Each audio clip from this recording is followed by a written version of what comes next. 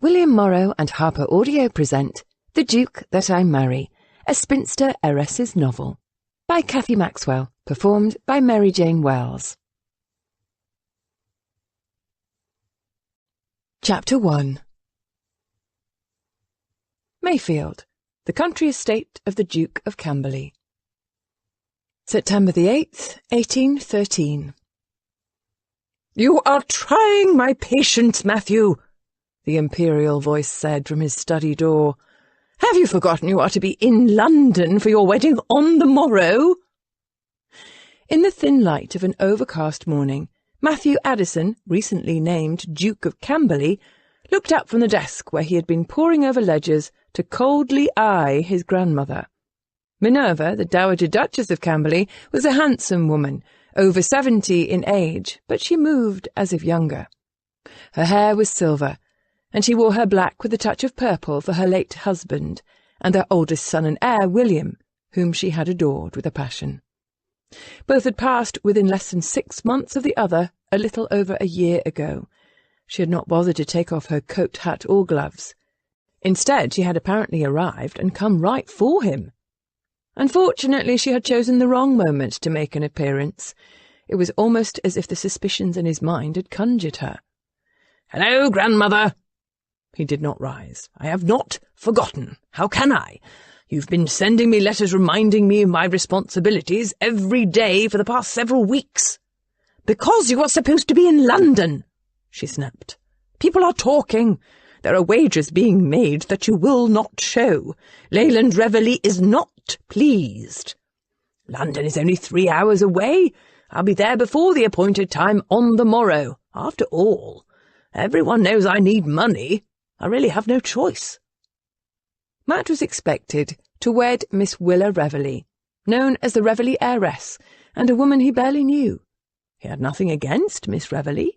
She was like every other well-bred young miss with a rich father, although if he remembered correctly, and his memory was a bit hazy, she was far more attractive than most. That still didn't mean his upcoming marriage set well with him. He'd come to hate being the Duke of Camberley. The bloody, impoverished title had sucked everything meaningful out of his life. Minerva frowned as if sensing something was not right between them. Her gaze took in the ledgers stacked and spread across his desk. She shut the door and approached him, taking the chair in front of his desk, where she perched upright. "What is the matter with you?" she asked. "Why have you holed yourself up in here? I've heard reports that you have rarely strayed from this study." "Oh, I've strayed, grandmother. I've walked the estate from one end to the other." She looked at him as if he'd said the most preposterous thing she'd ever heard. "Why would you do that?" "Because I own it. Because I inherited a mess and I know nothing about land management and crops and breeding. And because, after the fool he'd made of himself in front of the Ton over Letty Bainhurst, he'd thought to recover his self-respect by doing what was honourable and right. He had wanted to step up to the title. Instead, he'd uncovered one mystery after another, until that very morning he'd reached a terrible realization. But his grandmother did not know this. She smiled. "Yes, however, you are going to marry Miss Reveley, and her dowry will set everything to rights." There it was. Selling his name and person into marriage was merely a simple solution, and Matt rebelled. He became direct. "What happened to the money, grandmother?" For the first time since she'd barged into the room, Minerva looked hesitant. "The money?" Matt tapped the top ledger. "The money in the estate. You know what happened. Times have not been good for Mayfield. We discussed this after Henry died, and we sat with George to go over matters." Henry was her late husband, the old Duke. George was Matt's second cousin and a well-respected lawyer. "The estate was losing money. It just all went away."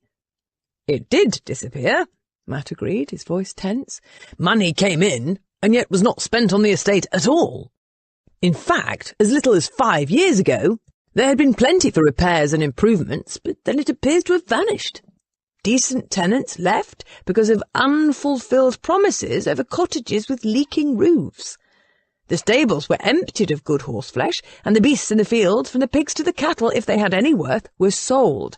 Except that money doesn't show where it went in the ledgers either. Worse, I've learned that grandfather stopped the servants' and workers' wages. Running the estate is expensive. I warned you. Ah, you did. You said I would walk into Mayfield and see that everything of value had been sold off. All the books, the portraits, the furnishings are gone. Except, according to these older ledgers, there should have been no need to sell them. His grandmother laughed, the sound almost frivolous, convincing him more than anything else that she knew the truth. "What are ledgers?" she said. "You know Henry was not good with details." Actually, at one time grandfather had a competent manager, whom he abruptly let go before taking over managing the estate himself, and then it appears he wilfully bankrupted it. The dowager jumped on the force behind the word bankrupted, the purple plume on her black bonnet shaking.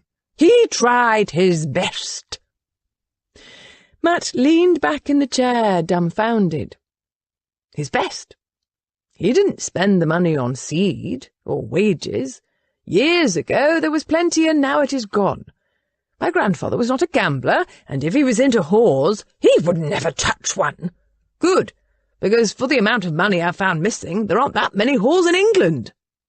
Her chin came up. "I do not like your tone, especially toward my late husband." She even added a dramatic quiver to her voice. "You don't understand the workings of an estate like Mayfield. You are a scholar and a poet, grandmother. What I am not is a fool." That snapped her mouth shut. Matt leaned forward. "You know what happened to the money. You and grandfather were as one. You even finished each other's sentences. Someone either robbed the money from the accounts or deliberately removed it, and what I want to know is why, to what purpose." "A good one," she answered, her voice faint. "And that is?" Instead of answering, her gaze hardened. She stared at some point in the far corner of the room, her black-gloved hands clutched tightly in her lap. Matt rose from the chair and came from behind his desk to her. He was a tall man, a good 6'5". "On the morrow, I'm marrying a woman I barely know to save Mayfield. One of my expectations in life was to marry for love." "Like your father?" Minerva's tone was bitter. "Yes, like him." Matthew's father had been Stephen, the second son, the one who had never followed the family's dictates. "Wasting himself on an actress," she said with disgust. "He married the woman he loved," Matt corrected. He had years of experience in deftly fending off his grandparents' barbs toward his mother. "And father had no regrets even when you and grandfather disowned him for marrying her." There was a beat of silence, and then Minerva said, "She wasn't even that good of an actress." "No, but she was a brilliant mother." Minerva's pale eyes glanced at him, as if to see if he jested. He didn't. Matt had loved his parents very much. He'd been the youngest of 5 and the only son. The next oldest sibling to him was Amanda, and she was 8 years his senior. When his parents had been taken by fever, his sisters had brought 10-year-old Matt to their grandparents. His oldest sister, Alice, had told him it was the hardest thing she'd ever done, and yet the 4 of them believed it was best for him. The reception had been very cool. Alice had to set aside her pride to ask for help. In the end, her grandparents had given her what she'd wanted, an education for Matt and what she called his rightful place in society. Those years in private school had been lonely and hard. His grandparents and his Uncle William had given him very little of their interest. His sisters had been there for him. However, they had their own struggles. Several married. The unmarried one, Kate, went into the theatre as their mother had. Matt learned the difficult lesson that life could consume the best of intentions. Fortunately, he had proven to be a stellar student, especially since his grandfather, the old Duke, had made it clear Matt would be receiving no support from him. And then life changed. Matt had been working as a tutor when he'd received word that William had died. He'd broken his neck in a riding accident. It was at that point that Matt had been summoned by his grandparents. William's death had made him the heir, They demanded his company. They had expectations for him. He'd not obeyed instantly. He'd had mixed feelings about his grandparents and his role in the succession of the title. His loyalty was to his sisters and his parents' memories. Again, it had been Alice who had prodded him forward. Mayfield was his birthright, she'd said. Matt often wondered if his father would have agreed with her. And yet Matt had been curious about this mysterious world of the haut ton. Now he knew more than he wished. Minerva frowned at the floor before muttering, "I thought you were here at Mayfield nursing your wounds and pining over Letty Bainhurst." There were actually tears in her voice, as if he had betrayed her in some way. "You'd made quite a cake of yourself over her." "I did." He could admit that much. Matt and Letty Bainhurst, wife to one of the most powerful men in England, had been lovers. In fact, he'd even thought of asking her to leave her husband and run away with him. He would have given up the title for her.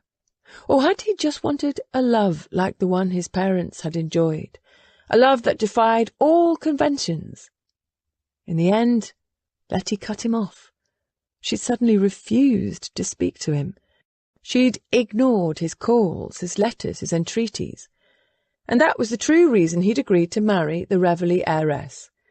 If the woman who owned his soul would not have him, well, then what did it matter whom he married? Of course, the decision hadn't set well with him. The day after his betrothal party to Willa, he had slunk away to Mayfield because in London he was a fool. It had helped to leave. Once he'd stopped pitying himself, he'd started to perceive that what his grandfather had told him about the state of Mayfield's financial affairs did not equate to what his own reasoned intelligence noticed. He'd started asking questions. It had taken time to receive answers. "What happened to the money?" he repeated to his grandmother.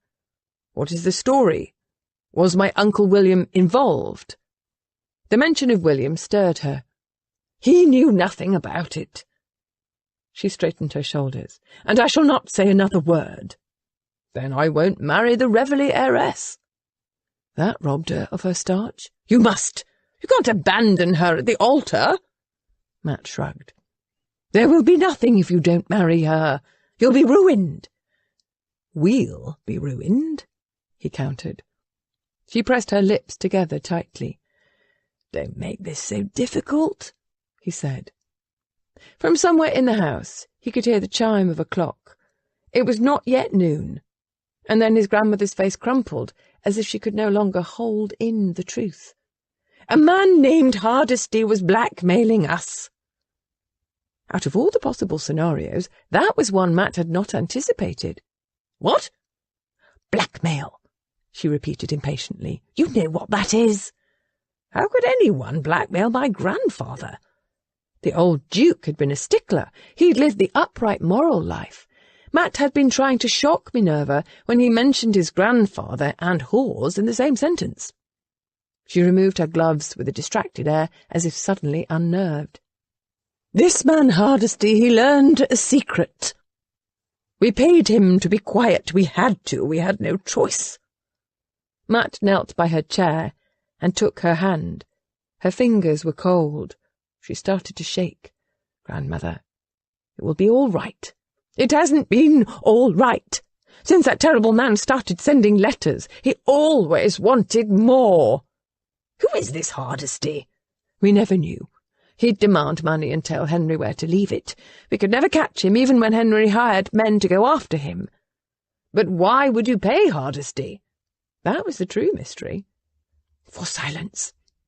Her fingers squeezed his tightly. She looked away. "Grandmother, tell me." "I wish you'd let this go." "But I won't. Tell me." Her pale blue eyes met his. Hardesty knew some uncomfortable things about William that he threatened to expose. William, the favoured son, the heir. A little over 16 months ago, he died in a riding accident.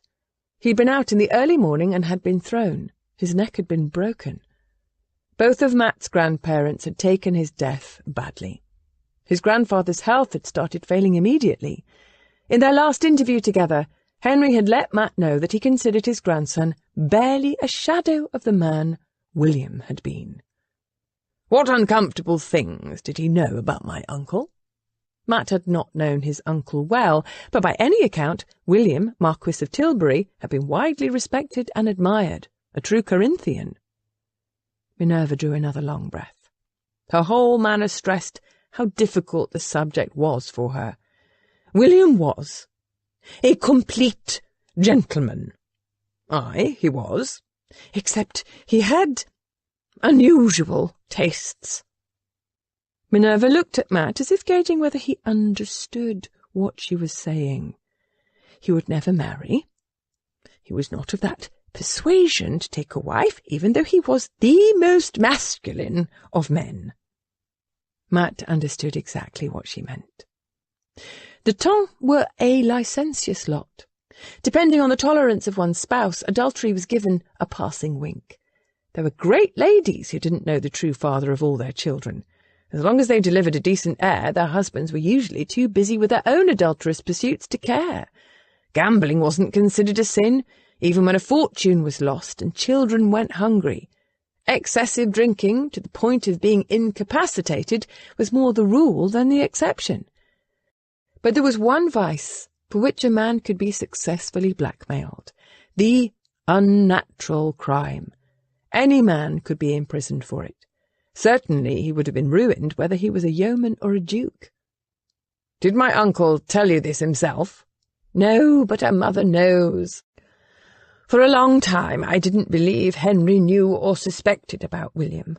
However, after Hardesty started his terrible threats, and once Henry confided in me, then we understood that we both had known.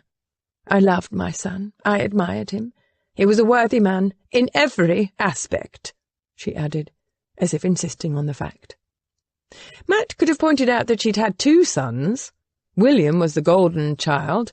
While Matt's father Stephen had committed an unpardonable sin in the family, he'd married beneath himself. Or was it that he had ignored his father's dictates? How did the blackmail start? He asked his grandmother. With her secret out, Minerva had regained some of her composure. Henry received a letter with reports of William's activities and a threat to go to the authorities. You know that if they received a complaint, they would have had to act. The scandal, well, it quite boggled the mind. We wished to protect William. Mayfield actually was beginning to have financial difficulties. The fields weren't producing. Money had been spent unwisely. Your grandfather had a desire to breed a great racehorse, and had spent a fortune over the years in pursuit of that dream. Of course it never happened. Breeding is tricky. It was all such a challenge. And then the horrid letters started coming. Henry paid to shut the man up. In the beginning, the amounts Hardesty wanted were small. Eventually, he always wanted more, and he kept sending his terrible reports.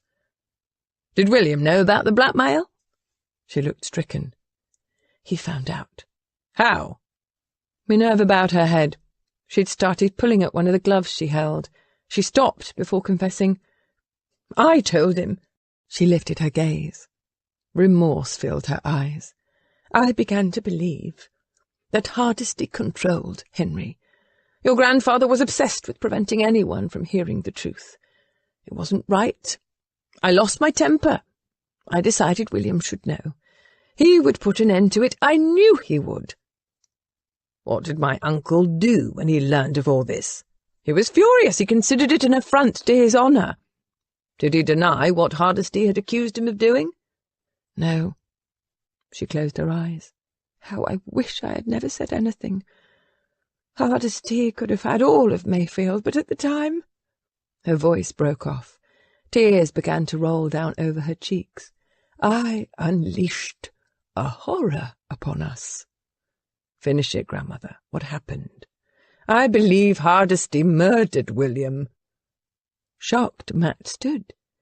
He took a step away and then came back. Murdered? He broke his neck in a riding accident. There wasn't a horse in the world William couldn't ride. He'd never come off. However, shortly before he died, he told us he believed he'd discovered who Hardesty truly was, and he was going to confront him. William's body was found close to one of the places Henry had left money for Hardesty. Did William go after the blackmailer alone? That seemed particularly foolhardy. Apparently, he was alone when he was found. Was the magistrate notified of your suspicions? It appeared an accident, she stressed. We would have looked silly lodging a complaint of murder, and we wouldn't have told him anything about William's life, and we won't. A touch of the autocratic dowager coloured her last words. I'll not let anyone sully my son's reputation. Matt raked a hand through his hair, trying to make sense of something that seemed almost fantastical. The blackmail stopped? Yes, after William died. We wouldn't have paid another shilling if we'd had it. Matt paced the length of the room, trying to process all that he'd heard. Henry blamed himself for what happened to William, and he was furious with me, Minerva admitted. His heart couldn't stand the betrayal, and I lost him. She appeared every year of her age and more. Matt had nothing to say. She looked to him. But what's done is done. It is over. Honour was everything to Henry, as it was to William, and now it is up to you to save Mayfield. By marrying the Reveley heiress. He curled his hands into fists at his sides. The world would judge Matt by his ability to rebuild Mayfield. The responsibility of such an overwhelming challenge weighed heavy on him. It is your role, she replied simply. You are Camberley. Yes, he was, a role his father had shunned. An unreasonable anger toward his sire rose in him as well. He was in this position because his father had fallen in love with Rose Bilroy. He'd made the decision to free himself of the responsibilities of the Addison name and any claim to the title. But Matt couldn't do that. He was Camberley. As Alice had claimed, the title was his birthright. A new purpose formed in his mind, one he had a feeling his grandfather and uncle would approve. I want to know who this Hardesty is. Minerva jumped to her feet. No, Matthew, please. We have not heard from the odious man since William's death. Let it be. But he couldn't. I would be interested in what George has to say about this. George? Matthew? It is done. It is over. I pray no one ever finds out about any of this. The shame would kill me. I'm not of a like mind. This Hardesty is nothing more than a common thief and, according to you, a murderer. If there is a way to track him down and bring him to justice while also wringing the money out of his worthless hide, I plan to pursue it. A knock sounded on the door. What is it? Matt asked, annoyed. A letter just arrived by messenger for you, Your Grace, the maid said through the door. I was told to tell you it is from Miss Reveley. He walked over to the door. Throwing it open, he took the folded missive from the maid, who said, The messenger said Miss Reveley does not need him to wait for an answer. Frowning, Matt looked to his grandmother, who was very interested in the letter. Thank you, he murmured and shut the door. He cracked the seal, but his mind wasn't on missives from his betrothed. No, he was thinking of how quickly he could hunt down this Hardesty. And then his plans changed as he skimmed Miss Reveley's letter. She actually had a lovely hand. He had thought her writing would be awkward and full of the silly loops that women often favoured to make their handwriting distinctive. Miss Reveley's penmanship was highly readable and her style direct. What does she have to say? Minerva asked. She says she is releasing me from my promise. She is jilting you. Apparently, he found himself surprisingly displeased.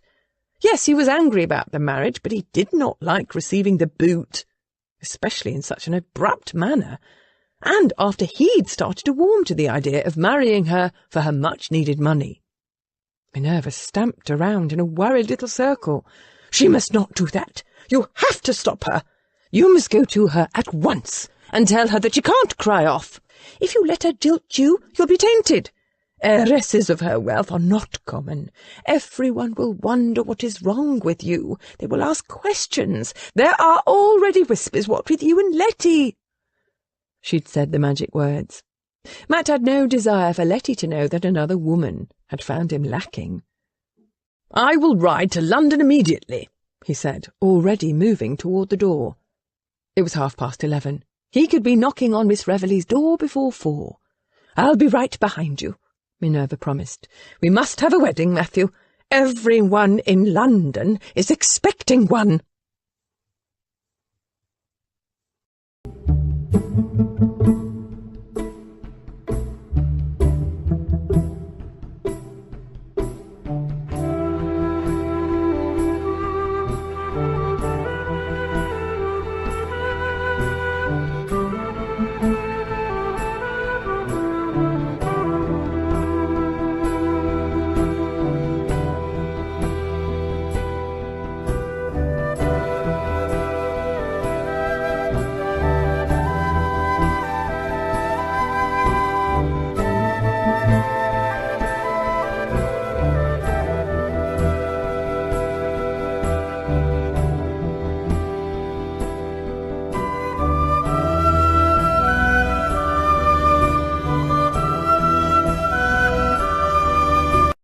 Chapter 2. Willa Reveley was blessedly thankful for the knock on her bedroom door. "Miss Willa, the Countess of Dewsbury is here to see you," Annie, her Irish maid, said through the door. "Bring her up immediately," Willa said, rising from her desk and the stack of papers she'd been staring at for hours in a vain attempt to make sense of her life, now that she'd ruined it. For all her intentions, she'd written 2 things. The first had been the early morning message to Camberley ending her betrothal. The second was her desperate plea 30 minutes ago to her dear friend Cassandra, begging her to come at once, or I shall go quite mad. "And have the tray of sweets I ordered brought up," Willa informed the door. "Be certain there is cake." Because cake always made things better. Or, at least, cake made her feel better. Willa crossed over to the looking-glass. She wasn't at her best. She pinched her cheeks, trying to put colour in them, and pushed in the pins that had come loose from her heavy hair that had been twisted into a coil at the base of her neck.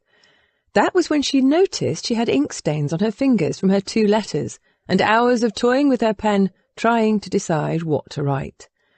She hurried to the washstand to scrub them off. Her bedroom was as opulent as any room in a palace. Thick carpets covered the floor. The drapes were made of the finest stuff in blues and greens. It was a restful room, and one that Willa, Cassandra, and their other friend Leonie had enjoyed over the years when they'd gathered to hash out the ball the night before, or to complain when parents were being unrealistic in their expectations. One of their chief frustrations had been being dubbed the spinster heiresses by the gossips. Was it their fault their fathers had enough power and wealth to demand only the best, titled husbands for their daughters? Husbands meeting their demanding standards weren't just ripe for the plucking. It took time and effort to attract such attention. Consequently, the friends had lingered on the marriage market for 3 long, interminable seasons, hence the nickname spinster heiresses. In truth, each father had turned down numerous offers for his daughter's hand because they could afford to do so. Leonie's father had been a rich nabob. Cassandra had been the heir to the Bingham fortune. Willa, whose father was the financier, Leyland Reveley, was the richest of them all and her parents' only child. Now Leonie and Cassandra were both married, and, surprisingly, and of interest to Willa, happily so. They loved and respected the men who were their husbands.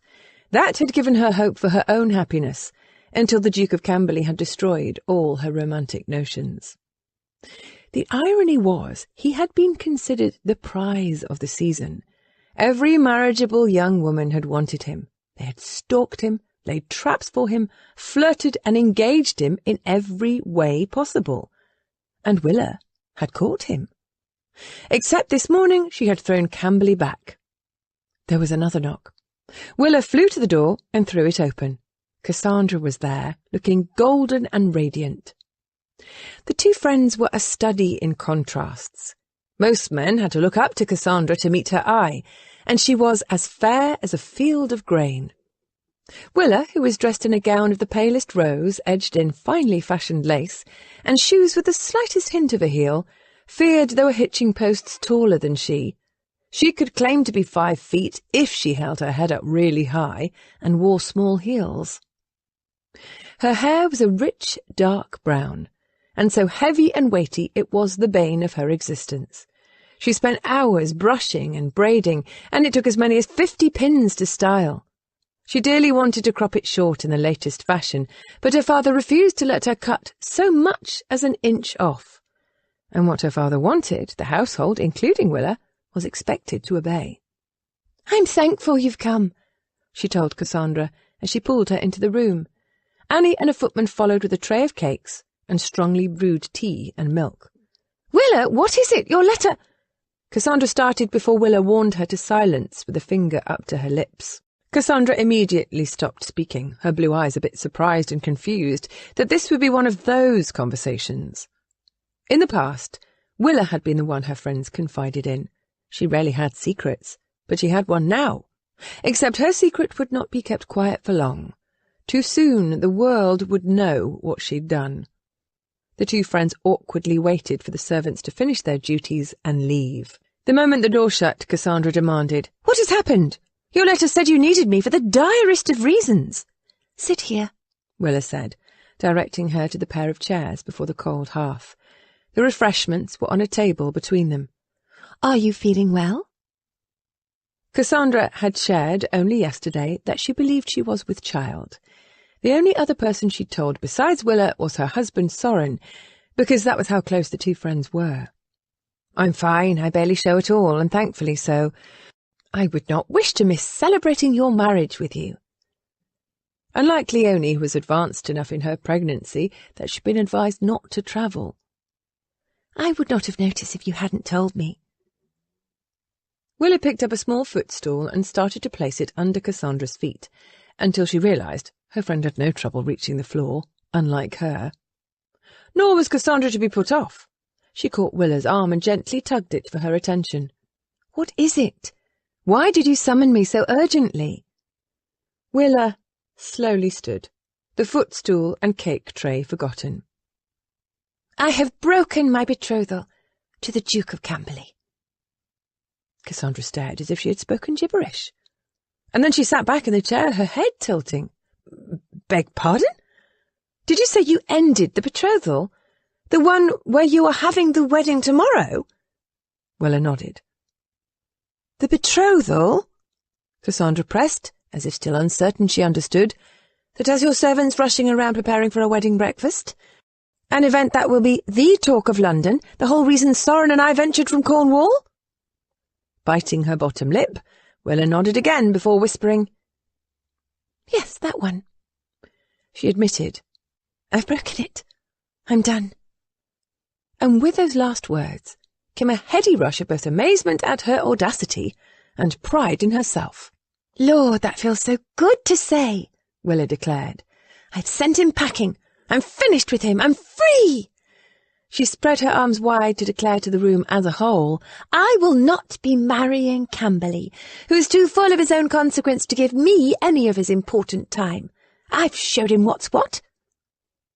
However, her friend's response was not as Willa had hoped. Cassandra's mouth opened, but she appeared too stunned to speak. Willa filled the void, albeit with less exuberance than her previous declaration. "I know giving the Duke the boot is completely out of character for me.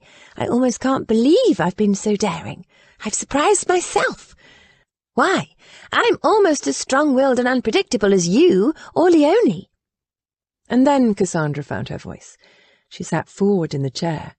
"You are not serious? Please tell me you are not serious." "But I am. I had a messenger deliver the letter this very morning. There will be no wedding." "No wedding? On the morrow? Oh, Willa, Willa, Willa, Willa!" Cassandra stood, her movements so abrupt she almost knocked over the table with its cake and teapot. She caught the table before it could fall, steadied it, and then sat back down. "You jilted a duke, a day before you are to marry him." Annoyed by Cassandra's reaction, Willa said primly, "That is one way of seeing it." "I believe that is the only way of seeing it." "And your father approved of this?" Willa took the chair opposite Cassandra's. She folded her hands in her lap, squared her shoulders, and admitted. I haven't told Father yet. I will, she hurried to add, but frankly I'm a bit surprised by your reaction. I'm definitely stunned by your actions. You make it sound terrible. I'm not jilting him, I just released him. Released, jilted, they are both not good words. At least that is the way the world will see it. Camberley asked you to marry him, and you said— Willa cut her off with an impatient noise. Camberley never actually asked me for my hand. He talked to Father, and Father accepted for me. I wasn't even consulted. Cassandra leaned forward. Did you not attend your betrothal party, the one with 200 in attendance? Sarin and I heard about it even in the wilds of Cornwall. I was there. Willa, why did you not speak up then if you didn't wish to marry him? There was the crux of the matter. You know how it is, Cassandra. It was flattering to receive an offer from the man all the other debutantes wanted, and the marriage pleased Father. I was hoping for the best. He will not be pleased when he hears this news. Cassandra was right. I know it is hard to speak up, but, Willa, by agreeing to the betrothal, you gave your word, your family's solemn promise. Except Camberley is nothing like the man I believed him to be. What do you mean? Willa stood. She crossed over to the chest of drawers and opened the top one. From beneath some folded clothes, she took out a slender book and walked back to her friend. A book, Willa? Cassandra half laughed her surprise. You were not much of a reader. I'm not illiterate. I just don't carry on about them the way you do. However, this one touched me. It captured my imagination. Cassandra reached to take the book. I know you are not illiterate, she said as if in apology, and opened to the title page, but then words failed her. Her expression turned incredulous. She looked up. This is Camberley's book of poems. You found it. When the new Duke of Camberley had first been introduced to London, everyone had scrambled to find a copy of Love Fulfilled, written by Matthew Addison. He'd penned the poems when he was in university and a nobody. Consequently, very few volumes had been published. However, once he'd been named Duke, there hadn't been a woman in London who hadn't wanted to read it. The city had been full of rumours of how the poems had laid bare the young and handsome Camberley's heart. Cassandra reverently turned the pages. I tried everything to find it. How did you manage? Father's money. Willa took her seat, crossing her arms tightly against her waist. She sat on the edge so her feet touched the floor. That book is why I agreed to marry Camberley.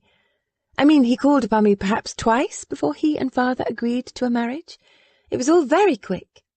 However, I had read those poems, and for the first time someone's words spoke to me. There is kindness and compassion in them.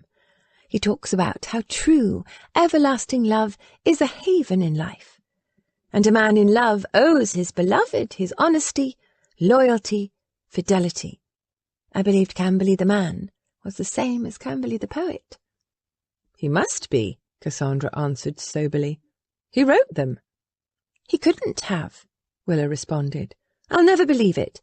The Duke is nothing like the poet, and I expected you to be more understanding. Cassandra closed the book.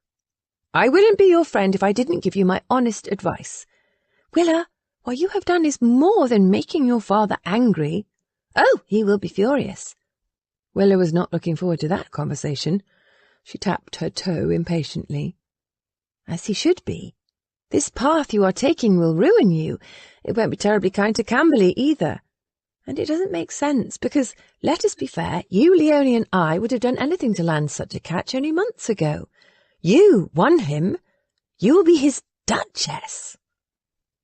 Willa untightened her arms and aimed a punctuating finger at the book. I don't want to be a Duchess. What I wanted was the man who wrote that poetry. That man is attentive and kind.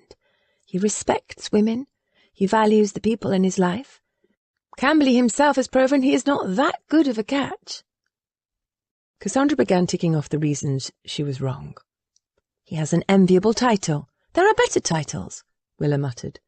She reached for an iced cake off the tray. Eating cake always calmed her nerves.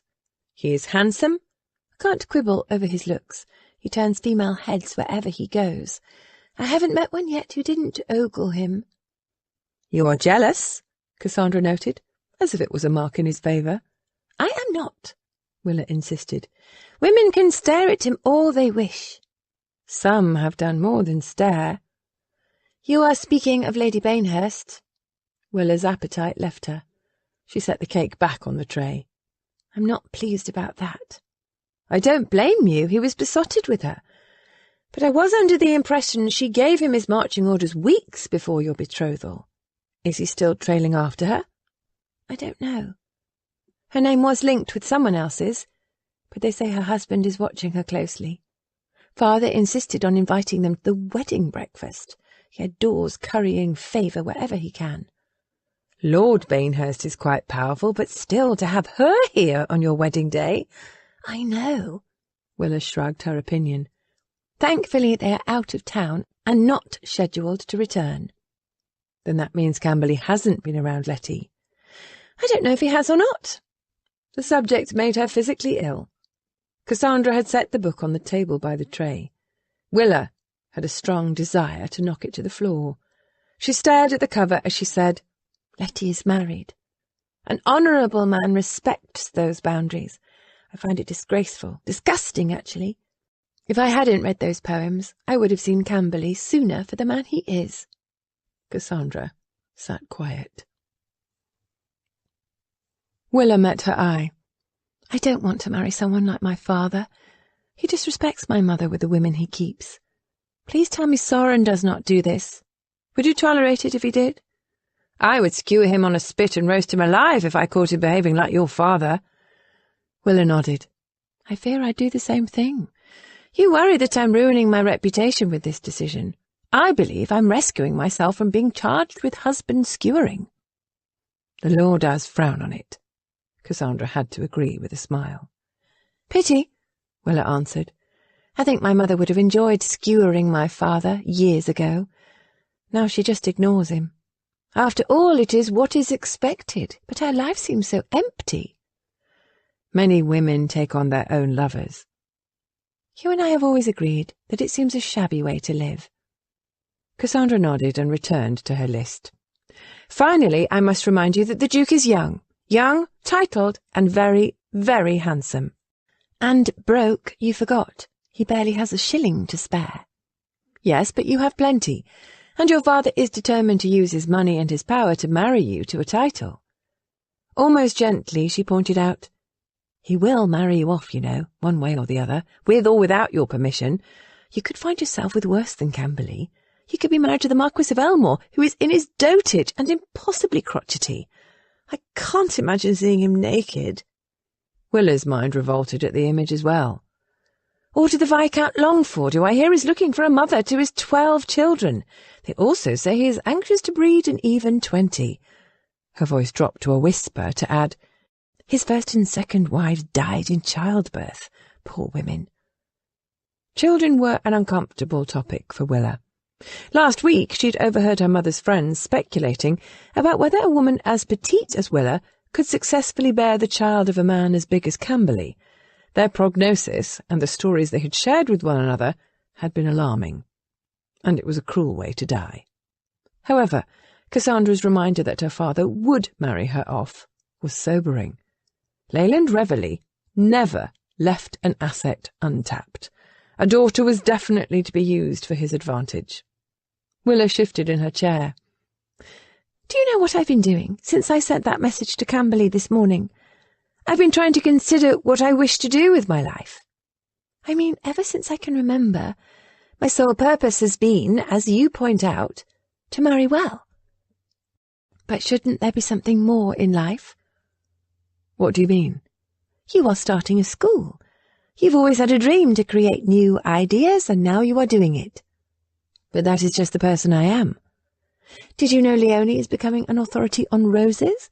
Lady Vickery was telling me she'd sent a cutting of one of her prized bushes to Leonie." "She's written about her interests in her letters to me," Cassandra answered. "You both have purpose. You are clever and you do meaningful things. What can I do?" "You're very good at needlework. Far better than I am." "Ah, I can darn socks. Don't mock it.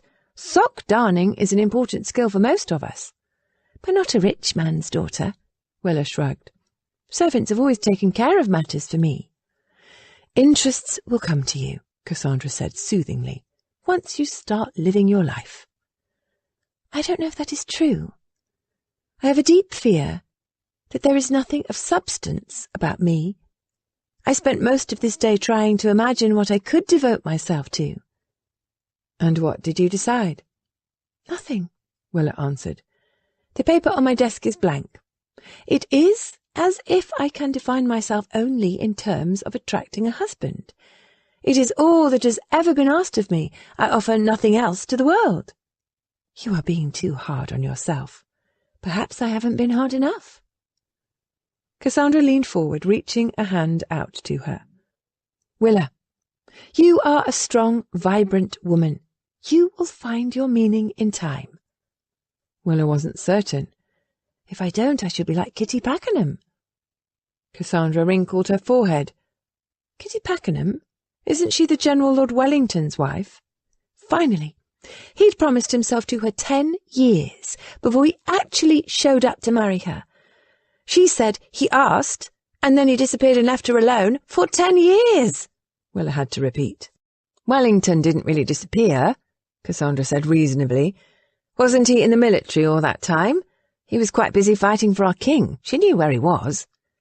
If he was going to go dashing off, he shouldn't have extracted a promise of marriage from Kitty, leaving her to wait. I swear men have all the fun. He was shot at, and war is ghastly. Willa shook her head.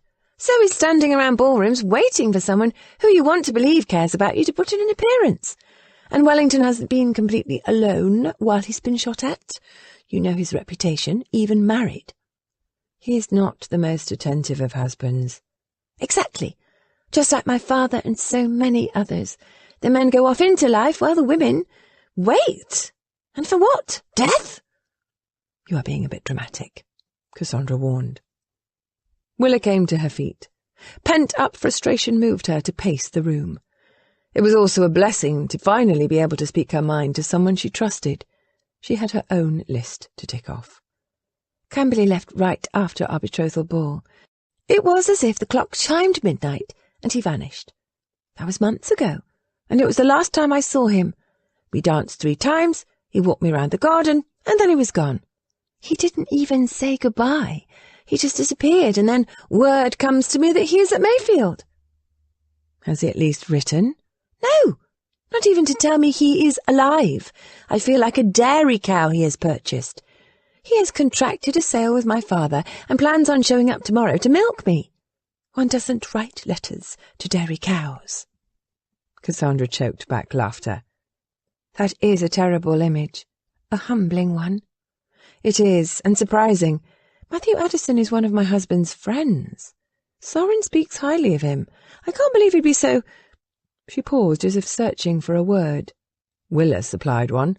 Thick. I was going to say absent. Yes, he has definitely been that. Then my path crossed Lady Wellington's. Kitty saw me wandering around ballrooms alone and took pity on me. She said I reminded her so much of herself. Why were you wandering? Because I don't fit in anywhere. Usually once one is promised, you attend events with your intended. I was alone, obviously alone. I am no longer one of the debutantes. I have my Duke. If I was around them for the simplest of reasons, their mothers hissed at me like old geese, as if I will chase away prospects for their daughters. I can't join the matrons. All they do is gossip and discuss their children and their husbands. Oh, Lord, how they carry on. There are other women at these events than in those 2 groups. A single woman cannot roam around the card room. Isn't your mother usually there? You know how she is with her friends. She has also made it clear that now is her time. She no longer needs to chaperone me the way she did before I was promised. According to her, she's done her part. I've landed a husband. Willa's mother was not the doting sort. And you know father, always too busy and important for mere ballroom floors. No, he saved the best of himself for his mistresses, something Willa had promised herself she would never tolerate. especially after witnessing how happy Cassandra and Leonie were with men who valued them. And yes, Camberley's infatuation with the adulterous Lady Bainhurst had been a strong mark against him. It still was. "But certainly you have friends," Cassandra protested. "I don't. You and Leonie were my friends. The others? Even Lady Bettina distances herself from me now that I'm to be married to a man she has let everyone know she'd wanted. She has said some ugly things." "I don't doubt it. She was always whispering about us." "Until we brought her into the game," Willa reminded Cassandra. "The other evening she informed me I shouldn't even be seen in society without the Duke since I had won him." The game had been a way for Willa and her friends to save themselves from boredom and to make light of the tedium of courting. Leonie had devised it. A suitable male of their choosing was singled out as the prize for the season, and points could be earned for different actions of successful flirting. Being introduced to the gentleman was a point. Being asked to dance, 3 points. Cassandra smiled ruefully at the memory. "You were right. She was eager to play, especially at flirting with Camberley. As I remember, you scored the highest points the year before with Lord Stokes. He was anxious to marry you." "Until his mother caught wind of his plans. His family didn't approve of my family, no matter how much money Father has. However, Stokes was a nice man." "He was a bore, Willa." "Very well, he was a nice bore, but he did pay attention to me. I remember you hiding from him once you realised how serious he was." "Boring is boring," Cassandra assured her. "I'd also remind you that you won this season's game too. You do have Camberley." "Did," Willa emphasised, wanting there to be no doubt. "I have thrown him back, and I refuse to be sorry. It is the most liberating decision I've ever made in my life." Or so she hoped. In truth, Cassandra's objections were giving her second thoughts. "Society will not take kindly to your jilting Camberley, Willa," Cassandra warned, her voice commiserating. "You might be ostracised." "Better to be ostracised than ignored." "They are the same thing," her bookish friend pointed out. "Oh, no, they are not. Being ignored is much worse. It means I don't matter. And I want to matter. I want to be important to someone, just as you are important to Sorin." "It might be hard to find a husband after basically leaving one at the altar." "It might even be impossible. Father could even cut me off. Then I would have to darn my own socks. But I refuse to settle. I want what you and Leonie have found. I want a husband who doesn't mind my shortcomings." Something her father did not offer her mother. He was always picking at her perceived flaws. "I want a husband who will be my friend." "Yes, that is very important," Cassandra agreed. "And I don't want to be lonely, not in my marriage. You know, Father treats me like a princess in that he is willing to buy anything I desire, and yet, since you and Leonie left London, most of my conversations are with the servants. This morning I woke very early and realised I can't go through with this marriage. I don't wish to continue living this same life. I want to matter." "Then you had best talk to your father and tell him what you've done." "Yes, there was that." "I will, when the moment is right." "You exchange vows on the morrow," Cassandra said, as if prodding Willa's memory. "The house will be full of guests. The moment is now." "We can still have the party," Willa suggested meekly. "Or Sorin and I can have a coach waiting out front for when you tell your father and the roof explodes with his fury. We will whisk you away to Cornwall with us, and you won't have to face the scandal." "The scandal? Yes, there will be one." "It is the price you will have to pay," Cassandra said. "Mother will not be happy either." Her parents would punish her for her defiance, and yet Willa knew she would not back down. She couldn't. A knock interrupted them. Annie's lilting accent said through the door, "Excuse me, Miss Willa, but you have a visitor. The Duke of Camberley requests a moment of your time." "The Duke of Camberley?" The title seemed to form in the air between Willa and the door. She rounded on Cassandra. "He's here?" "Of course. After receiving your letter, I'm certain he will want answers. and to be honest, you owe him an explanation. It is only right. Besides, you did wish his attention. I wished it 2 weeks ago. Willa, Cassandra said patiently, her voice laced with the wisdom of experience. Men rarely ever do what you wish or expect. Chapter 3. The trip to London had not been an easy one. The overcast day had given way to rain and mist, and the only horse available to Matt from Mayfield's stables had been a difficult mare with her own mind. Matt and the blasted animal had argued from the moment he'd left his stable door until the reins had been turned over to a street lad to keep the mare walking to cool her down. So Matt was not in a conciliatory mood, especially toward females. He had also not bothered to stop at his London home to change. He wasn't afraid to let Miss Reveley see him in his mud-splashed boots and breeches, let her know that he had taken her letter seriously. And he had. Her terse wording was branded in his mind. We are not suited. I am releasing you of any obligation to me. Sincerely, W. Reveley. What was she, a solicitor? She was releasing him with 2 sentences. Miss Reveley's curtness was not how a woman should write to a man to whom she'd been promised. She hadn't minced words, but had been clear she was willing to mince him. The closer he'd come to London, the more he'd wanted to know why. What had he done to set her off? He hadn't even been in London since the evening of their betrothal party. And now here he was, cooling his heels in Reveley's palatial London home that spoke of money and power. All the furniture was gilt-painted wood. There wasn't a worn carpet or threadbare pillow in sight. The air was scented with beeswax, and the room showed the meticulous care of dozens of well-paid servants. Gracing the walls were as many paintings as could be found in any stately house. A few were of landscapes or good horseflesh. Most were portraits, although Matt doubted if any were of Reveley's ancestors. The man had supposedly come from humble roots, worked hard, and married well. Matt suspected some of those paintings could have been those sold from Mayfield. Reveley was known to have a fondness for a bargain. He'd turn any agreement in his favour. Greedy as a fox, one lord had warned Matt. Well, God willing, the man would be his father-in-law. Matt paced the length of the receiving room, struggling with his pride and temper, and considering how best to approach the rebellious Miss Reveley. Someplace in the house, footsteps could be heard. A clock chimed the hour, late afternoon. He'd made good time from Mayfield.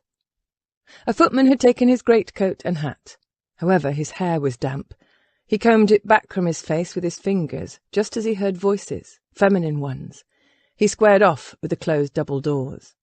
One half opened, and Miss Reveley seemed to float into the room. For a moment he was caught off guard. He'd forgotten how graceful she was. She reminded him of a petite opera dancer, perfectly formed, no movement wasted, comfortable in her own skin. And lovely, far prettier than he remembered. 4 months ago, Matt had still been preoccupied with thoughts of Letty. Now he was struck by what he hadn't noticed about his intended. Yes, Willa Reveley was a mite of a thing, but there was something about her presence that made her seem taller and stronger than her size indicated. Dark, thick hair and clear skin made her conventionally pretty. What set her apart was the intelligence in her snapping blue eyes and the determination in her attitude. For the first time, Matt realised perhaps one shouldn't underestimate an heiress. She was not alone. To his surprise, Cassandra, Soren's wife, was with her. Any other time he'd be delighted to see her, because this meant his good friend was in town. However, now he struggled not to frown. He had no desire to have an audience for this interview. At least he liked Cassandra. Soren had chosen well. And yet there was nothing he could do about the matter of her presence but play his part. Your Grace? Miss Reveley made the barest of curtsies. He returned with the barest of ducal bows. They were as formal as strangers. Miss Reveley, you could put a garden full of flowers to shame. One thing Matt had learned about London ladies, they lapped up this nonsense. He truly believed it was impossible to over-flatter one of them. Willa Reveley disputed his theory. Annoyance and, yes, Disappointment crossed her face. One should expect a better compliment from a poet. So much for pleasantries, and his assumption that Willa was like all London ladies. Riding had given Matt time to think and face some hard truths about himself. He had taken her sizable dowry for granted. His sojourn in the country, yes, it was true that Letty had broken his heart, except that, to be honest, he'd latched onto her because being named Camberley had been overwhelming. He'd never imagined he'd take on the title, even after his uncle had died. He'd naively assumed his grandfather would live forever. The old man must have thought the same, or else he would have helped Matt become better prepared. However, a blackmailer and a sharp-tongued heiress were waking Matt up. Unfortunately, he was not liking Miss Reveley very much. Perhaps because she was right. He hadn't given much thought to her. Guilty as charged? He turned his attention to Cassandra. "How are you, Lady Dewsbury? Married life appears to suit you." "It pleases me very well, Your Grace," she replied smoothly, with enough of a twinkle in her eye that he knew Willa had confided in her about the note. Did that mean Willa had also spoken to her father? Perhaps Leyland Reveley was even behind the message. If that was the case, there would be no dowry. Keeping his smile determinedly fixed on his face, Matt said to Willa, "Maybe sit and talk." "I have said all I wish to say," was her rude reply. "And yet I apparently have much to explain." His voice sounded genial, but tight. It was the best he could manage. "Why, Your Grace, I have no interest in hearing explanations." She delivered her insults with a sweet, false smile. The sort of smile that meant she was furious with him. And that was good. Women never had strong emotions for things that didn't matter to them. His sisters had taught him that. The time had come for him to take command. To Cassandra he said, "Would you excuse us, my lady? Miss Reveley and I require a private moment." "Don't you leave this room, Cassandra," Miss Reveley countermanded. "My guests are not to be dismissed." "Not even to discuss an issue of importance between us?" Matt asked. He attempted to sound polite. Instead, he came off testy. "I've reached my decision. There is nothing to discuss." My decision? Interesting. And hopeful her father might not be aware of what she'd done. "I ask that you hear me out." "Your Grace, you may talk, but I will not listen." "Then perhaps I shall discuss this with your father." Her shoulders came back, her chin forward. "He has nothing to say to you." "Then our conversation will be brief. I will have your butler ask him to join us." Matt took a step toward the door. She stepped in his path. "He is not at home." "He doesn't know about your letter, does he?" Miss Reveley looked to Cassandra, who had an "I warned you" expression on her face. Matt decided the time was right to repeat his earlier request. "Lady Dewsbury, I wish a word with Miss Reveley." "Yes, I believe that would be wise." "Cassandra, don't leave." Her friend was already to the door. "I must, Willa. This is really between you and His Grace. My husband has taught me there are some conversations that should be private, but please give him a chance.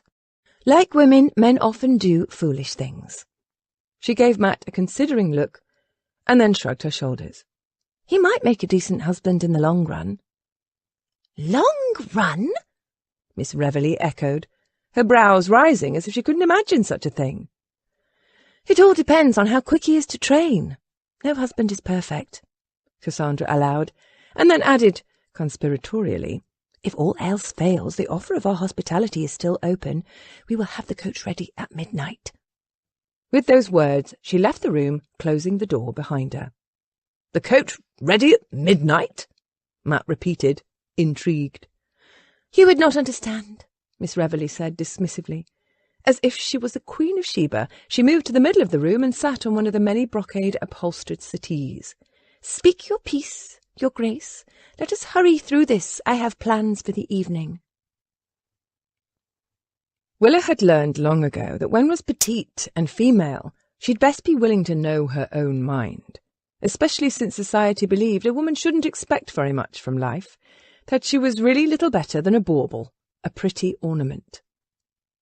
Well, Willa had learned from her struggle with blank pieces of paper that she had no desire to be the wife of a man who behaved as if she was merely a task on his tally list.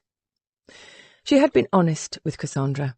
She yearned for what her friends had discovered, even though she wasn't quite certain what exactly that was, or if she was even worthy of it. She felt pale and insipid when compared to the way her lovely friends took hold of life and found purpose in it. Of course, after years of watching her mother, Willa knew she didn't want a man who doted on his mistresses more than his wife. That would not make her happy. She was also discovering it had been easy to release Camberley from his promise when he wasn't standing in front of her. The Duke was a good deal, no, a great deal, more handsome than she remembered.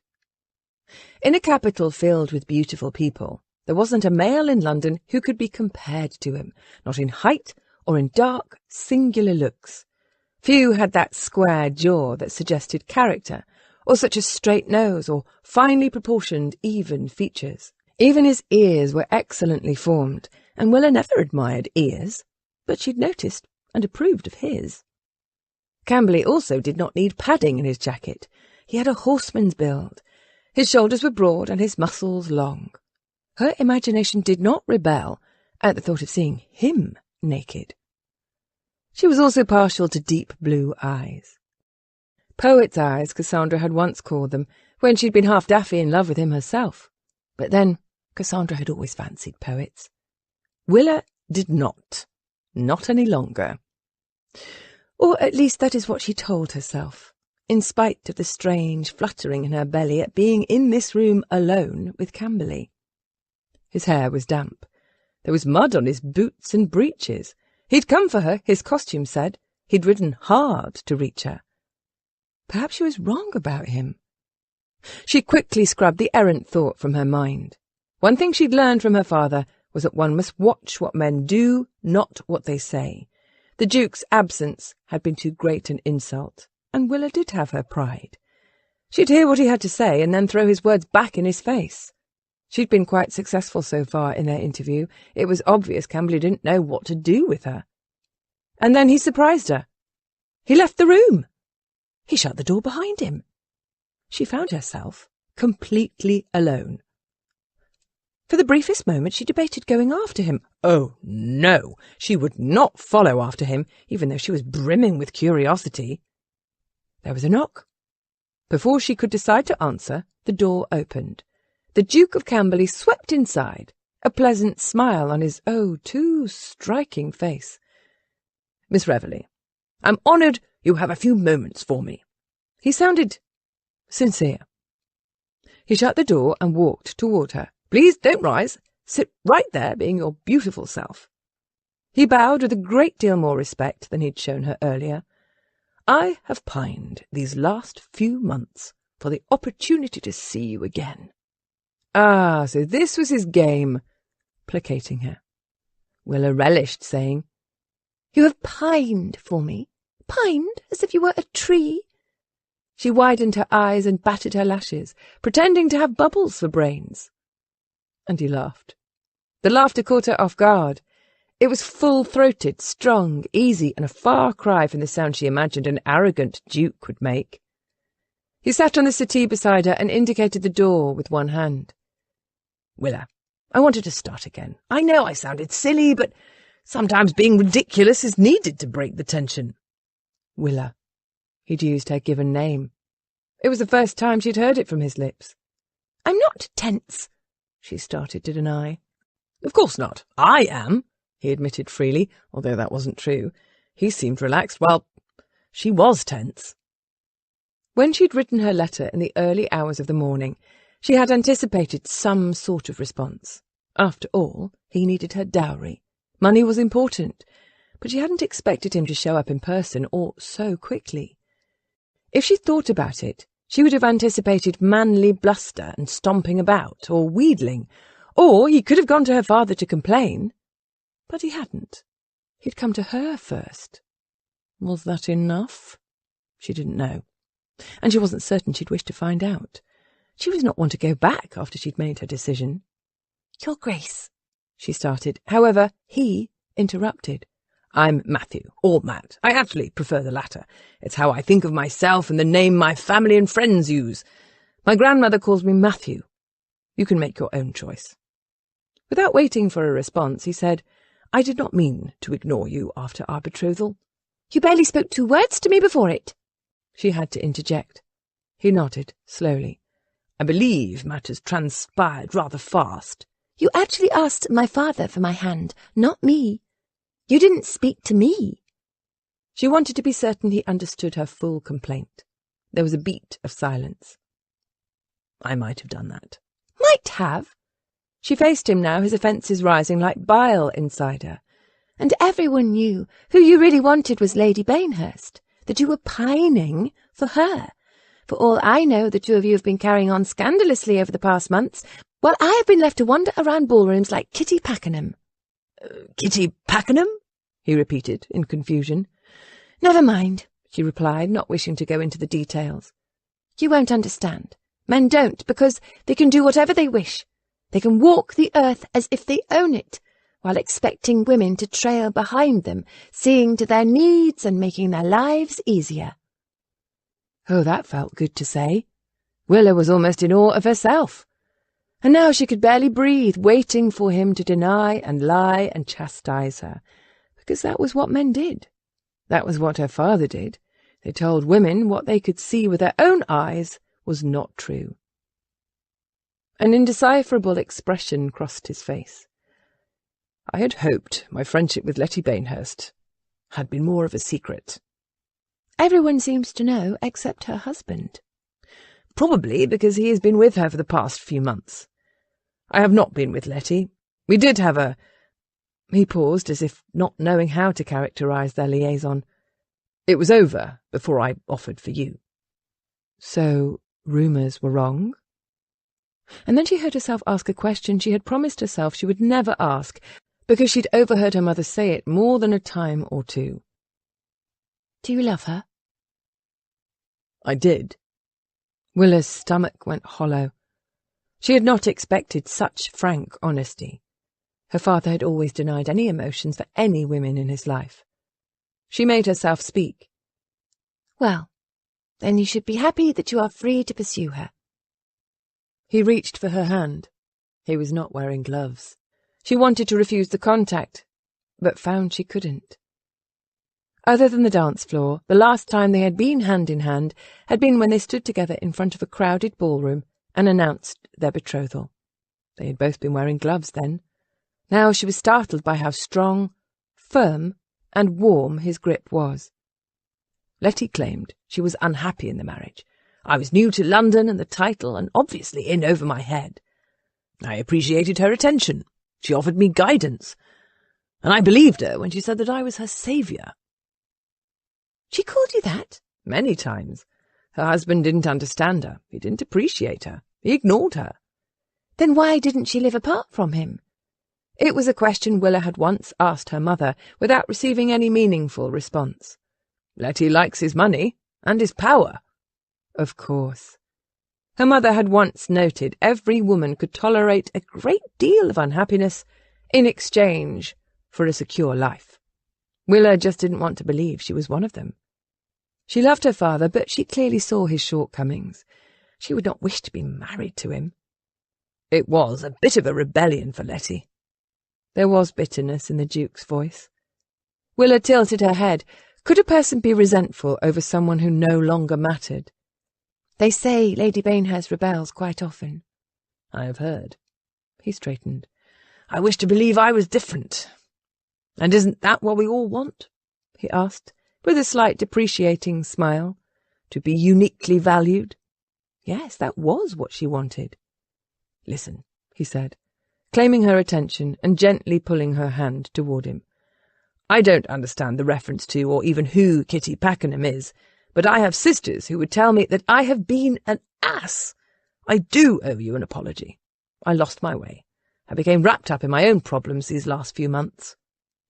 You have sisters? 4 of them, and not one holds back on her opinion. They are brutally honest, much as I sense you are. I am not that direct, but I wish to be. That was true. His candour was a powerful lure for Willa. Her parents never conversed, not in the manner that she was talking to the Duke. Her mind stumbled over his title and replaced it with Matt. Matthew. Matt sounded right. "I also believe," he said, "that we should revive that point game you and your friends played." Her heart almost stopped in alarm. The point game? She attempted ignorance. He straightened, even white teeth flashing in his smile. "Yes, the point game. Don't pretend you know nothing. You and your friends had a competition to gain my interest." You knew about it? "What was it? 3 points if I asked you to dance?" Matt said. "A point for an introduction? How many points did you receive when I invited you to a weekend party?" How did you find out about it? Willa counted. Letty had Letty? He held up his hand, as if to ward off whatever she was going to say. I shouldn't have mentioned her. My apologies. However, the person I should not mention told me I had been singled out. I did not single you out. It was happenstance. You were the catch of the season. The game always focused on one man. Why not all the others? There is no sport in that, she replied. And you caught me? His voice took on a warmth. Does that mean you won the game? I am not confessing to anything. He gave her a wicked smile. I wonder if I should play. Willa went on alert. What do you mean? To prove to you my attentiveness. How many points for a call? 3. And for begging my intended for another chance? Their gazes locked. I don't know if we should give points for that, she answered, her throat suddenly tight. He sat closer than she had realized, and she did not mind. You are right, he agreed. It shouldn't be a game. His gaze went to her lips, or was she staring at his? She couldn't take her eyes off them as he said, However, will you let me try again? You have my complete attention now. He certainly had hers. There had been a time not so long ago when she dreamed about what it would be like for him to kiss her. There had been a line in one of his poems that had caught her attention. My lover's kiss is like no other, an answer to my soul. Willa had never been kissed. Not once. The night before their betrothal, she had anticipated he would kiss her. She'd practiced using the back of her hand. Her greatest disappointment had been leaving her own ball still uninitiated in that practice that seemed the most common of all things between men and women. But he could kiss her now. Everything about him, from the laugh lines around his eyes to the afternoon growth of his whiskers to the scent of him, of horseflesh and rain and man, it all swirled around her, drawing her still nearer to him. Another chance. His well-formed lips whispered, Willa, will you marry me on the morrow? The door opened. Willa reacted by practically jumping to the other side of the settee and coming to her feet. Matt rose with more polish. Your Grace, her father said in his heartiest voice, and offered a bow. He was not a tall man. Both of Willa's parents were small in stature, but Leyland Reveley could fill a room with the boom of his voice. What a pleasure! No one told me you were here until just now. He looked between the Duke and Willa and then grinned. Having a moment, eh? There had been a time when Willa would not have been allowed to be alone with anyone. Her father sounded happy to throw her at the Duke. We were just discussing the wedding, weren't we, Willa? She found herself nodding. Yes. Yes, she would marry him. Because she really hadn't known how to confront her father and risk his wrath. Because maybe all she'd really wanted was a sign from Matt that he knew she was there, that she mattered. And because she really wanted a kiss. Was she being foolish? She didn't know. But right now it seemed like every muscle in her body, including deep-seated ones, hummed with awareness of him. And it had happened so fast. Desire surprised her with its intensity, with its willingness to trust. You know the invite to the wedding breakfast has been deemed the invitation of the year, her father said proudly. It will be a big day, Matt agreed, although for me, the prize will be Willa. He spoke her name as if it was a caress. She remembered another piece of gossip she'd overheard. Letty Bainhurst claimed Camberley was a prodigious lover. None better, she said. And Willa wondered exactly what Letty meant, even though her imagination sent heat to her cheeks and other regions of her body.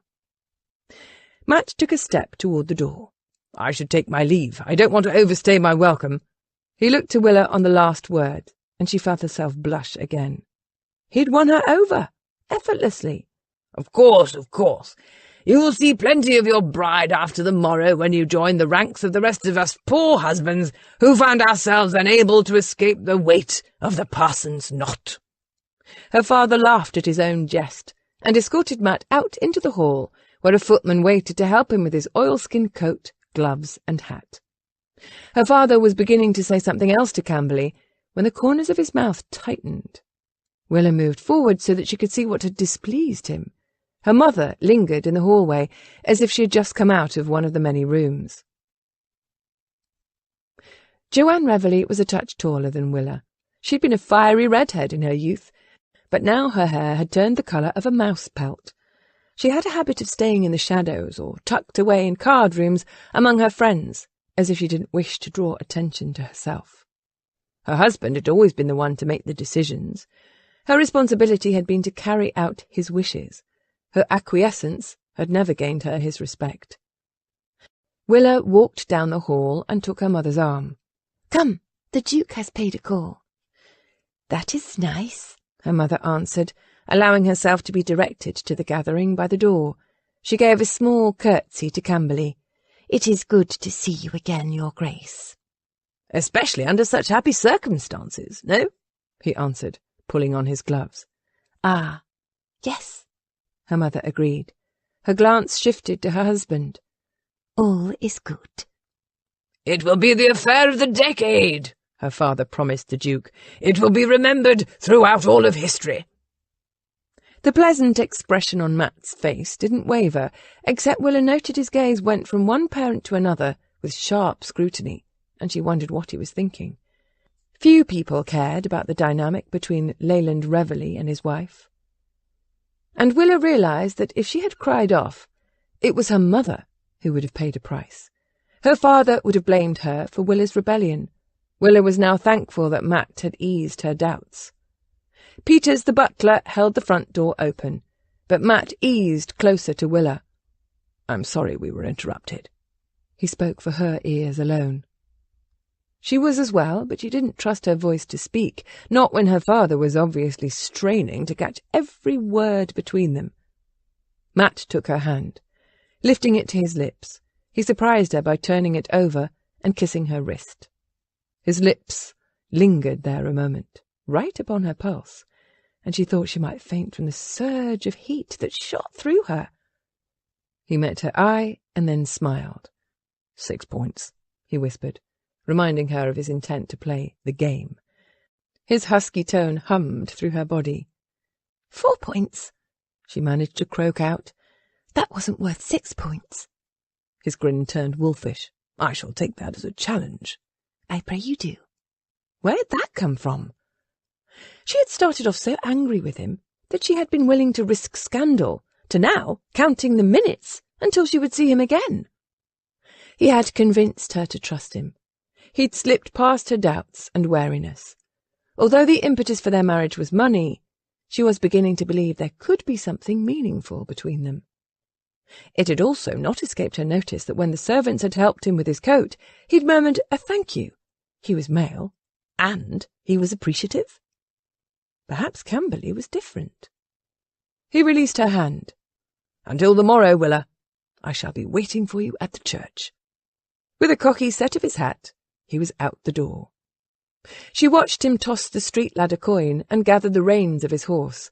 The animal seemed hardly tamed, and yet he was up in the saddle and on his way.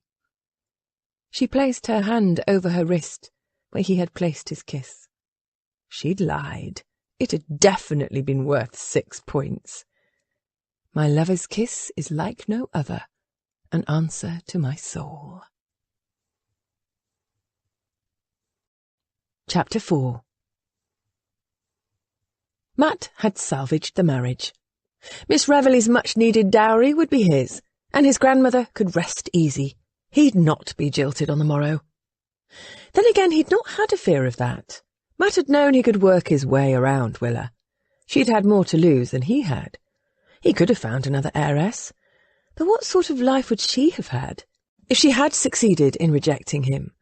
He'd saved her from being branded an eccentric and toddled off to some nether place reserved for headstrong and foolish women. Although his sisters would have applauded her on, there wasn't a one of them who would have approved of how Matt had treated Willa, and he did feel a bit ashamed. As he rode through London's busy streets, Matt had to admit that Willa Reveley had caught him off guard. In the past, when he'd called upon her, they'd not spoken on any topic with depth. It had not been necessary. She was a means to an end, a way to fill his empty coffers. She'd seemed poised enough to be a duchess, and that was all that one expected. Besides, when compared to Letty, Willa had lacked fire. He'd convinced himself that would be fine, preferable even, except he hadn't been excited or even truly interested in marrying her until she threatened to jilt him that morning. Now it was as if he was noticing Willa for the first time. She was an attractive bit, and there obviously was a brain under all her hair. She had proven she had some spirit to her as well. His mare kicked out as she passed an ostler leading 2 horses through the busy streets. "Sorry," Matt muttered in answer to the man's curses, and pushed the mare forward as his thoughts returned to his bride and a decision. Over his months at Mayfield, he'd vowed that he would never again let a woman make a fool of him the way Letty had. He would never again trust anyone so freely. He'd been too open with his heart, too caring, too bloody naive. No wonder he'd been such a terrible poet and a foolish duke. On the rare occasions when Matt had been with his grandfather, Henry had admonished him to not be soft like his father Stephen. Both of his grandparents had believed that the actress Rose Bilroy had bewitched Stephen into disappointing his family. Over the years, Matt had learned that they did not believe in the concept of love. "Hogwash and nonsense," Henry had declared when Matt had tried to defend his parents. "Love is lust in disguise. A forward-thinking man doesn't let himself be led around by his short staff." Henry must have turned in his grave over the way Matt had tossed his heart at Letty. However, Matt's marriage to Willa was one of convenience for both of them, a simple business transaction that would have met with Henry's approval. Certainly Minerva was pleased. Matt would be a good husband to Willa. He would treat her fairly and with respect. In turn, she would have a position of authority in society. Nor was he going to mind bedding her. She was a tempting piece. Of the 3 spinster heiresses, Willa had been the one to catch his eye. However, Matt was starting to think that perhaps his feelings for Letty had been nothing more than lust. Henry had once opined that if Stephen and Rose had lived longer, they might have been as miserable as the rest of us. One can't sustain passion. Certainly, Letty hadn't been able to sustain her feelings for Matt for more than 60 days. And the truth was, Letty had broken him.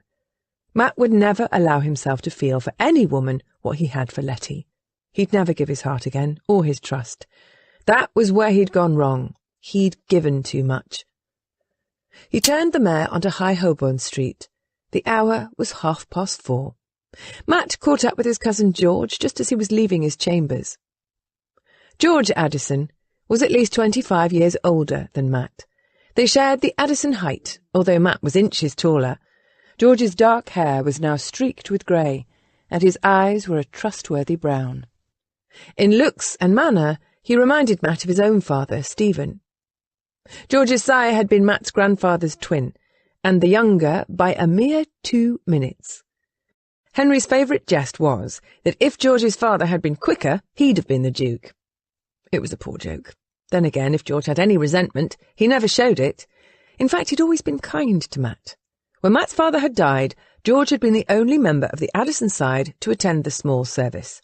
It was at the funeral that Alice had approached George about setting up a meeting between her and their grandparents. George could have refused, and then Alice, who had been newly married and starting a family of her own, would have found it difficult to gain an audience with Henry and Minerva. Instead, according to Alice, George had championed her desire to see Matt properly educated. He'd helped sway Minerva and Henry's opinions. If his Uncle William had a voice in the matter, Matt had never heard. George had also taken Matt aside and urged him to study hard. You never know which way life will go. Study a profession. Make yourself useful. So Matt felt close to George. He valued his opinion. When Matt had inherited the title, George had supposedly shared everything he knew about the estate's affairs. Everything except the blackmail. Matt was anxious to hear what he had to say. George was surprised by Matt's appearance at his door, but greeted him warmly. "Ah, so the prodigal Duke has returned from the country. There will be a wedding." "Prodigal Duke?" Matt winced. "Is that what they are saying?" "What? Do you believe I'd coin such a phrase? But yes, it is whispered that you are licking lovesick wounds. There isn't a betting book in town that doesn't have a wager over whether you would show to wed the Reveley heiress or not." "Did you write down a wager?" "A yellow, George, either way." "Hedged your bet, eh?" "Always. I'm a lawyer, Your Grace. It is how I make money." He then added slyly, "Have you heard the rumour that Letty Bainhurst asked one of her many male friends to place a wager on the matter?" Matt grimaced. If he needed proof of what Letty truly thought of him, well, there was an answer. Doggedly, he focused his mind elsewhere. "How is Venetia?" George was married to a woman who had been a renowned beauty in her time. However, Venetia had taken to her bed several years ago and rarely went out. George had once told him it was because of her melancholy nature. He and his children appeared devoted to her. "Much the same," he answered. "I wanted her to attend Evanston's rout this Saturday with me. She might." "You have always been good to her," Matt observed. "That is marriage. You stand by your wife, your children, your family," he added with a nod to Matt. "You do what is right." "Including paying off a blackmailer?" Matt asked. George had been locking the door, but he now went rigid. His head turned to meet Matt's eye. "How did you learn of this?" "I confronted Minerva." "She wouldn't have told you on her own. She didn't want you to know." "I found the money missing in the ledgers. It was actually quite obvious." "Shall we discuss?" George pulled the key from the door and pushed it open. "Come in."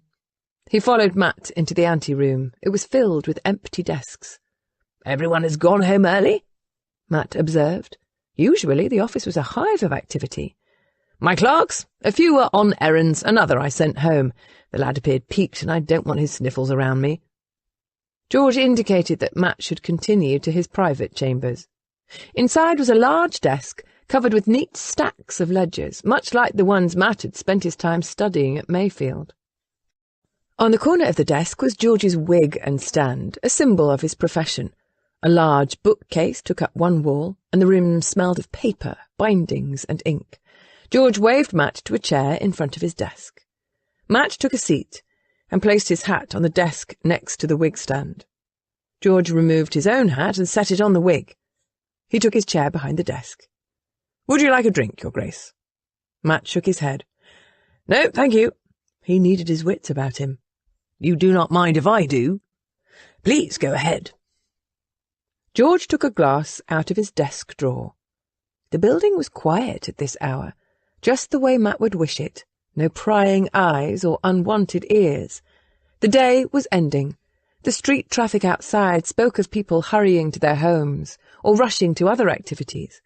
The overcast skies had been clearing, and a faded autumn light came in the window and highlighted George as he poured his drink.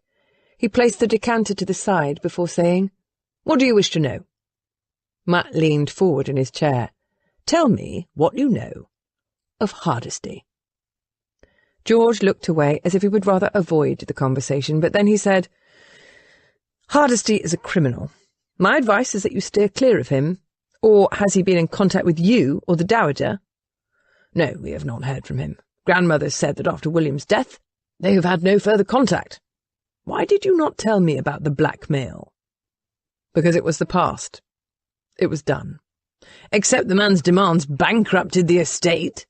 I told Henry to report Hardesty to the authorities when he first received the letters years ago. He wouldn't. Instead, he asked me to hire some men to hunt the bastard down and beat him senseless. Of course, no one could find him. The man is like a shadow. We found signs of him and heard whispers, but could never catch him. Worse, anything we tried only made Hardesty demand more. Henry was afraid—" He paused and then carefully said, "You know about William?" "I do. Did you know about Uncle William?" George drained his glass and set it aside before admitting, "I had heard rumours, although most people didn't know, or so I believe. William was discreet. I will also say he was a good, stalwart man, ambitious but honest. The last man one would believe of being—" His voice broke off. He looked to Matt. "I counted him a friend. He would have been a brilliant duke." "Much better than myself," Matt could have answered. After all, William had trained all his life for the role. He'd been the Marquis of Tilbury. He understood the expectations. He'd been discreet in his amorous pursuits. Instead, Matt sat quiet.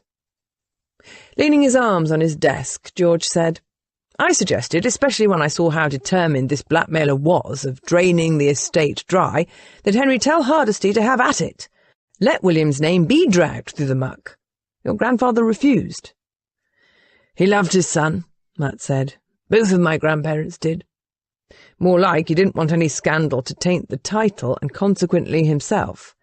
Henry was proud and vain, a stickler through and through. Look at what your grandparents did to your father, and to you, before your sisters pushed you forward." "Grandmother will still not recognise them. The Duke and Duchess barely recognised you until William died." That had been true.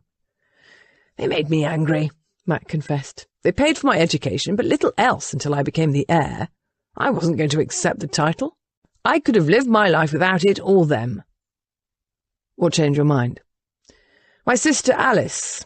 She's always the peacemaker. Of course, I thought once I became Camberley, then I could use the title's income to help their lives, educate their children. Thanks to Hardesty, there is nothing to share." George poured another drink. "I didn't understand how Henry could be so cold, especially when your father died. He'd lost a son, but he never spoke of it." "Or attend the funeral." George nodded. There was a beat of silence, and then he said, "Venetia and I lost a baby. A girl. She was only 5 weeks old. I don't believe Venetia has ever recovered." "I didn't know," Matt said. "I'm sorry to hear of the child's death."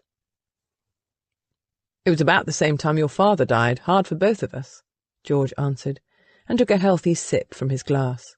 He set it down, forced a smile. "But now things are better for you, no? You will marry the Reveley heiress and set the estate to rights." "That is my intention. Her dowry is so vast you can even educate those nieces and nephews of yours. Of course, be ready. Minerva will not approve. My grandmother does not have a voice in the matter. And that is good. There is a fresh wind coming into the title, one that has a good head in these modern times." Matt acknowledged the compliment, but then said, "Grandmother believes this Hardesty was behind William's death." George sat up in his chair with a start. "No, she's never said such to me. Was there anything suspicious about William's death that you knew? Or that the magistrate noticed? I read the report, as did your grandparents. He broke his neck on one of his 4 nags. He liked them spirited and silly. He was a known rider. Aye, he was a bruising one. I couldn't hunt with him. He'd jump anything when it would have been twice as easy to go around. He loved a risk, especially on a horse, but the fact is, sooner or later you come up against something that has the better of you. So you don't believe he was murdered. I believe that is the wish of a grieving mother, but it doesn't hold up. Why would Hardesty want to kill his pot of gold? Once William died, there were no blackmail demands. Which is a bit surprising." "What do you mean?" "My grandparents would have continued to pay to keep the story quiet, their reputation, you know. Or they might not have. I would have advised them against it. There'd be gossip and a bit of scandal, but it wouldn't last more than a week." George finished his drink. "You know the whole story now. Fortunately, it is behind you. You are free to rebuild what was all but destroyed. At a great cost. And for that reason, I want justice," Matt said. "I need those men you once hired to search again for Hardesty. I want the estate's money returned." George leaned both elbows on his desk. That might not be possible. Then I'll wring the money out of Hardesty's hide. We don't know who he is. We could never find him. I want to try again. George held his gaze a moment and then shrugged. You understand, the sort of men I had to hire don't work without coin up front. I will pay. Thank God for heiresses, eh? George leaned back in his chair, crossing his legs and half-turning from Matt. And there are no guarantees. Find me good men, true hunters, set them loose. George acted as if he thought better of the request, but then conceded. It will take time, but I will do as you ask. I could weep over what has happened to Mayfield. I confess I was worried when you took over. I knew what was going on and feared you would not have the stomach for it. I'm an Addison, Matt answered. We do not let any slight go unanswered. Stand fast, George said, quoting the Addison family motto, the one created by the first Duke of Camberley. Matt nodded his agreement and stood. Thank you for your time, George. His cousin jumped up from his chair and bowed. It is my pleasure, Your Grace. I will see you on the morrow. Matt offered his hand. The men shook on their agreement, and Matt left. He was not surprised when he reached his home to find his coach at the front door. His grandmother had returned from Mayfield. Handing off the by now exhausted mare to a stable lad, Matt entered the house. Minerva came into the hall from a side room. She held a brimming glass of sherry in her hands. Well, there will be a wedding on the morrow. Her relief was obvious, and he understood. Now that he'd stopped fighting the marriage, the weight of responsibility that had been his constant companion since he'd taken the title had fallen aside. His money worries would vanish. It was as if he could draw a full breath for the first time in what seemed ages. That night, he enjoyed a rare beefsteak and a glass of whiskey, and embarked on a good night's sleep, until he woke in the middle of the night and realised he did not have a groomsman. He had not performed this most basic of groom's duties, and it would be a telltale sign that he had not been interested in the marriage.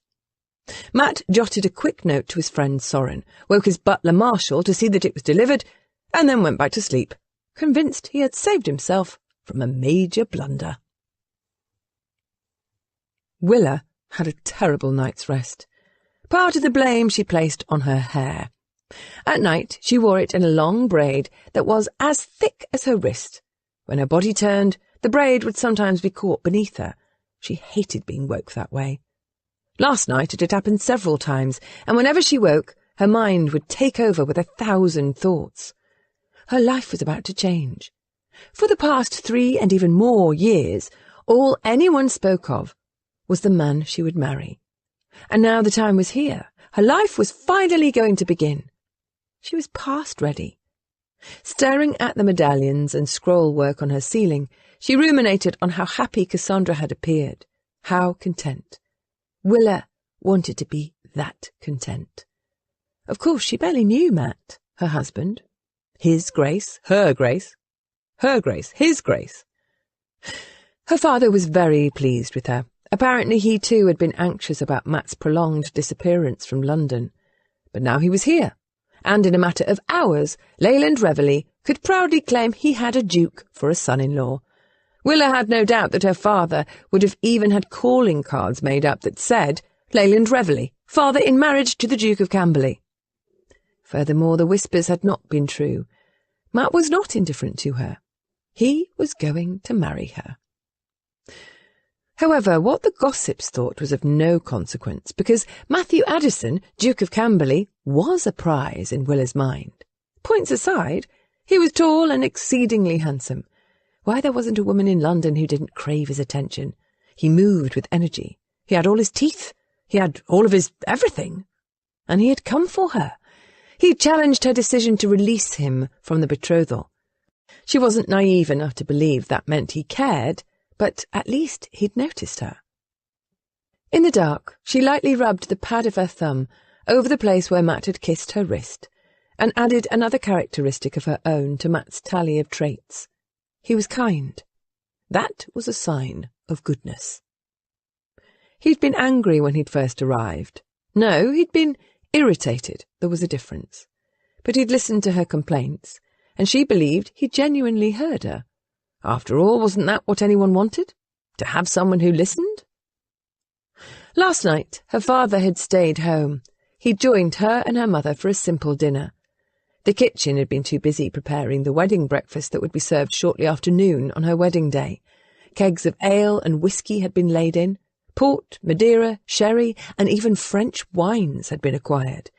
The actual ceremony at the church would be private and quiet, but in her father's mind, the wedding breakfast was what mattered. It was his opportunity to display his power and wealth. Therefore, for once, he had not minded a boiled capon and buttered bread. Even her mother had acted pleased about the marriage. Willa tossed her braid once more across the pillow and, curling up, tried to sleep again. Tomorrow she would experience the marriage bed. Matt was rumoured to be a powerful lover. A line from one of his poems echoed in her mind. Lost in her, deep within her, I find solace and grace. When she'd first read those words, she'd stared at them, trying to divine their meaning. They were both mysterious and earthy, as if the lover had special powers. The man who wrote those words wasn't a man like her father, who flitted from woman to woman. No, Matt's poem told her that his lover mattered. If that wasn't enough to keep a woman awake, especially when she wasn't quite certain what all would happen. She did fall asleep, because Annie woke her at 7:30 with a breakfast tray.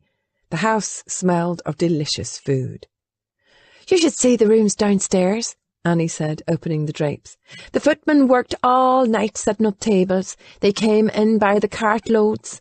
I helped with the coverings, cream and gold. Mr. Reveley is sparing no expense, not for his daughter." Coming over to the bed, Annie gave her an indulgent smile. She had been one of the constants in Willa's life. She had joined the staff as a nursery attendant when Willa was 5. At that time it was said that Willa had been a terror. She hated for anyone to brush her hair, and few said no to her.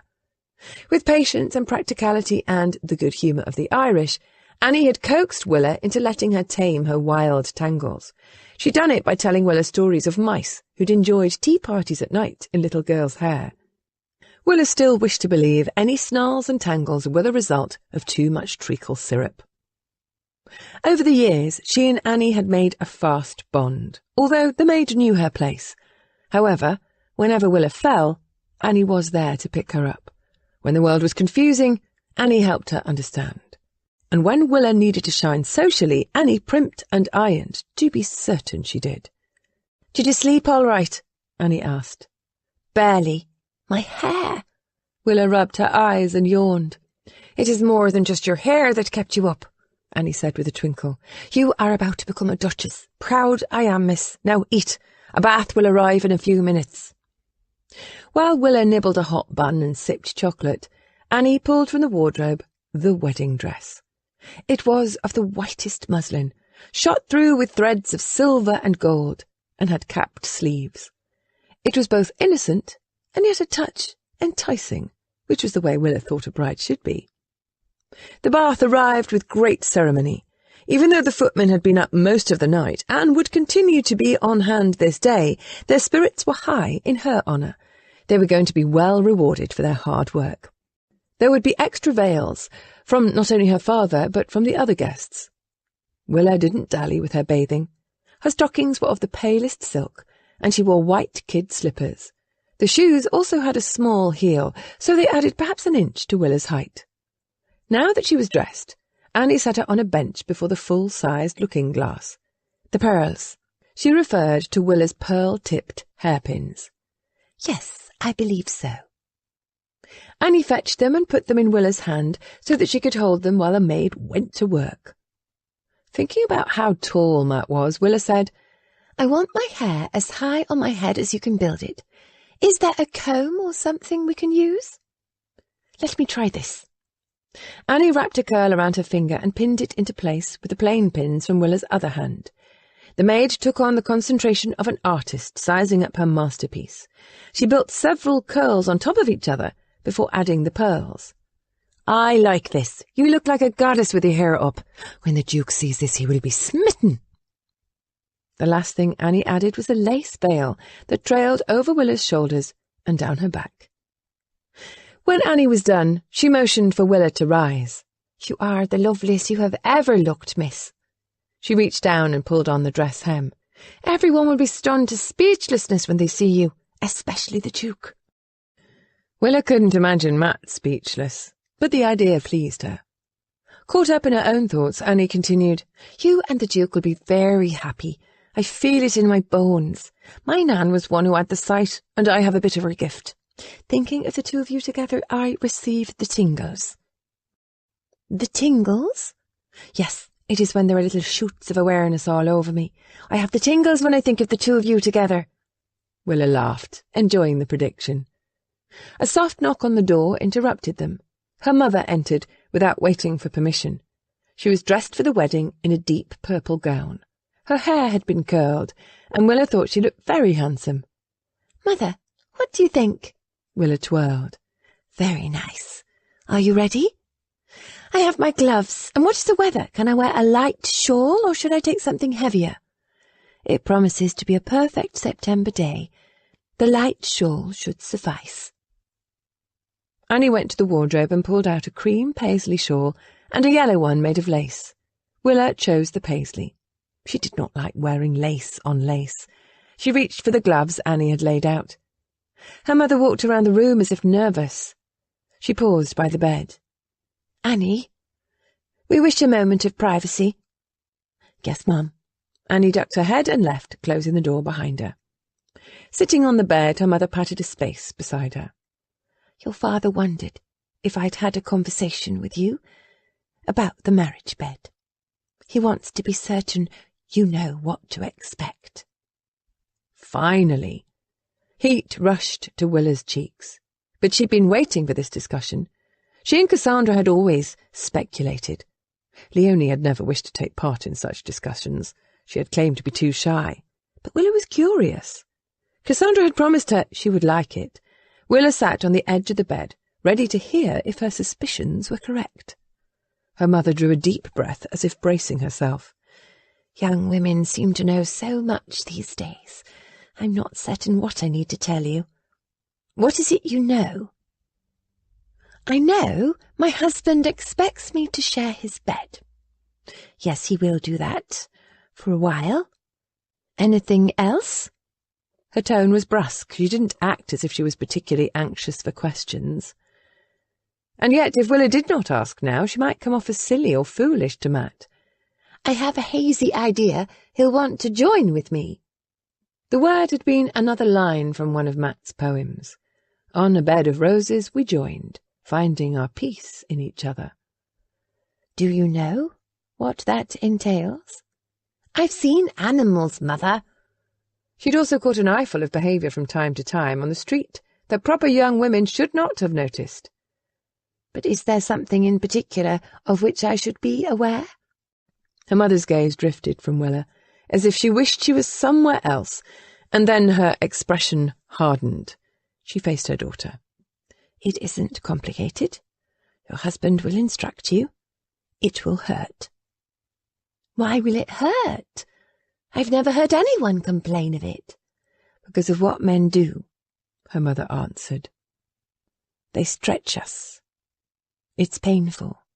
"Stretch?" Well, I had also never heard talk of stretching. "Your husband is a very big man. I fear you will experience great pain. You will bleed." Now she had Willa worried. She knew about a virgin's blood, but bleed was more than a few drops. "I hate it," her mother confessed, as if she could not prevent herself. "I've hated it from the very first. It is our curse to bear for being born female. I'm disgusted to think I even had to submit to it. It is vile and disgusting and sticky." Sticky? That seemed an odd and unanticipated description to Willa. "No proper lady would enjoy it," her mother vowed. "But here is the secret, Willa. Because men don't want their wives to complain or ask questions, I found that if I silently counted backward from 100, well, then it would soon be over and he would leave me alone." "You just lie there. Of course, there is nothing else you can do. Let the Duke have his way with you, and no matter what, do not complain." Willa swallowed. "Will I bleed every time?" Her mother shook her head, sadly. "It depends on how violent he is." "Violent?" "Men stir things up." She circled her hand over the region of her belly, an area far deeper into her body than Willa had imagined her husband would go. "It is not pleasant, Willa. No one has ever said it was. My friends and I are happy now that our husbands leave us alone." Willa thought of the longing looks her mother often sent in her father's direction when he was going off for his own pursuits. Had she misread them? "Cassandra doesn't act as if she hates it." Then again, they had not discussed such intimate things since Cassandra married. Yesterday they had been too busy talking about the letter Willa had sent. "Perhaps she is with child. Men leave their wives alone once they are pregnant for obvious reasons." Those reasons weren't obvious to Willa. "The poets praise it," she offered. "Poems are written by men. Of course they would praise it. They don't have to bring children into the world. They would change their tune if they did." "But some women have more than one child. If it is so terrible, why?" "Those poor women are not free to say no to the men they married. Or they can be the sort of coarse creatures that your father prefers. Women who are not delicate and sensitive. I didn't raise you to be that sort." She reached out and touched Willa's hair. For a moment, she was the mother of Willa's childhood. "And I pray that birthing one of Camberley's babies doesn't cost you your life." Willa almost fell off the bed at her mother's startling announcement. She leaned forward. "I overheard you talking to your friends about this. Why should this be a fear, Mother?" "You are petite, Willa. It is a part of nature that a ram and his dam should be well proportioned to each other. Still, it is a worry for any of us. Mr. Jameson at the lending library just lost his wife. The baby survived, but that poor woman did not." "Poor Mr. Jameson." Willa was fond of the young man, who was always a help when she searched for a book. He found the Duke's book for her. "Yes, it is terrible. Childbirth is a serious business. What of Cassandra or Leonie? It can be a danger to them as well." This was not news Willa wanted to hear on her wedding day. As if seeing her distress, her mother sat beside her on the bed, covering her hand with her own. "But don't worry. Women like Cassandra and Leonie will just pop their babies out. It is delicate flowers like yourself who should worry. And one last piece of advice, my child." Willa didn't know if she wanted to hear it. "Don't trust your husband. Ever. His only interests are his own and never yours. Remember to expect those little betrayals, and you will have a decent marriage." She came to her feet. "Now, are you ready to leave for St. Stephen's?" Chapter 5. St. Stephen Walbrook Church was one of the architect Christopher Wren's masterpieces. It was a marvel of stone Corinthian columns, dark wainscoting, and plasterwork. The dome over the altar was said to be Wren's original design for St. Paul's. The architect had been the genius behind rebuilding both churches after the Great Fire. The sunlight from a fine autumn day poured in through high windows that mimicked the arch of the dome and caught on the dust motes in the air, scented with a hint of holy incense. It was a good place to marry, and Matt was pleased. Indeed, he was now firmly convinced this marriage was a grand idea. An acolyte was lighting candles around the altar. Close by, Sorin, Lord Dewsbury, spoke to a man who appeared to be the minister. Matt had not doubted that Sorin would be here. He'd known he could count on him. Cassandra sat in the front pew on the left side. She waved at Matt. With Minerva on his arm, Matt walked toward his friend. "What is Lord Dewsbury doing here?" his grandmother asked in a low undertone. "He is to be my groomsman." Minerva dug in her heels. "Your groomsman? He can't be. Your groomsman should be a bachelor. Everyone knows that." "I don't know any bachelors." "Of course you do," Minerva snapped. She had turned so that her back was to Sorin, who had started toward them. He had taken Cassandra's arm to come greet him, with the minister following in their steps. The small party wisely stopped when they sensed trouble. "You have cousins who are bachelors and fitting for the role," Minerva said. "Whom I trust," Matt finished, praying Soren couldn't overhear them. "Dewsbury is my choice. He is a man I can count on." "He's married. This is in defiance of all the rules." "Grandmother," Matt chided, wanting her to cease harping, "who are we to worry about rules? I am Camberley." "That doesn't mean you can defy tradition. You are most fortunate, I thought, to procure a ring, because you hadn't made any plans." Her voice trailed off. She looked past him. Matt heard soft steps on the stone floor. He turned, expected to see his bride and her parents. Instead, his two oldest sisters, Alice and Kate, entered the sanctuary. Matt raced to them. They were dressed in their best, heavy muslins with patterns on the fabric and fringed shawls. They had decorated their bonnets themselves. He knew because, as a lad, he'd watched them gathered around a table sewing on bows, fabric, and pheasant feathers.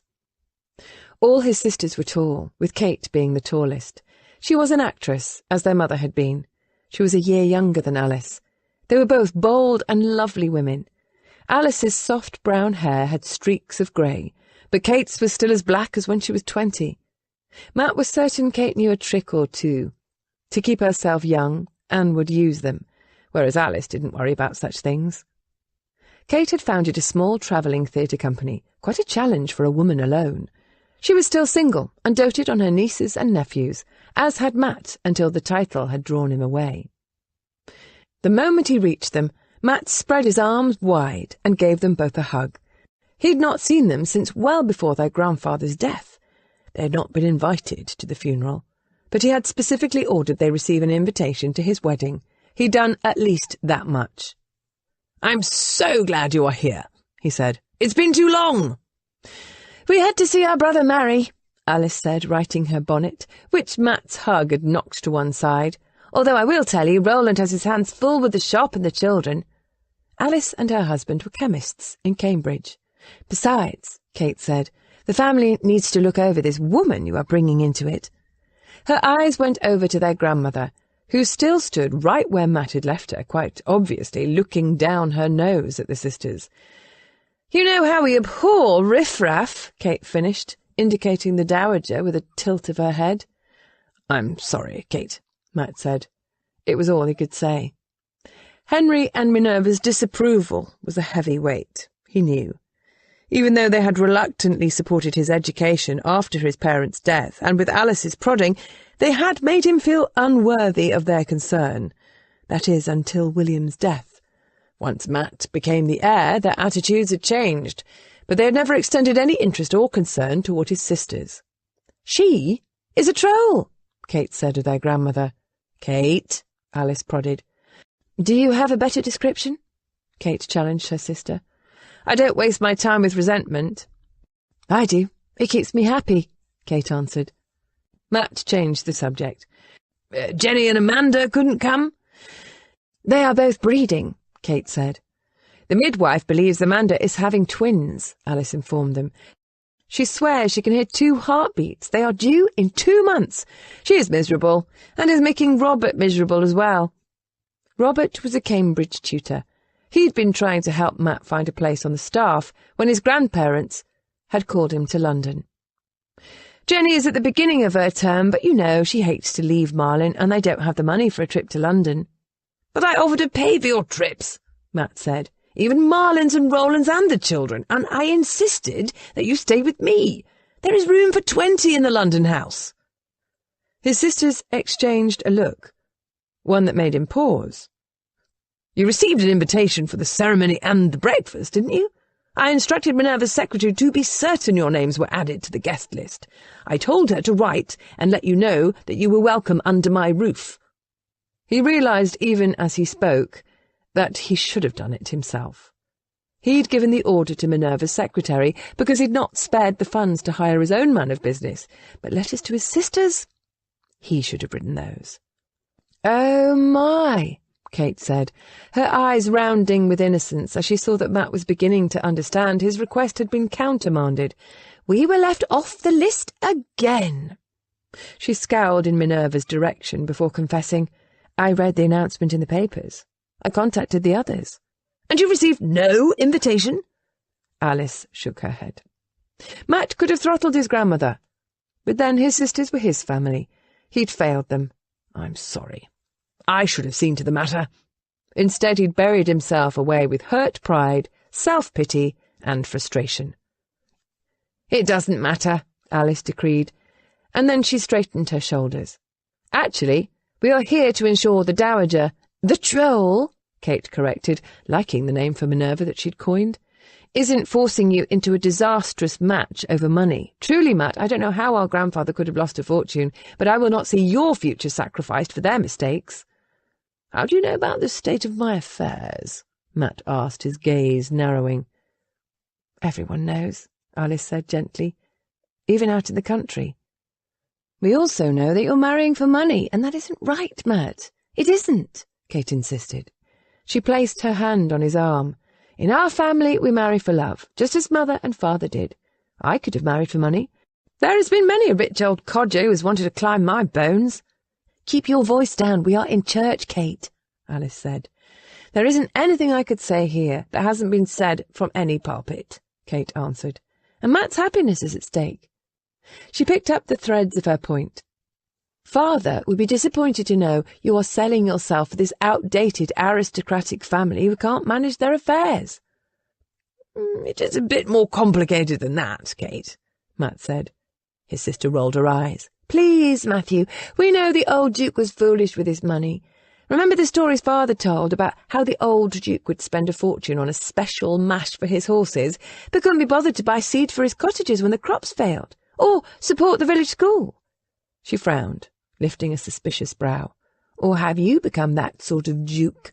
Are you taking care of your people?" He held up a hand. He wasn't going to go into the tale of blackmail with Kate or justify his actions to date.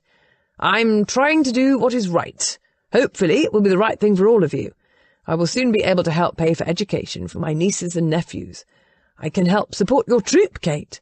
"I don't need help." "As you say, but if you do, I'm there."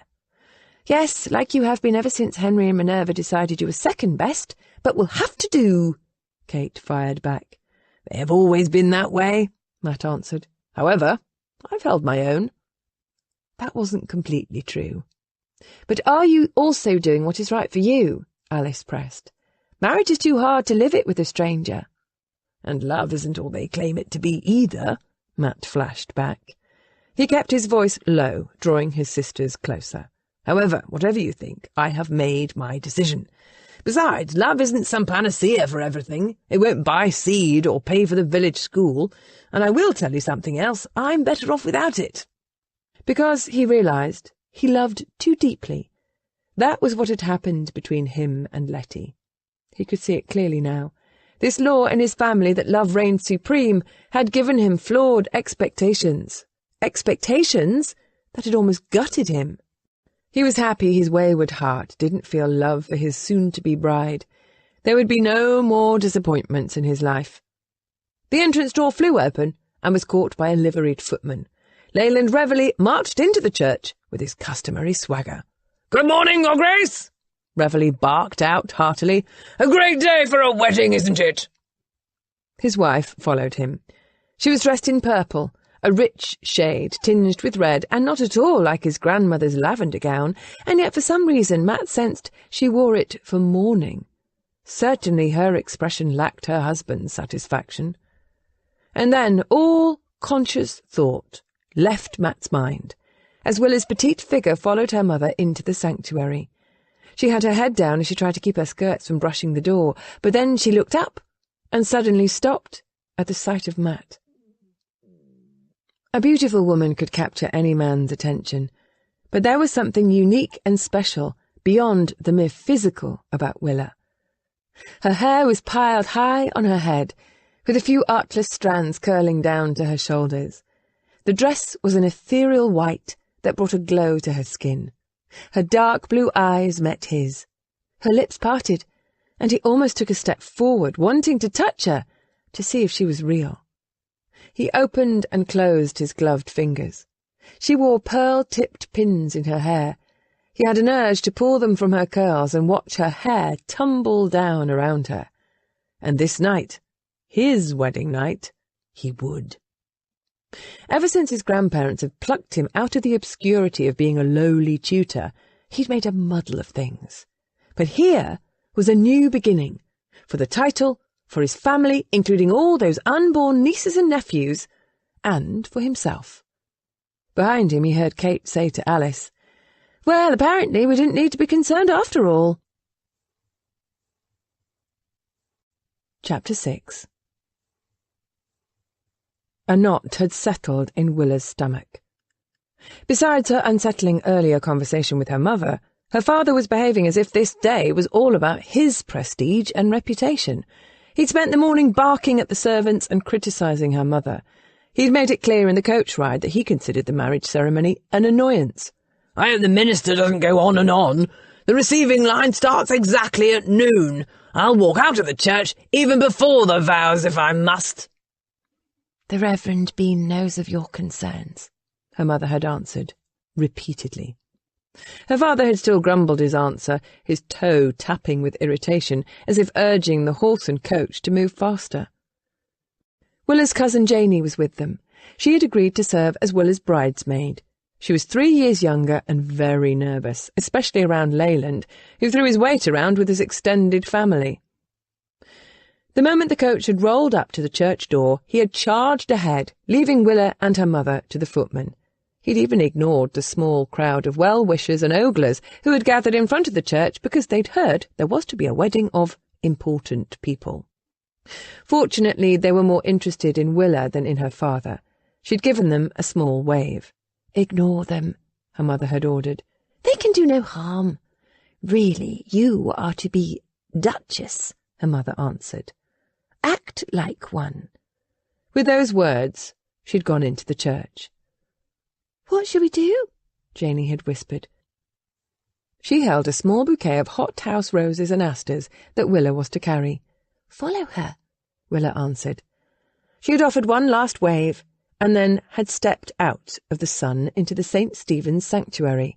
She'd been in and out of this church most of her life. However, she was caught off guard at the sight of Matt standing not more than 10 feet from the front door. She hadn't known where she'd thought he would be. Of course, over the past weeks, she'd been more concerned about whether he would make an appearance at the ceremony than she had been about other details. And now here he was, looking tall and more handsome than any male of her acquaintance. He was the very image of a noble. He wore full dress for the occasion of their wedding. His coat was a deep blue, the colour of the night sky, over white breeches and hose. His waistcoat was gold-embroidered silk. She caught a scent of his shaving soap. It reminded her of the woods. A sense of calm fell upon her. The knot in her stomach vanished. Her father had gone past Matt to have a word with Reverend Beam, presumably to make more threats about walking out if the cleric didn't hustle the vows along. Her mother sent him an exasperated look, but Matt was focused on her. He walked toward her, his blue eyes intent. Did a bride curtsy to her husband? Before she could riddle out the question, Matt took her gloved hand. "You look beautiful," he said, sounding as if they were a love match, and not the arranged marriage all the world knew. She felt herself flush, and he reached up and touched her heated cheek with the back of his gloved fingers. "Nervous?" Willa nodded. "I confess I am as well, but don't be afraid.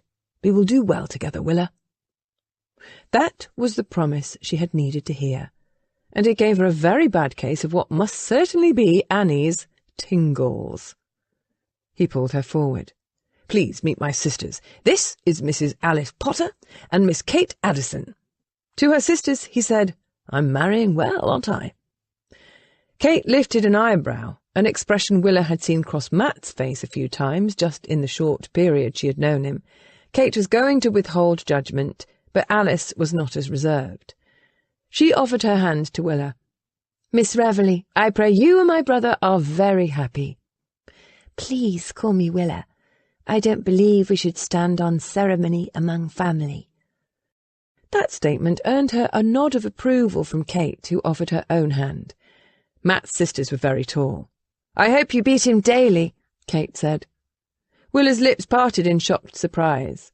Kate was audacious, and Willa adored her. She smiled at the older woman. "I shall try," she promised. "Although, unless he waits while I fetch a step-stool, it may be difficult." Kate laughed, the sound very much like her brother's. "Wait until he is asleep," she advised. "It is easier when they are prone." "She does not need your advice, Kate," Matt said, taking Willa's arm and leading her up the aisle toward the altar. "Knowing the shortcuts is important," Kate answered sanguinely from behind them. Looking over her shoulder, Willa promised, "We shall talk later." This time even Matt laughed, and that was when Willa spied Janey still by the door. Her cousin acted like a nervous mouse, afraid to take a step in. "Wait," she asked Matt. He stopped. "Janey, please join us," Willa said. Her cousin scurried up the aisle as if she feared she'd blundered at her duties. Willa tried to reassure her. "Thank you for my bouquet," she said, and then made introductions. "Your Grace, this is my cousin, Miss Wright." Janey curtsied, her action so abrupt she dropped the bouquet. Matt was gallant enough to pick it up. "Thank you for helping us with our wedding," he said, and Willa feared poor Janey would swoon. Cassandra came forward and stepped into the fray, offering Willa a hug and gaining an introduction to Janey. Cassandra then smartly shepherded the poor girl toward the altar where the ceremony would be performed. Matt had seen to seating the dowager in the front pew. She scowled at his sisters, who wisely chose to sit a pew behind and across the aisle from their grandmother, right behind Willa's parents. Willa wondered what they had done to offend the dowager. "Time is passing!" her father announced in a booming voice that echoed off the church's stone columns. "Yes, we must be on with it," Matt agreed, and without ceremony offered his arm to lead Willa to the altar. The church fell quiet as the ceremony began. Willa was a bit surprised that Soren was her husband's groomsman. Cassandra had said nothing of it the day before. Of course, when they spoke, the question had been if there would be a marriage sacrament, not who would be in attendance. Matt said his vows in a clear, deep, confident voice. When repeating hers, Willa started at a whisper. Her mother's disturbing words echoed in her head, especially now that she was standing before an altar. Off to the side she heard her father snort his impatience. She focused on Matt, meeting his eye. He smiled patiently. Her voice picked up strength. It was true she barely knew her husband. Rumours surrounded him, but he also had sisters who obviously cared for him. She'd listened to him vow to protect, love, and comfort her. He'd promised to forsake all others and be faithful. In this space of time, she wished to believe him and used her vows as a way to reassure herself. Matt surprised her with a wedding band of scrolled gold set with tiny emeralds. After the ring had been blessed, he slipped it on her finger. It fit perfectly and was completely to her tastes. In that moment, Willa's heart began to open. Months of doubt evaporated. He'd promised they would be good together. She now let herself believe him. Her fingers closed around his. Matt noticed the gesture. He smiled, tightened his hold, and she couldn't help but grin like a daffy fool. Yes, he was almost too handsome to be mortal. There would always be women eyeing him. However, he acted kind, and she believed he was honest. The humiliation of being alone and having to wait for him no longer mattered. Instead, she chose to think about the future. Reverend Beam held his hands high over their heads. In officious tones he announced, "Now that Matthew Reginald Addison and Willa Louise Reveley have given themselves to each other by solemn vows, with the joining of hands and the giving and receiving of a ring, I pronounce that they are husband and wife, in the name of the Father, and of the Son, and of the Holy Spirit." He paused before finishing with a great flourish. "Those whom God has joined together, let no one put asunder." It was done. She was married to the one man every woman in London wanted, including her.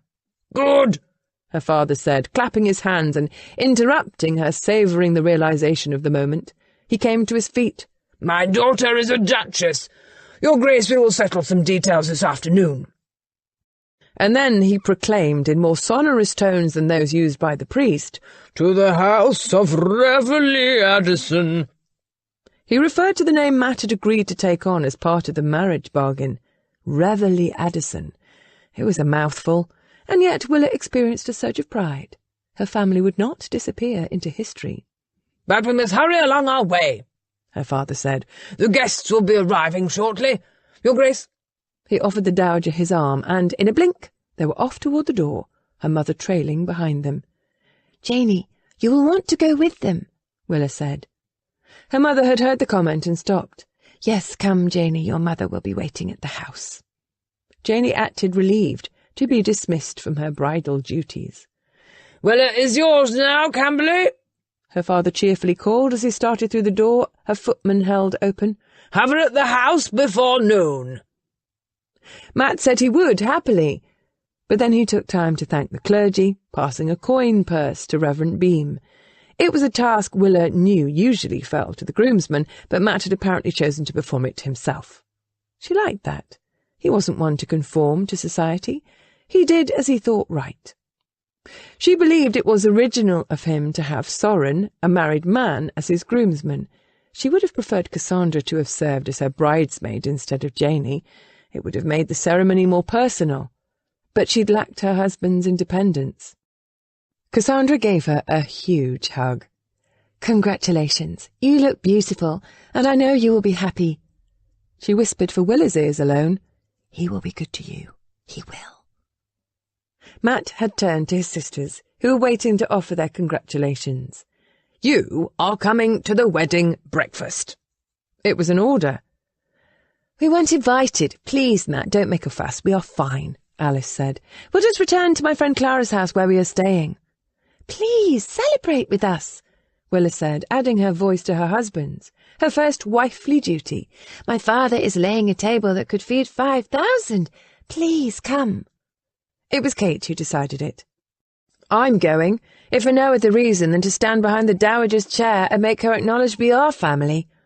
She pulled her face to demonstrate how she would look down on her grandmother while pretending to be some ferocious animal. Alice and Matt laughed, but Willa was confused and then dared to say, "Her Grace acts as if you have offended her." "The fact that we breathe air offends her," Kate answered. It was Matt who explained. "Our father was deemed the black sheep of the family for marrying beneath him. Grandmother goes to great lengths to remind my sisters that she considers them disowned." "And yet she dotes on you," Willa said. "She hasn't always," Matt answered. "Still, she has treated me far better than she has them." "It is because he is male," Kate said in an exaggerated whisper. "He has a Rodney."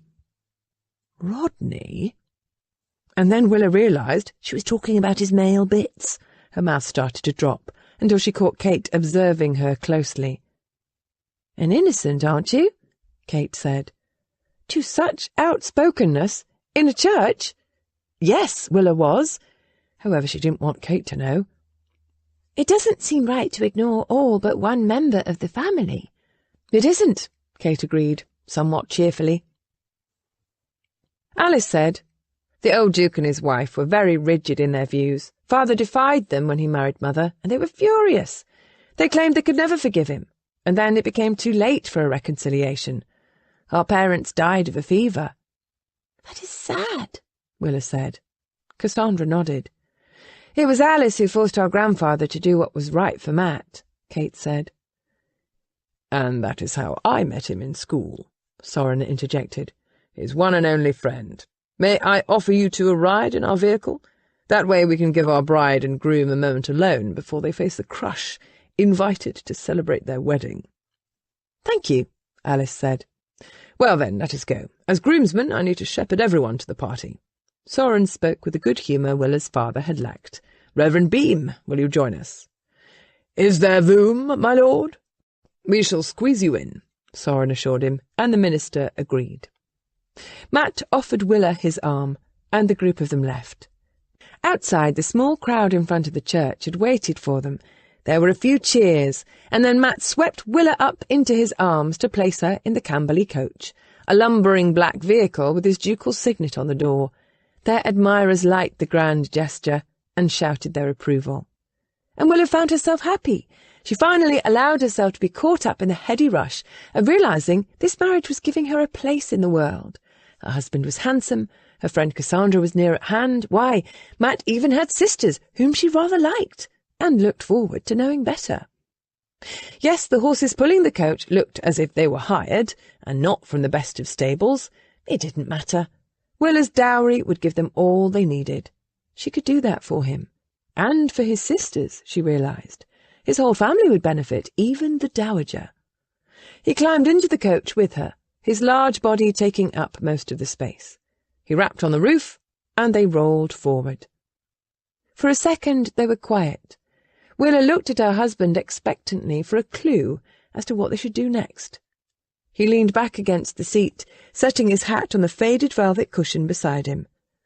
"Well, it is done," he said. She nodded, suddenly shy. "I'll be a good husband to you," he said. His statement seemed odd to her. "I didn't think you wouldn't." He reached out a hand.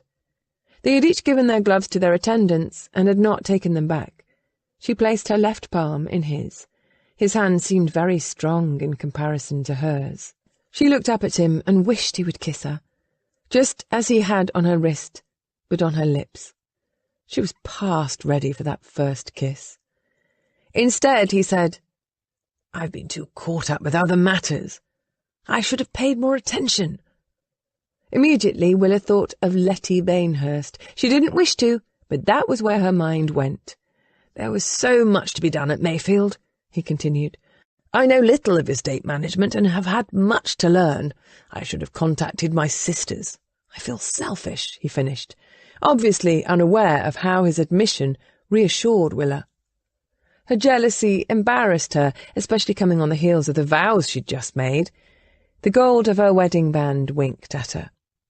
He was her husband now. He'd done all that was honourable. Matt was not her father. He wasn't. And she wasn't her mother. "I'm certain they understand." "It doesn't excuse what I did." He released his breath as if coming to a decision. He looked at her. "But I'll be good from here on forward." Once again her heart seemed to expand a bit more in her chest. He was a good man. She'd married a good man. The coach pulled up at the door of her house. Guests were already arriving. A queue had formed, and Peters the butler had the task of managing matters so that no one's sensibilities were insulted. The coach door was opened. Matt leaped out first and then helped Willa to the ground. Leyland Reveley stood inside the door. "Take your places," he said impatiently. "Hurry!" Matt and Willa exchanged looks. Willa was thankful he was tolerant of her father. The moment they were in their proper places in line and had put on the gloves they had retrieved from their attendants, her father nodded for Peters to shut the front door and then open it anew, as if welcoming the world. And that was who seemed to arrive. Guests poured through the door to be met with as much pomp and fanfare as her father could afford. Willa knew many of the guests, whether she'd talked to them or not. They flattered her and called her Your Grace. Women curtsied and men bowed. Women and men who would have barely given her any consideration only months ago. Lady Wellington came through the line. "I see you took my advice to heart," she said to Willa. "Good for you." "What advice?" Matt wished to know. He'd been having a few words of quiet conversation with his cousin George Addison, who had been introduced to Willa as a lawyer. She'd heard of him, of course. Her father knew him well. Instead of answering, Lady Wellington merely smiled, tapping her fan against her cheek, and moved on down the line. In truth, Willa could not have asked for a more attentive bridegroom than Matt. He was far more outgoing than she. He greeted people easily, presented her to those she did not know, and always included her in any conversations. By the time her father called an end to the receiving line, Willa was starved. However, the serving was a bit tedious. There were so many people, service didn't end until almost 3, Everyone had been fed, but many were now seriously doing damage to the Reveille cellars. Her father was leading the pack. Even the dowager appeared more than a bit tipsy. Because the celebration was so huge, guests filled several rooms. To her relief, Matt was sober. He circulated through the rooms with Willa in order to spend time with all their guests. She liked being by his side. She felt important. At one point, Cassandra drew her close to whisper, "Do you still need to have the coach waiting to help you escape to Cornwall?" Willa glanced over to where Matt was involved in conversation with Soren and another gentleman. Of the group, her husband was easily the most handsome. She linked her arm with Cassandra's and led her to an alcove. "No," she answered. "I believe I'm well pleased. However, I must talk to you." "What is it?" There were people all around them, and barely a private place to be had, but Willa needed to ask the questions that had been burning in her mind ever since her mother's conversation that morning. Bringing her lips almost to Cassandra's ear, lest she be overheard, she said, "Mother fears that the marriage bed might be difficult for me." Cassandra's eyes widened. "What did she say to you? You've gone pale." "She fears for me because my husband is a big man and I'm so petite." Cassandra took her hand. "Willa, it will be fine. Matt is a good man. He won't hurt you. Don't worry about it." "Was it painful for you?" "No. And I count the hours in my husband's arms in that bed the best part of the day. Besides, didn't Lady Bainhurst claim he was the best of lovers? If anyone can reliably rate lovers, it is Letty. That is all the women at the tables can talk about." "At my wedding feast? That is outrageous." "Well, not if it is true. Oh, come, Willa, it is not a bad thing to marry a man who knows what he is about. As to the fact that he is tall and you are much smaller, I've met other odd couples in height. They never act as if it is a problem." Her words relieved Willa. "Thank you." Cassandra gave her a hug. "I want you to be happy. You deserve it. We all do. And after I have this baby, you and I will travel to see Leonie. Doesn't that sound like the best idea?" "It does. Let's plan on it." A maid approached Willa. "Excuse me, Your Grace, but your mother asked you to join her at her table." "Don't listen to wives' tales," Cassandra warned, and Willa nodded before following the maid. She looked to see where her husband was and discovered that he was involved with a group of men. However, from another doorway, her mother was signalling she wished Willa's presence. Willa soon found herself making small talk to her mother's card friends. As soon as she was able, Willa excused herself and went in search of her husband. The crowd was growing seriously unruly, their tongues loosened by free-flowing spirits. If Willa had been in control of this event, the servants would be gathering glasses by now. However, her father liked this sort of madcap affair. One man, her father's age, charged up to her, demanding to kiss the bride. He started to take advantage of Willa's size by trying to pick her up and give her a sloppy kiss. She was quite adept at dodging such silliness. Spirits made everyone forget themselves, and she had no desire to make a scene. She slipped from his arms and moved out into the hall. The guest shouted for her to come back, and the other people in the room shouted for him to sit down, some even pulling him into a chair. Willa needed air, or to pull the pins out of her hair. The back rooms of the house were quieter. She moved to the garden door that had been propped open to take advantage of the lovely day, but then stopped when she heard her husband talking to Kate. She would have announced herself, except she heard Kate say, "Willa is lovely, and I'm certain she will make an impeccable duchess, even if she is little more than a child herself." That was a statement to stop Willa in her steps. "Stop it, Kate. Willa is a woman in every way." "She's an example of the pampered class. She knows little of the world, and her eyes follow you everywhere as if you were some treasure someone has placed in her lap." Did she have that expression? Willa didn't think so, except she could admit to being slightly dazzled by her husband's good looks. She was pleased that her husband defended her. "She is far stronger and more sensible than you imagine," he assured his sister. "I'm certain you are right. However, in our family, we marry for love, Matt. We learned that from our parents." "There is the title," he started, but she cut him off. "Love. That's all that is important. Why do you think I'm still single? I refuse to settle for anything less. So, tell me you love Willa, and I shall shut my mouth, even after your ridiculous decision to join her name to yours. Kate. He said her name as if wishing she would understand. Matt. She mimicked his tone, unrelenting in her demand. He made an impatient sound and then said, Our parents were fortunate. What they had was rare. I've seen it in no one else. Alice and Roland, Amanda and Robert, Kate began ticking off. Matt interrupted her. I know. They were all lucky, because I will tell you, I've been in love. Yes, see, you didn't know that, Kate. It made a bloody fool of me. No, worse, it almost destroyed me. This is better. I respect Willa. And her sizable dowry, Kate added, sounding disenchanted. How touching. That will see this family through difficult times, Matt assured her. Do you think money is what we want from you? That is the reason Alice and I travelled to London. If you do, then I pity Willa. Marriage is hard, Matt. Without love, it is little more than a business transaction. Says someone who has never been married or in love. There was a pause, as if his words had struck home. And then she said, I don't understand how you went so far astray. There must be a reason, and I'll wager the fault lies with you. She must have walked off with those words, because he tried to call her back. Willa wished she'd never heard this conversation. Of course, she and Matt were not a love match. All she'd asked was to be respected and to be valued. But he'd also said he'd loved someone else. Willa knew who.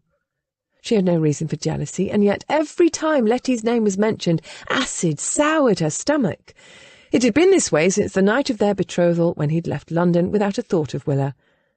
And now, was he merely placating her? She had a strong urge to start upending tables and throwing glassware, which was very out of character for her. Instead, she found a quiet corner and sat, because she was always polite, well-bred, raised to be a duchess, even if she was as blank and boring as the pieces of paper on her desk yesterday. And really, what should she have expected? Matt's poems might have inspired an almost desperate hope in her for something meaningful between them, but now she realised they were nothing but words. She thought about her father's mistresses, the humiliations her mother was forced to live with because she was dependent upon her husband's whims, his moods. All any woman did was sell herself into marriage. What other option was there for them? Here you are, Matt's voice said from behind her. He came walking from the front of the house. No one's smile was better than his. If she let herself, she could imagine he was happy to see her. But Kate was right. They did not know each other. He was a stranger. He offered his arm. It is time for us to go. This group is growing rowdier, and I want you to myself. There was a warmth to his tone. He sounded as if he meant the words. For the briefest of seconds, Willa held back, struck by how much she wanted to believe he had feelings for her, until she realised it was useless. This man was her husband. Her father had paid money to him, Reveille Addison. Like it or not, he was her fate, the best her life would be. Yes, please, let us go. She tried to sound bright. After all, it was her wedding day. She was expected to be happy. And Willa always played her role well. She knew how to smile, and what she truly wanted to do was scream. Chapter 7. Matt was furious with Kate. How dare she blacken his wedding day with her accusations? She always thought she knew better, that she had not only a right but an obligation to voice her opinion. Thank God his other sisters were more discreet. However, now that she'd pricked his conscience, he wanted to prove her wrong. He had no doubt that she would report to his other sisters that poor Matt had lost his way, that he wasn't the man he should be. Well, he was damn tired of families all the way around. It was true, he was marrying Willa to save the impossible situation he had inherited. No, he wasn't completely happy with the solution. He'd been resigned to being a lowly tutor. However, fate had conspired otherwise and given him the responsibility to preserve what his ancestors had built. He owed his descendants his very best. Yes, he would have preferred to have had the luxury of marrying for love, damn it all, he'd been so inspired by his parents' example, he'd written a book of poetry about it. A bad book, but a book all the same. He believed in love. Or thought he did. He had lost his way in his affair with Letty. Looking back, he realised it had been doomed to fail from the beginning. Bainhurst was so possessive. He would never have divorced Letty for criminal conversation. They would have had to run away to the continent, and Matt now realised he would have eventually come to his senses and regretted sacrificing everything meaningful in his life for her. In that respect, Letty had been far wiser than he. Marrying Willa was the right thing to do, no matter what Kate said. The Reveley money allowed him to take care of his sisters, his grandmother, and the numerous cottagers and tenants that depended on his sensible management of Mayfield for their livelihood. Not only all of that, he actually liked Willa. He didn't mind changing his last name to Reveley Addison. Granted, Kate would have a field day if she knew how little time he had spent with Willa before the wedding, or that Willa hadn't sparked his interest until she'd been willing to cut him loose. However, now the deed was done, and he'd be lying if he claimed it didn't feel good to have Willa's dowry. Overnight, she'd resolved the majority of his problems. He owed her his allegiance, and, to his mind, so did Kate. So he was determined to give Willa all the deference that was her due as he moved toward the front door with his new wife on his arm. Numerous suggestions of how they were to spend their night were called out. A few were crass enough to make comment about the difference in their height. Throughout the afternoon, Matt had overheard people speculating. He quickly steered Willa away from that nonsense. In truth, he didn't know if she was sensitive about her height, or understood how men viewed women as playthings. A group of men had mentioned that he was fortunate to have such a doll-like wife, the lust in their voices enough to make Matt contemplate throwing them out the door. Soren had calmed him down. "It's the brandy," he'd said. "People are damn fools." Matt could agree to that. The worst, though, had happened after Matt had finished with Kate. He had searched for Minerva to let her know he was planning on leaving, and caught her holding court with her friends on whether a woman as petite as Willa could give birth to a child sired by a man as big as he was. "Big babies have difficulties coming out of small wombs," one of the dowager's friends had opined. "I had a maid die in childbirth for that very reason. Both she and the baby dead. Couldn't get it out of her." Talk of wombs was not a deterrent to a man with sisters as vocal as the ones Matt had. The idea that his children would die made his brain spin. Matt's first reaction was to denounce their speculation as nonsense. But what if it wasn't? One of the few bits he'd learned about animal husbandry over his months at Mayfield was that breeders took great care in matching their males and females. However, those rules were about sheep, horses and dogs, not people. In fact, a good number of the women at breakfast were as petite as Willa. Of course, none of their husbands were Matt's size. He'd looked around for Alice, the scientific one, and found her deep in conversation with Kate. No, he wasn't going there. Instead, he hunted for his wife. She'd been sitting on a chair in what seemed to be the one quiet corner of the house. She'd acted more than ready to leave. Now they said their last goodbyes as if embarking on a great trip, and not just driving a few blocks to his house to consummate their union. Kate and Alice offered their well wishes, Kate with a decided lack of sincerity. He noticed that Willa's earlier warmth toward his outspoken sister had given way to a reserve. She saved her smile for Alice.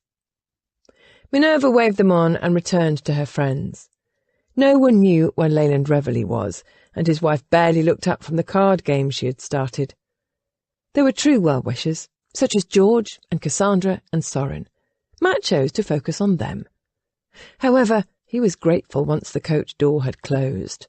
He looked to Willa. "I'm glad that is over." She studied some point out the window and nodded. The coach rolled forward.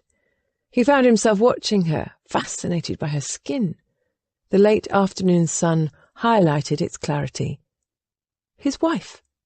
He was not displeased. She still wore the virginal lace and net veil. He removed his glove and reached out to run the backs of his fingers against her cheek. Willa jumped at the contact. She looked to his hand and then at him. For once he could read her thoughts in her eyes. "I didn't mean to frighten you," he said. "I was startled. That is all." Her lashes lowered as she moved her study to her hands in her lap. "I'm tired. The day has been exhausting." Matt could agree, except he was far from tired.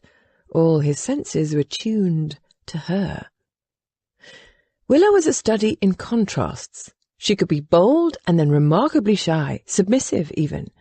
That was interesting because his experience had been that women, like men, were either one way or the other. They either forged ahead or held back.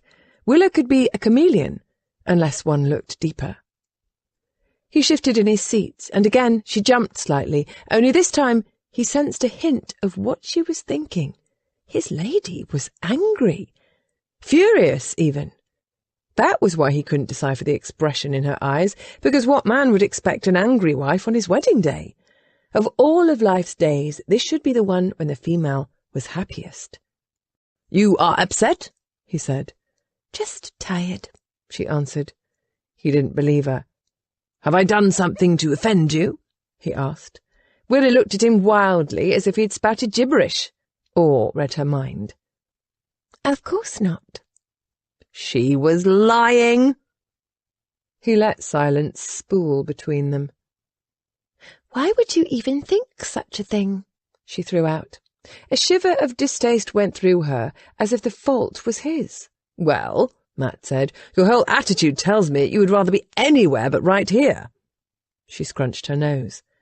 She'd never done that around him before. He liked it because he sensed it was something she tried not to do, and yet it was charming, a personal quirk.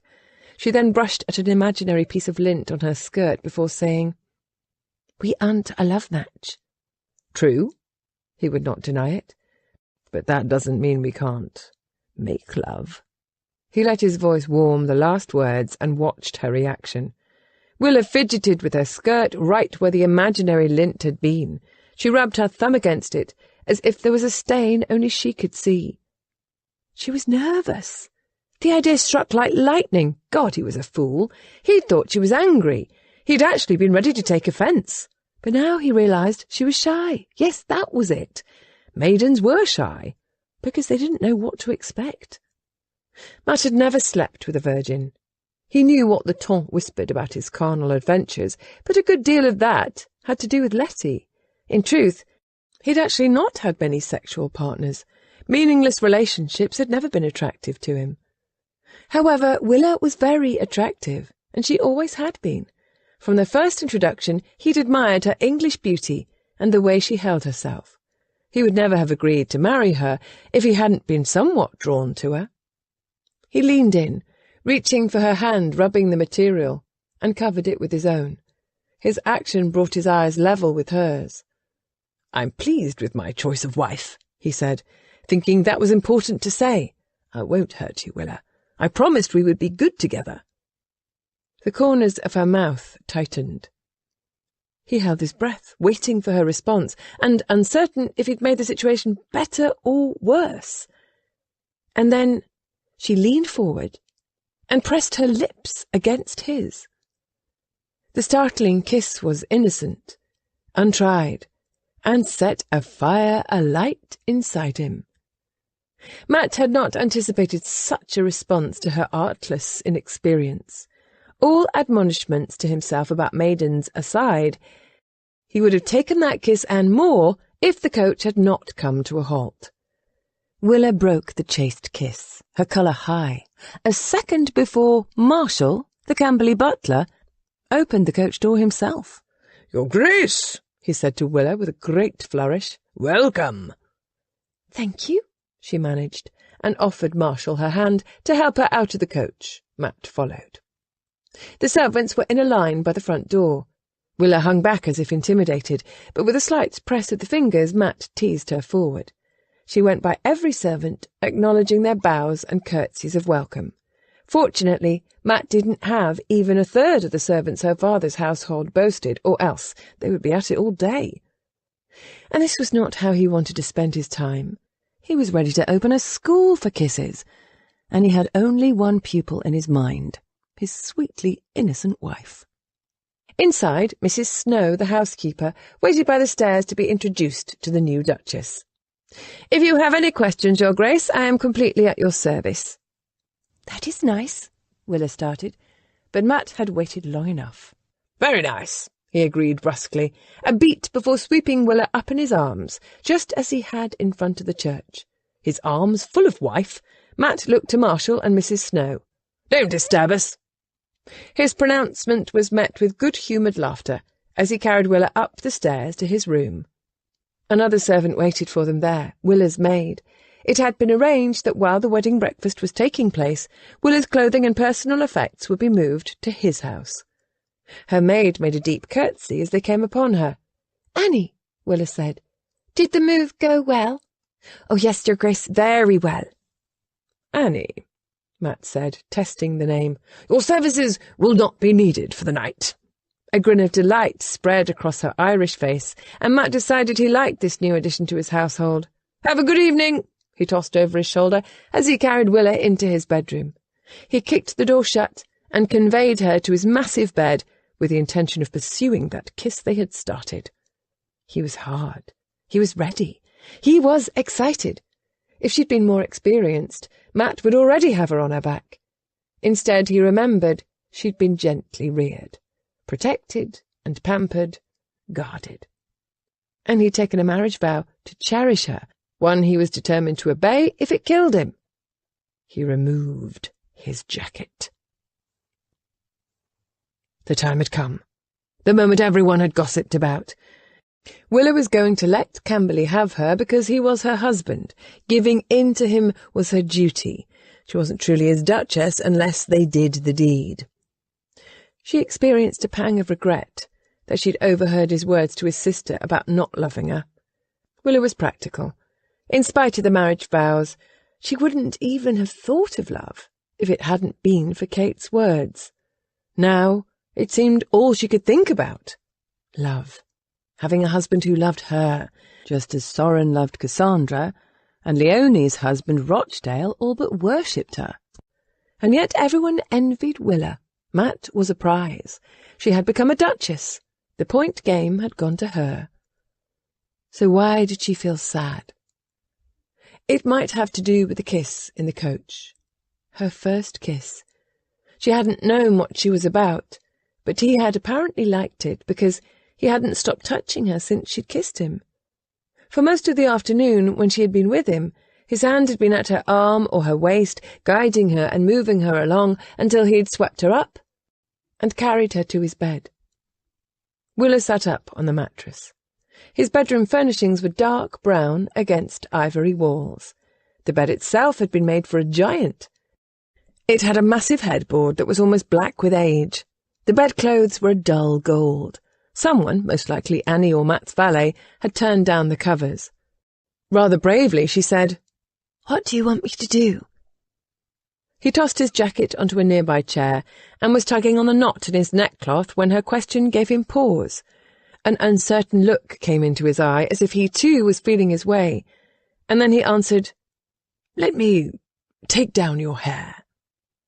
The request was unexpected, and she couldn't imagine anything she would more dearly love.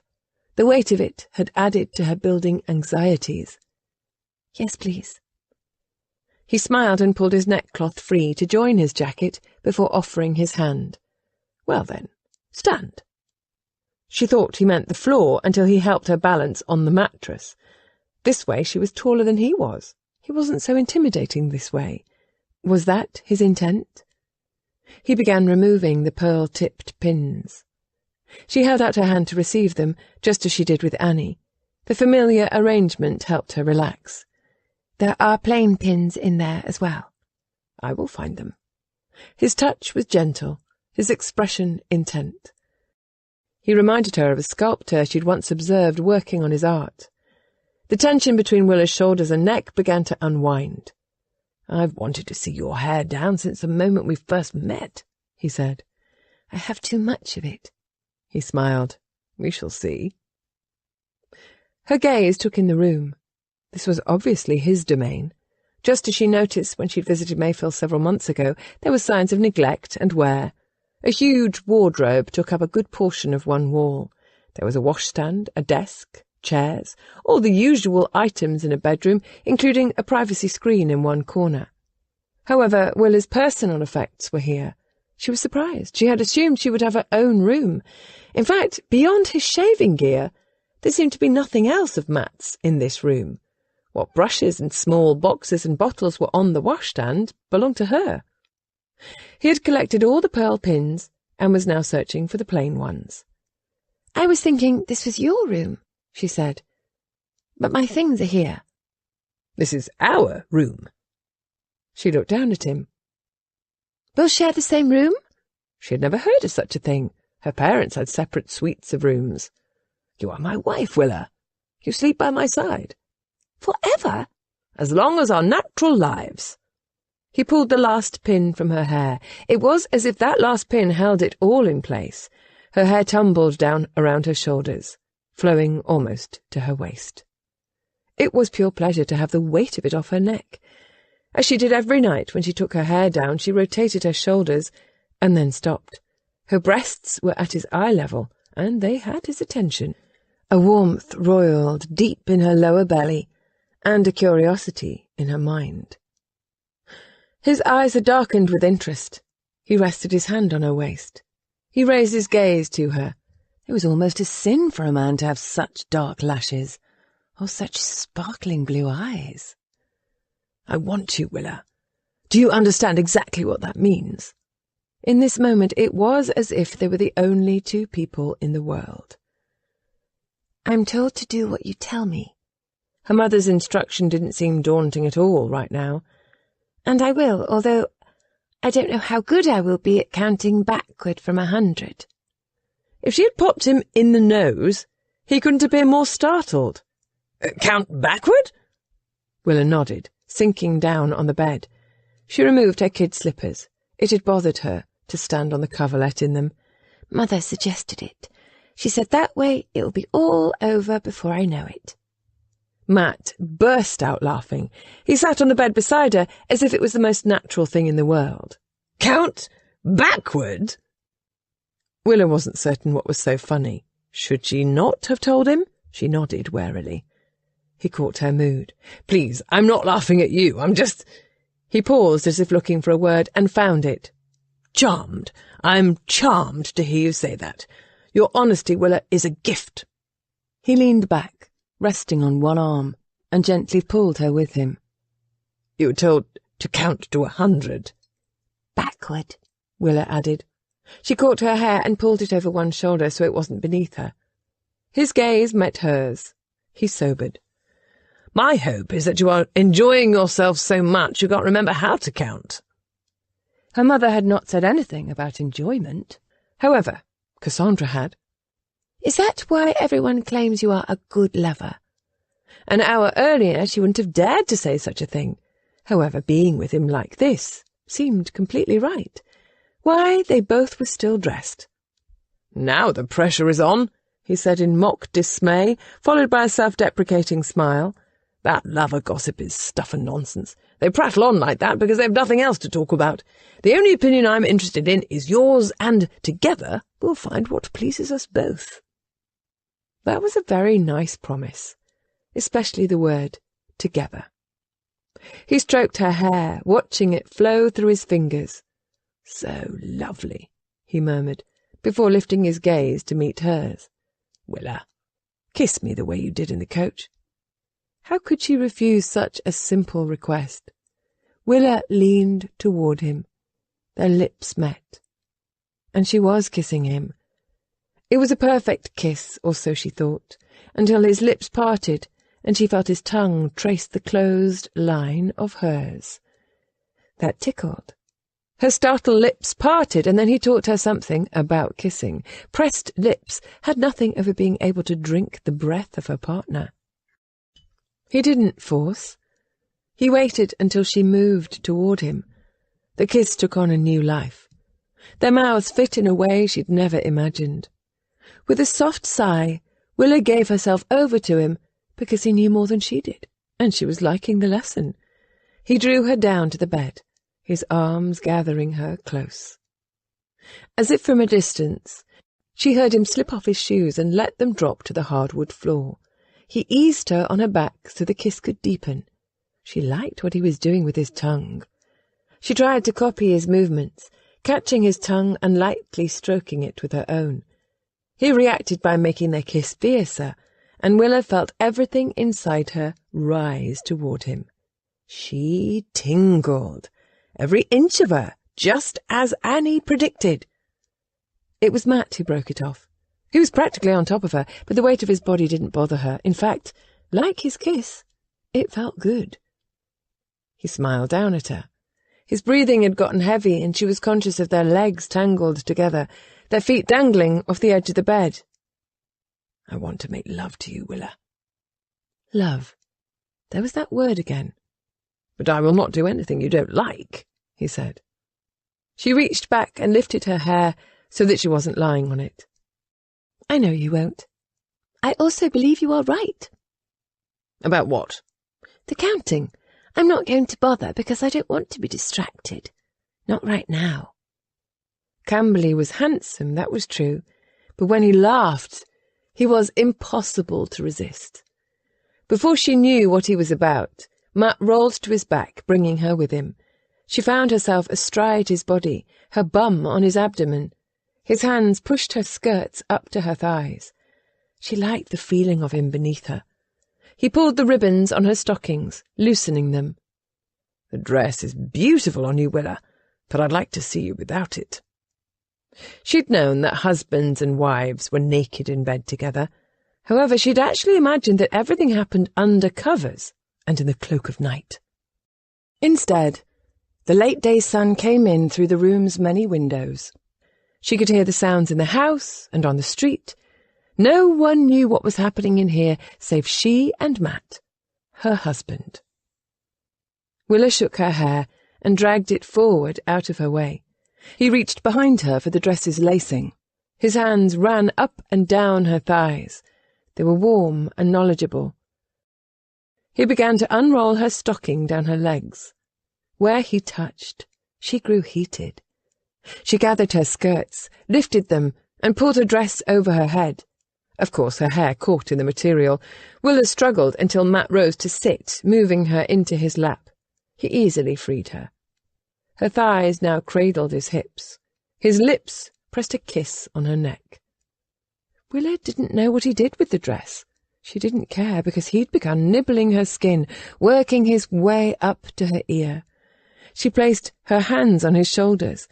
Her breasts were full and tight against her lawn chemise. She wore it and a thin petticoat tied at her waist, and nothing more. All the blood in her body, all the sensation, was flowing to a few key spots, including the juncture where she was snug against him. She knew he was hard. No one could have missed that. Her body took his measure. Everyone's prediction was correct. He was not small. But she was not afraid. Willa might not be certain of the mechanics. However, she had a strong idea about what he was going to do, and she had never wanted something more in her life. Her body began moving with an accord of its own, as if anxious to be closer to him.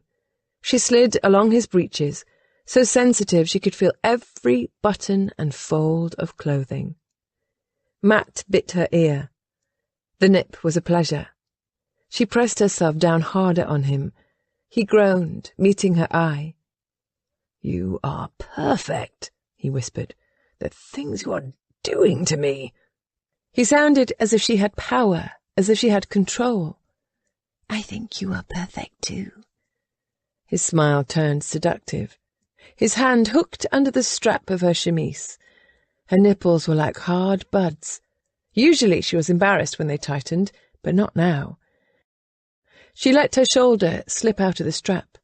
He pulled it down, revealing her breast. He weighed it, stroked it, and then put his hot mouth against her, and Willa was undone. Her hand pulled on the tapes of her petticoat, loosening it. She wanted him to touch all of her. Every inch of her body seemed to weep for his hand upon her. Matt undressed her until she was sitting on his lap naked. He kissed her in places she'd not thought to be kissed. His hands ran over the indent of her waist and the curve of her hips. She wanted him to never stop. But he did. He rested his palm against her belly, his fingers lowering to the most intimate part of her. He touched her. Willa gave a small cry at the exquisite, keen sensation. He drew back, and she followed him. "Is this it, Matt? Is this making love?" She felt as if drugged, as if only he knew what she needed. "I didn't hurt you." "Lord, no." "Shall I go on?"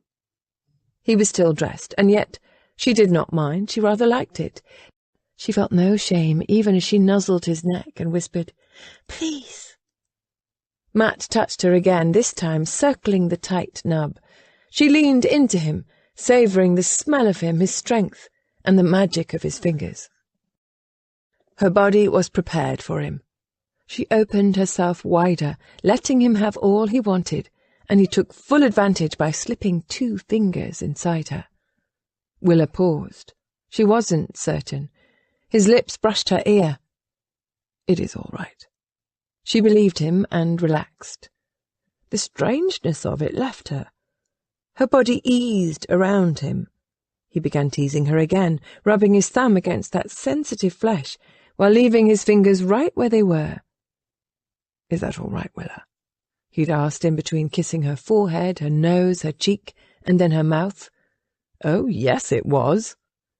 Heat built inside her. She caught her breath. Her hands slid around his shoulders, and then she wrapped her arms around his neck. He grounded her even as he drove her in a direction she didn't quite comprehend until she was there. Her body understood. There was a tightening, and then the most remarkable sense of well-being rippled through her in waves.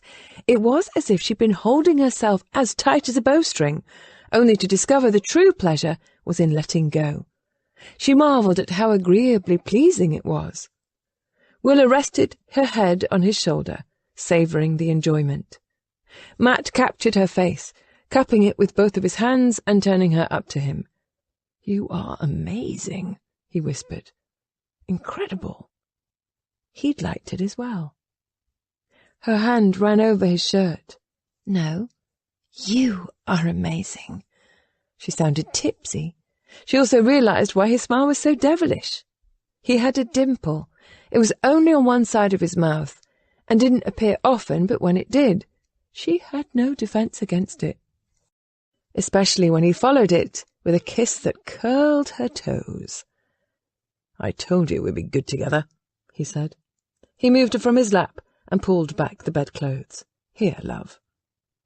She moved her unwieldy hair again to one side and slid under the sheets as he unbuttoned his waistcoat. She felt peaceful and drowsy. It had been a full day. A glass of wine would have been nice. However, her senses perked up as Matt unbuttoned and took off the vest. He placed it on a chair close to the bed. He tugged his shirt over his head. Willa couldn't help but stare.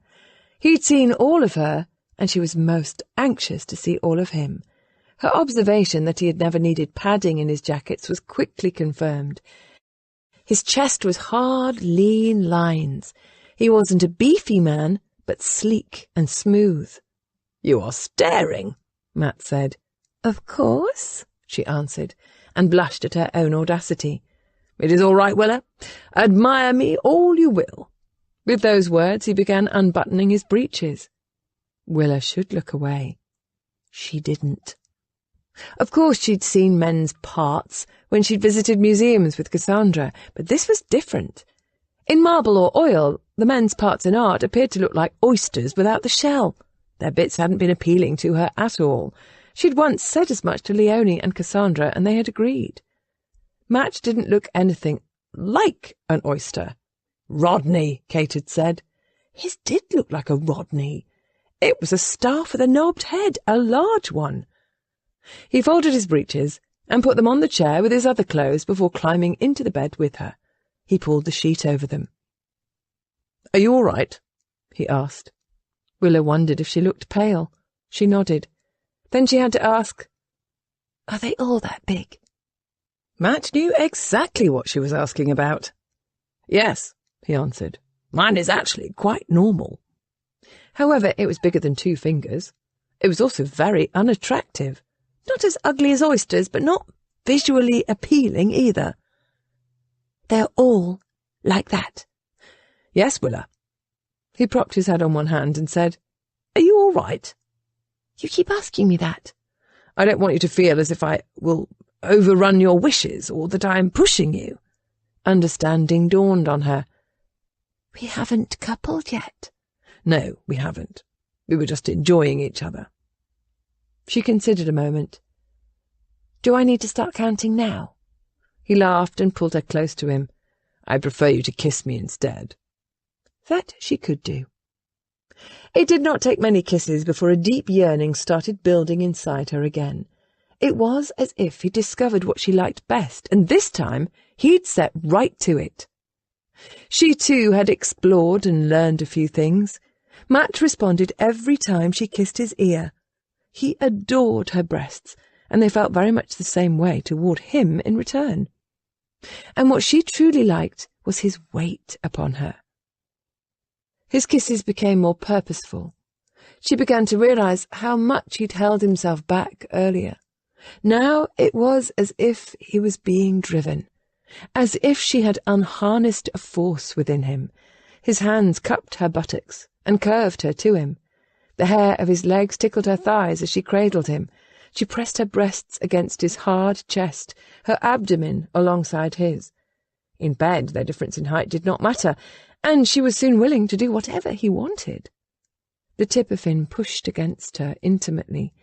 He stroked her with that very hard staff, mimicking the earlier strokes of his fingers. She flinched at the touch.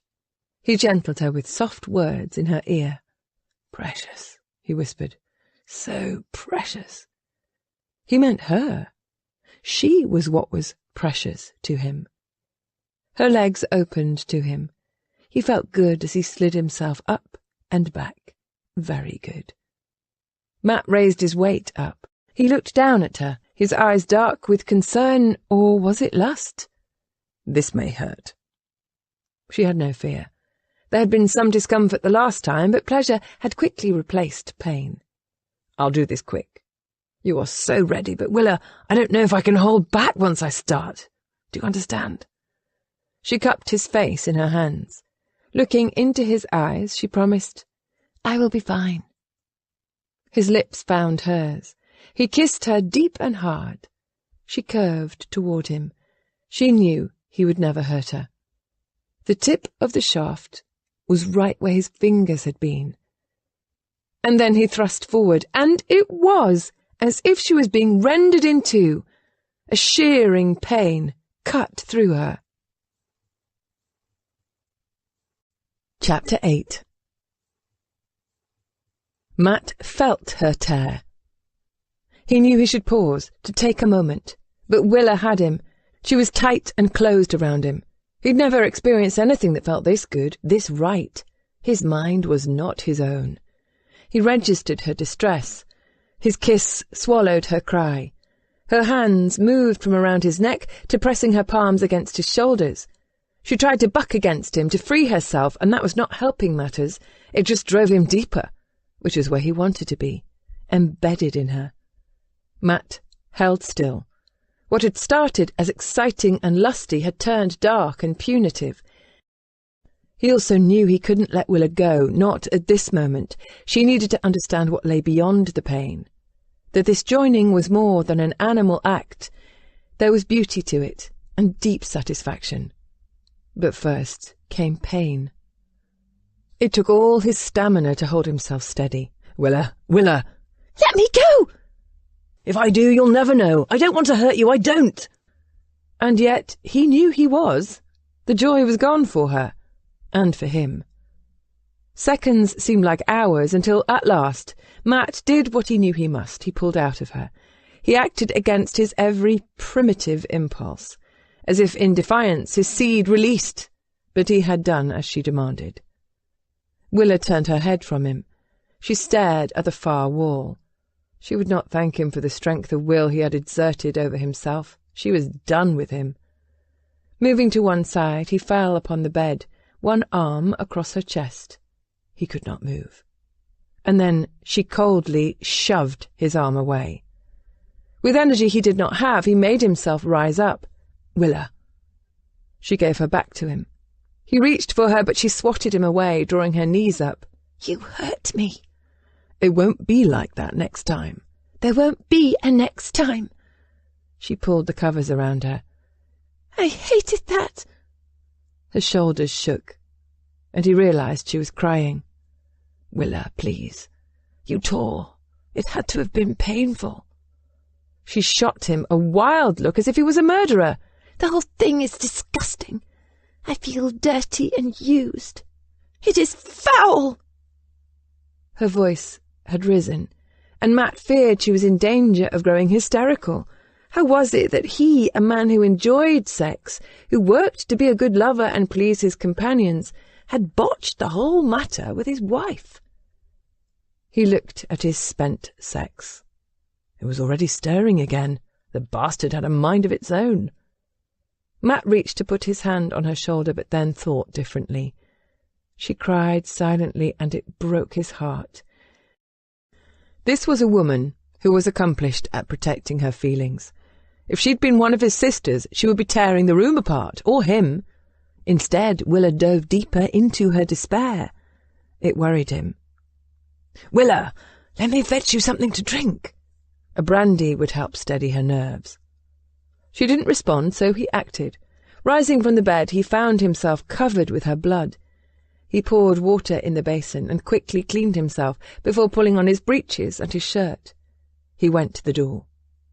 Earlier he'd given Marshall instructions on preparing a meal to be delivered to his room. A maid waited in the hallway for the sign. Matt found himself praying that the walls were thick enough that she hadn't heard a sound from the bedroom. Fortunately, she was tactfully stationed far enough away that possibly she hadn't. At the sight of him, she came to attention. He motioned for the food and mouthed, "Bring brandy." She nodded her understanding and was off. He closed the door. The day's light was fading. Willa had turned her head as if she could not stand having him step into her line of sight. Matt sat on the bed next to her. She edged away from touching him. "Willa, I know this is hard to believe right now, but it won't be like this all the time." Her silence was deafening.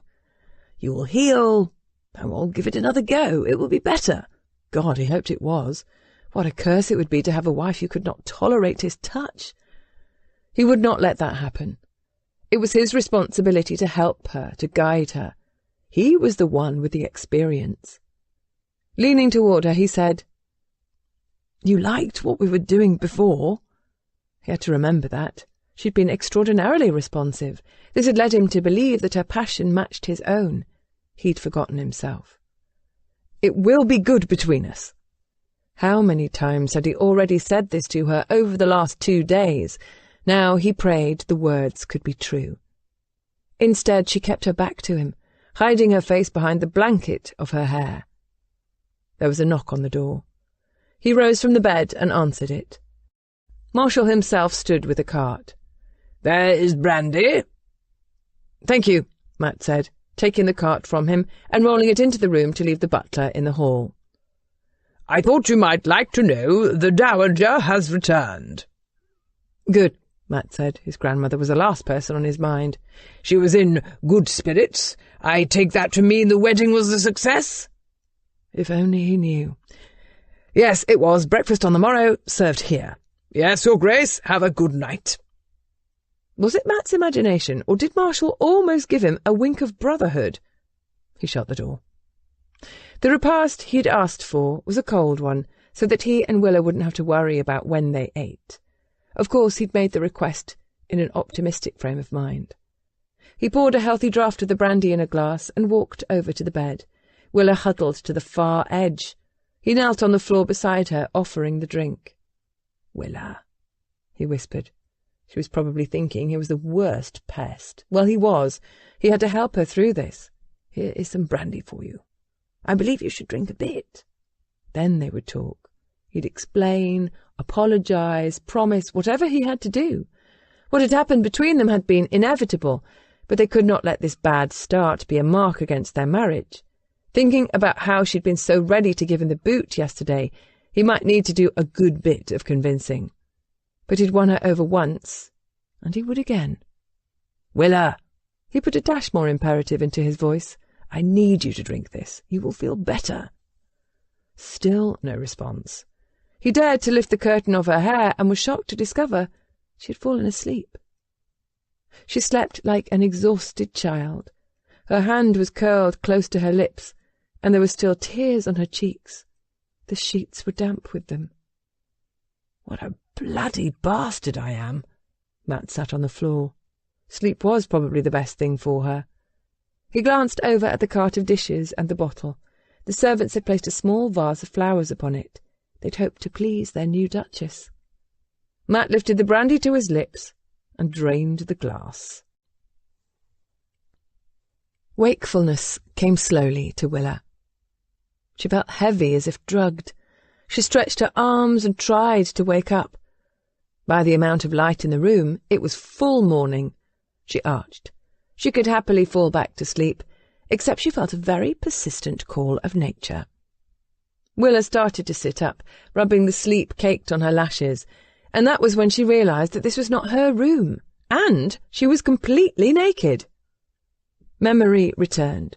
His clothes were folded haphazardly on a chair. Her stockings were on the floor, but she didn't see her dress.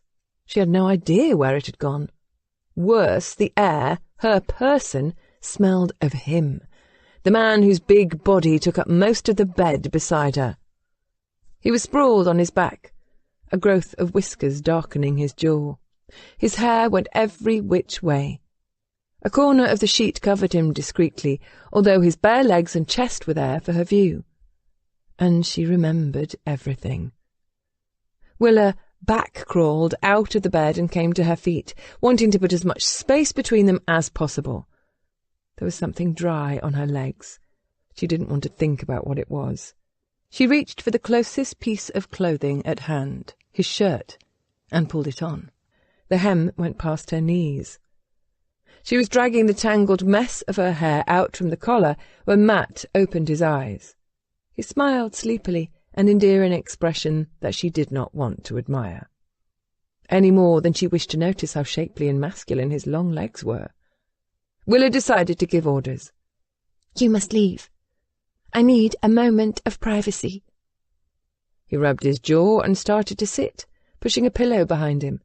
She prayed the corner of the sheet did not shift. She did not want to see his oyster bits. "The chair is behind the screen," he said, and yawned. "I require you to leave." She spoke softly but firmly. "I'm not leaving." "Did you not hear me say I desire a moment of privacy?" "You can have it," he replied, a touch irritably. "Behind the screen." Willa truly needed relief. However, "I can't do anything with you here." "I'm not leaving," he answered, and crossed his arms as if to show he could be as stubborn as he thought she was. She could have stamped her feet. "I want my own room."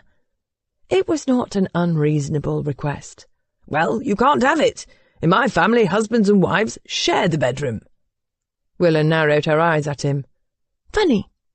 I overheard your sister Kate inform you that in your family husbands loved their wives, and you informed her that you didn't love me. Why are you standing on tradition now?" If she'd slapped him, the response would have been little different. "You overheard that?" Willa responded with a haughty shrug, not trusting the edge in his voice. "What does it matter?" she managed. "We aren't a love match." She almost choked on the words. She remembered everything from last night now, from the sheer bliss of his touch to the knife-edged pain of his invasion of her body. What people had said was true. He had almost ripped her in half. She could never be a wife to him. She could not imagine what would happen if she carried his child. Why, there would be nothing left of her.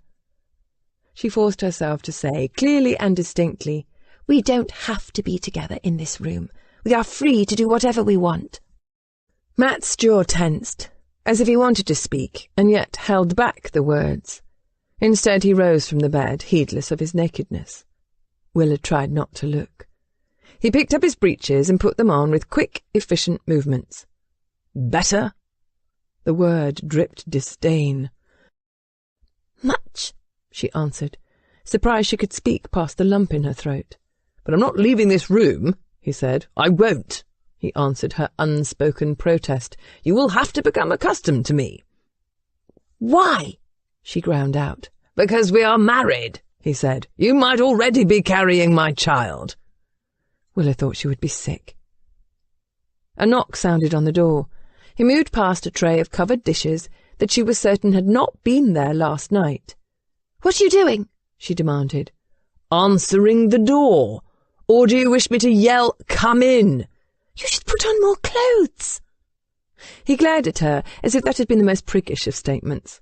"I would, but you are wearing my shirt." She was, and she did not want anyone to see her in it. Furthermore, she could hold herself no longer. Her mind hurling every foul insult she could imagine at him, she dashed to the privacy screen, hoping that whoever was at the door would keep him from hearing her. With movement came an uncomfortable awareness of deep muscles she had not known she'd had before, and just the slightest hint of pain. It was Annie at the door. "Good morning, Your Grace." To Willa, listening behind the screen, the maid sounded nervous, as if the sight of the Duke's bare chest was both disconcerting and highly improper. "I'm Annie, Her Grace's maid." "I remember." Her voice even more timid, Annie said, "I have your breakfast."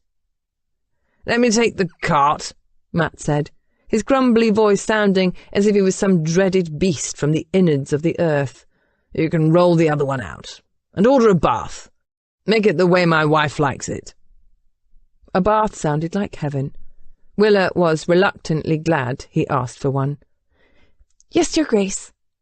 There was a sound of movement, and then Annie uttered a small cry.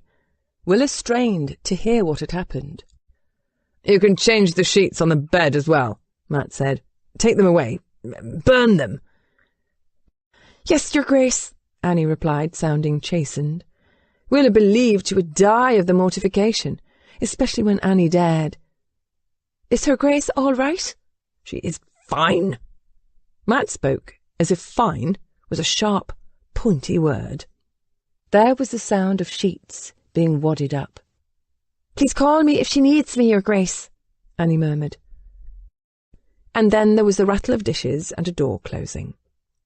Willa vowed she would never come out from behind this screen. She was going to stay here forever.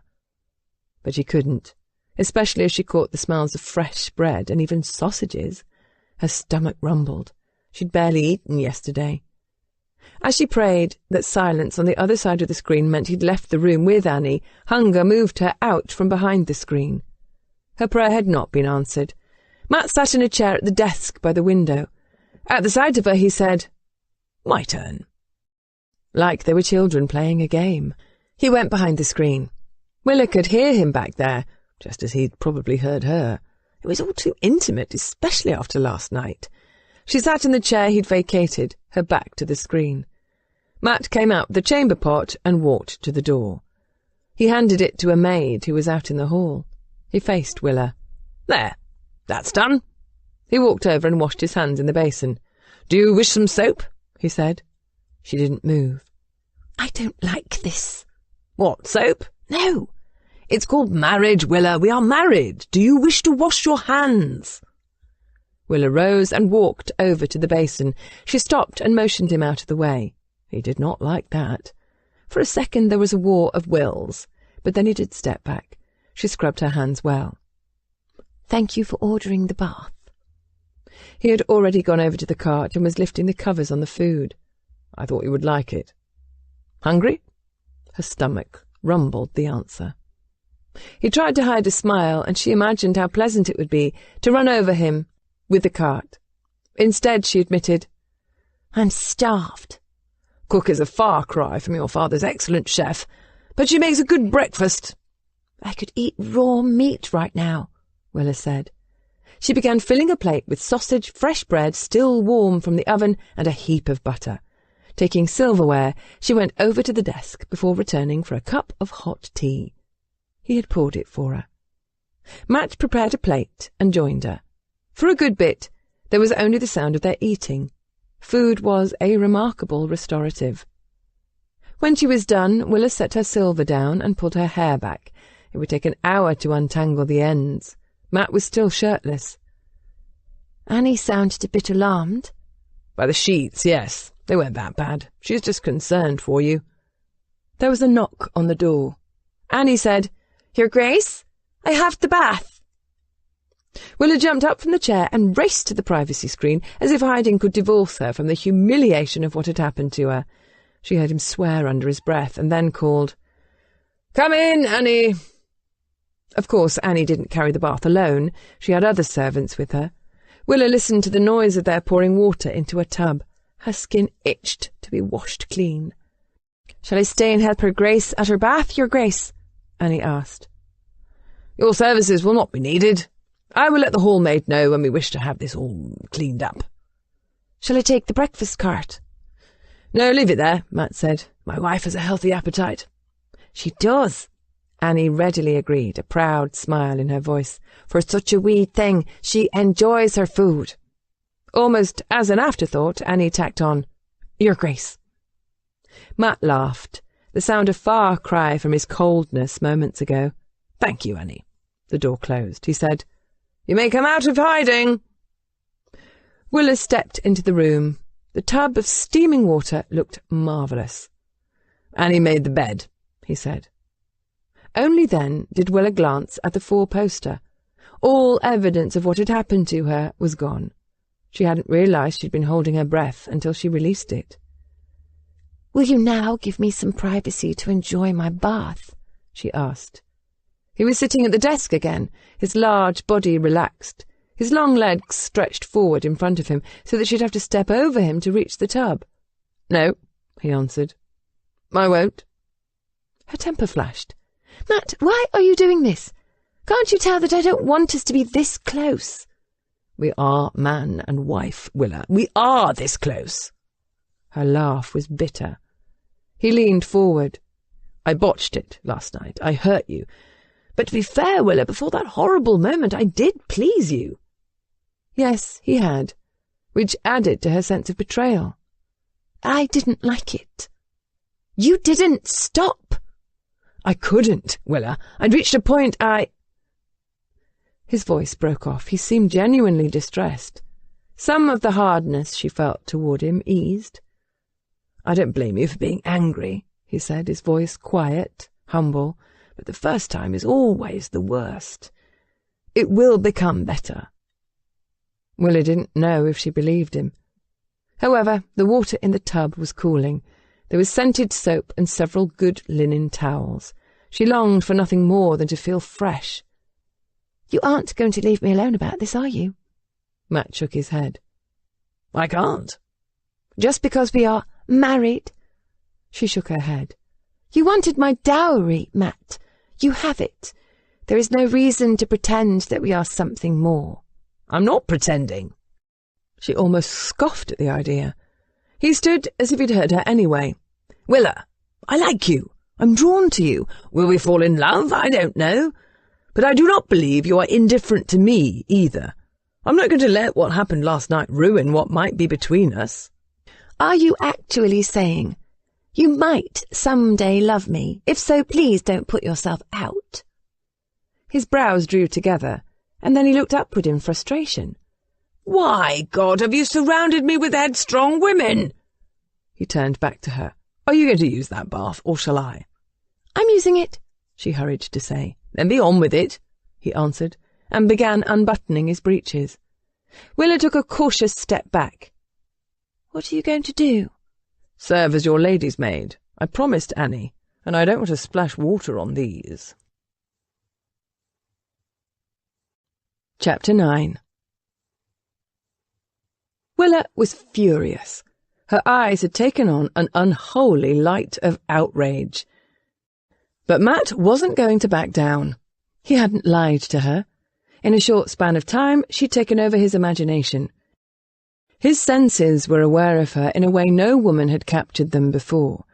He also knew if he bent to her wishes, she'd never come near him.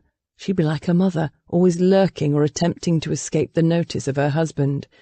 That was not a marriage he wanted. Taking off his breeches, he willed that arrant part of his body with a mind of its own to behave. No good would come from scaring Willa off. The problem was that his reason and his lust were in conflict. His Rodney, as his sisters affectionately referred to it, was like a divining rod searching for Willa. "Matt, I don't need your help." She put the tub between them and crossed her arms. Did she realise how adorable she looked in his shirt that reached almost past her knees? "You have it, whether you need it or not. Now, don't pay attention to him." He indicated his erection. "He is not trainable, but I can keep him in line." A strange look crossed her face. "Him?" Matt shrugged. "It would be silly to call it a her." She eyed it. "It isn't very attractive." "No, he's not. However, he can do tricks." "That's silly." "I will have to show them to you some day. But right now you bathe, or I'm using the tub." That hustled her. "I don't want you here." Her protest was a touch weaker. "Willa, we've had this discussion, this room, you and me. We both belong here." She could have run out the door. It was right there. But he was taking a gamble. Willa was not a coward. And he'd wager that she wanted something more than cold disdain between them as well. Waiting for her to warm up to him and, yes, forgive him for last night would be hard, but he was determined. Willa glanced at the door, but she didn't move in that direction. Instead, she gave him her back. Her hands gathered the shirt hem, and she took it off, revealing one of the loveliest backsides Matt had ever laid his eyes on. Rodney agreed. This was going to be a trial. Crossing her arms so that she could cover her breasts and femininity, Willa hunched over protectively and stepped into the tub. She slowly sat down. She had to give up guarding her preciousness to move her hair out of the way. However, the tub was made for someone his size. The water was deep on her. She leaned forward, guarding herself, until a side glance enlightened her on the difficulty he was having with his little friend. She'd been so concerned she hadn't noticed. Now a sly look crossed her face. "Willa, what are you thinking?" "That this may be harder for you than it is for me." She lifted her arm away from her breasts. Rodney went full out rigid. Harder had been the right word. He would never relax at this pace. And she smiled at Matt's struggle for control. But she hadn't run. Matt knelt beside the tub, feeling hoisted by his own rash claims. However, he was determined to be gentle and present. He wanted Willa's trust. He picked up a cloth and dunked it in the water. Willa caught his hand. "I can bathe myself." With his other hand, he offered her the soap. She released her hold and took the scented cake, indicating with her gaze that he could remove his hand from her bathwater. He did, but he didn't move away from the tub. She began lathering the soap on the cloth. "You don't need to stay right here." "That is all right," he said, pretending he wasn't watching her every movement. "I like the floor." Her nose twitched her suspicions. "It is awkward having you here," she murmured, washing her arms. "That is a perception. Thousands of men and their wives share a room. It is all part of the intimacy of marriage." Her lip curled. "What are you trying to do, Matt?" "Be a good husband." For a long moment she considered him, and then she gathered her hair draped over the edge of the tub as if it annoyed her. "Please see if there is a ribbon for my hair in a box on the washstand." He was happy to do so, especially since Rodney had calmed down a bit. But he had to be careful. The little man was always ready to rise. She pleased Matt when she said, "Would you help me tie my hair up?" "A pleasure." He lifted the weight of it and wrapped it in a knot the way he used to watch his mother tie hers back. The ribbon would not hold it for long. "You have a good head of hair." "I have too much hair." "Cut it." He resumed his watch by the tub. He liked the view. The soap she was using smelled of lavender. She moved as if less self-conscious around him. Wiping the back of her neck with the cloth, she said, "I'm afraid to do so. I mean, some women like your sisters have shortened their hair, but—" She shrugged. "My father would never allow it." She drew the cloth down and looked to him. "Would you?" Matt laughed. I know better than to answer that question. A wise man doesn't tell a woman how to dress. Cut your hair, braid it, do what pleases you. But do you like it long? She paused a beat and then said, Last night you seemed to enjoy taking it down. Matt dared to lean an arm on her tub. She did not chase him away. I'm more interested in you, Willa, not your hair. She tilted her head in that manner she had whenever he seemed to say something that challenged what she believed. He waited, hoping she would give him a little more insight into her thinking. Instead, she ran the cloth over her legs. Matt would dearly love to take the cloth away from her, to have his hand be the one that spread lathered soap over her knees and around her calves. Rodney stirred, and Willa noticed. She eyed him again with disfavour. Does it always do that? Apparently, around you. And then, to take her attention off his discomfort, he reached in the tub and splashed water. She gave a little yip, as if his action was unexpected and yet not unappreciated. Slowly, with great patience, she seemed to be forgiving him. Here was the price he had to pay for his loss of control. He had to make himself wait, even though he had a strong desire to lift her out of the tub, dripping wet, and make love to her right there on the floor. But he held back, because she was worth it. The realization that he might have married above himself, and he was not referring to her money, had started to come upon him watching her yesterday among the wedding guests. She'd moved with grace. He'd watched her listening to conversations, taking in Kate's boldness or someone else's gossipy or crass behaviour. She'd kept her thoughts to herself, but she had been thinking. She was no one's fool, including his. I'm finished with my bath, she said. All right. He picked up a towel, prepared to dry her off. Her response was to snatch it out of his hand and wave him away. He good-naturedly backed off. Perhaps next time, he murmured. Perhaps. Dear God, there was hope. And he could ruin everything if he did as he wished and stared at her as she dried the water from her skin. Instead, he climbed into the tub. The water was cool. Good. Cold as ice would have been better. Willa went to the wardrobe and found a dressing gown on a hook. She put it on, sending a smile in his direction as if she had outwitted him. She began brushing her hair. He didn't mind that she'd put on clothes. It was enough to know that she was naked under that scrap of material. Naked and beautifully formed. He was a lucky man. It was also hard as a rock. Matt picked up the bucket the servants had brought with the bath, filled it, and poured it over his head. His thoughts were not pure ones. Especially once he caught her covertly eyeballing him. It made him want to give her a true show.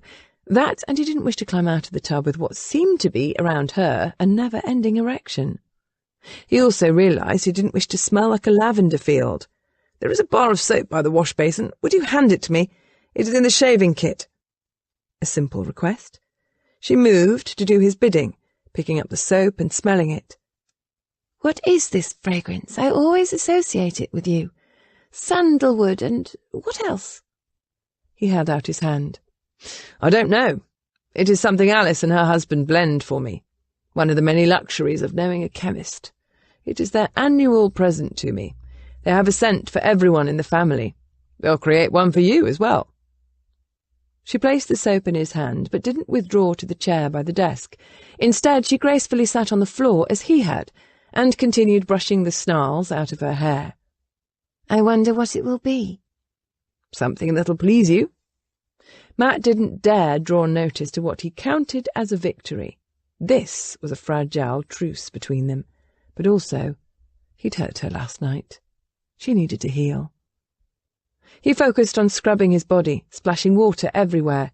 He didn't fit in the tub as neatly as she did. Wiping water from his eyes, Matt squinted to see her holding a towel. Thank you. He started to take it, but then paused. Unless you wish to dry me off? Willa's answer was to jump up and go to the wardrobe.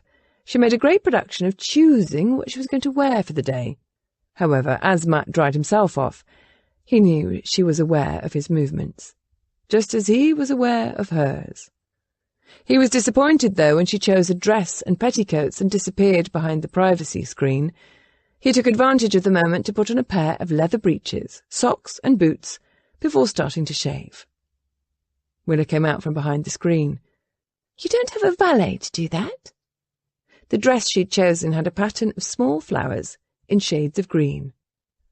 "I will," he answered, rinsing his razor in the bowl before applying it again.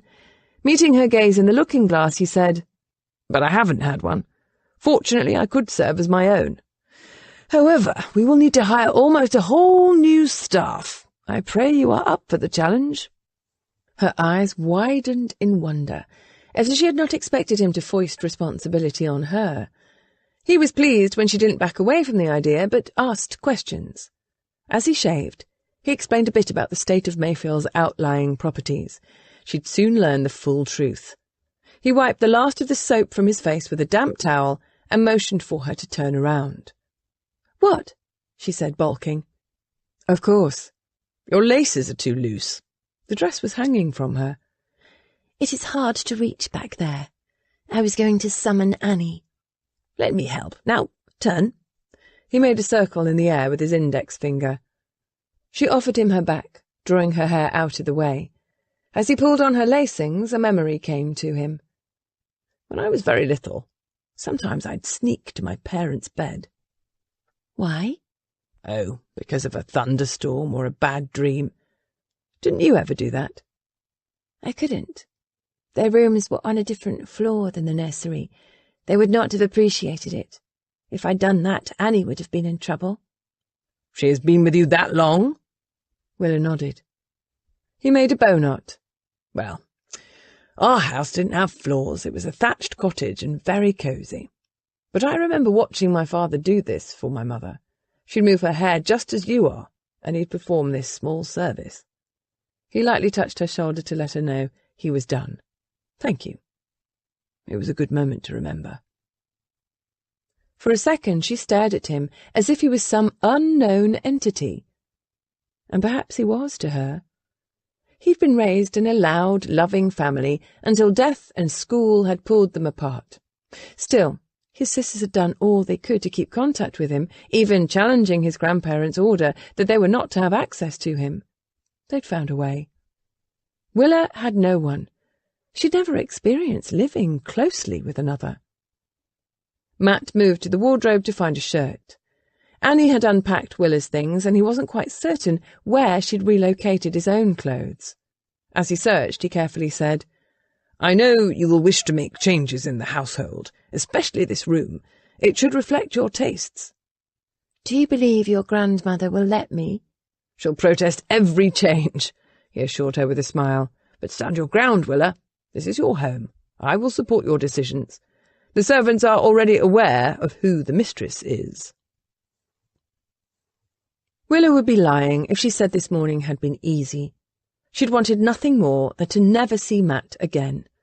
Thoughts of the disaster of last night were enough to make her hide in shame and anger. She'd been led to believe it would all be fine, that she'd be as blissfully happy as Cassandra or Leonie, but that wasn't how it had been. However, Matt was doing all he could to bridge the gap between them. His way was softer than her father's would have been. Her father would have lashed out an order and expect to be obeyed. Matt was allowing her a bit of breathing room. The walking around naked had been disconcerting, and yet she'd grown a bit accustomed to it, especially when he'd served as her lady's maid. He'd not taken advantage of her, even when his base desire was so obvious. And now he was giving her the run of his household. She had no doubt the Dowager would bristle at some of the things Willa had seen needed to be done, just in the hours she'd been in this house.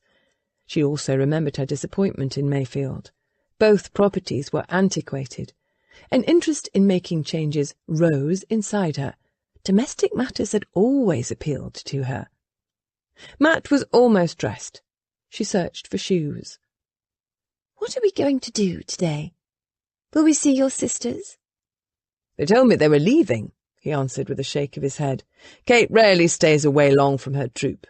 and Alice doesn't like to be apart from Roland more than a few nights." "So it is just us?" He nodded. "I thought it might be fun to see the sights of London. I've been too preoccupied since I gained the title to visit anywhere. You know the city far better than I. Where would you be going today if you could choose anywhere you wish to go?" What an enticing idea. "Anywhere?" "Besides shopping." He shuddered in distaste.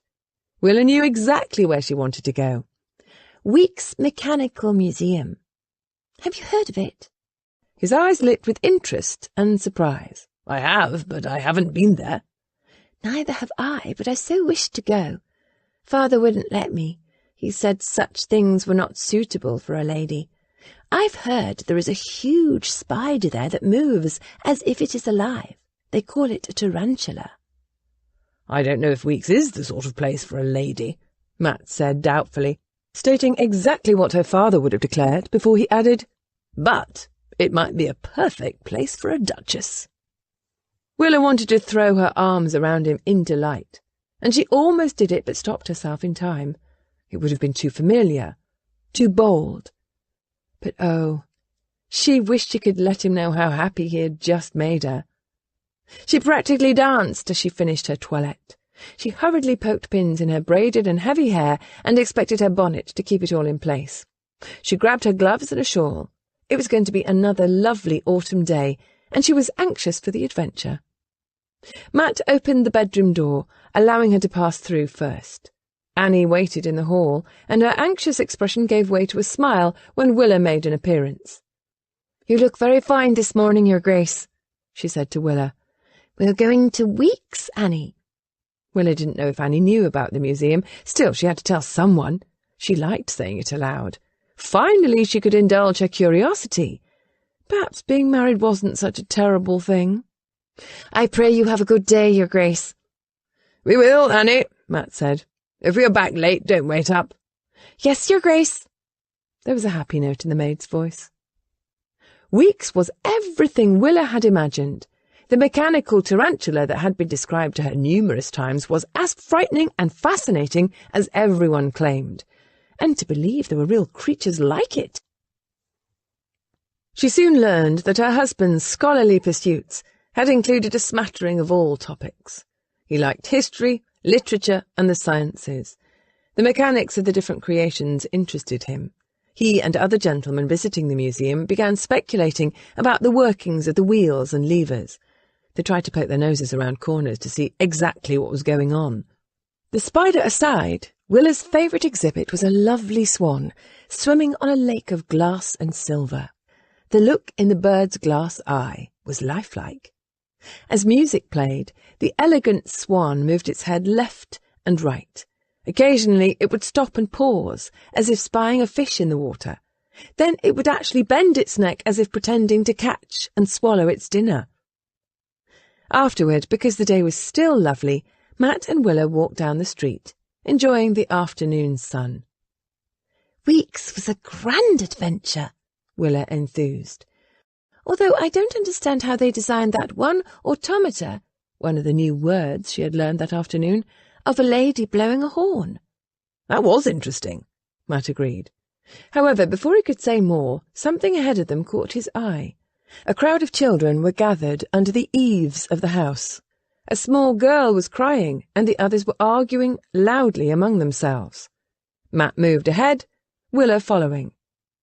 "What is the matter?" he asked the crying child.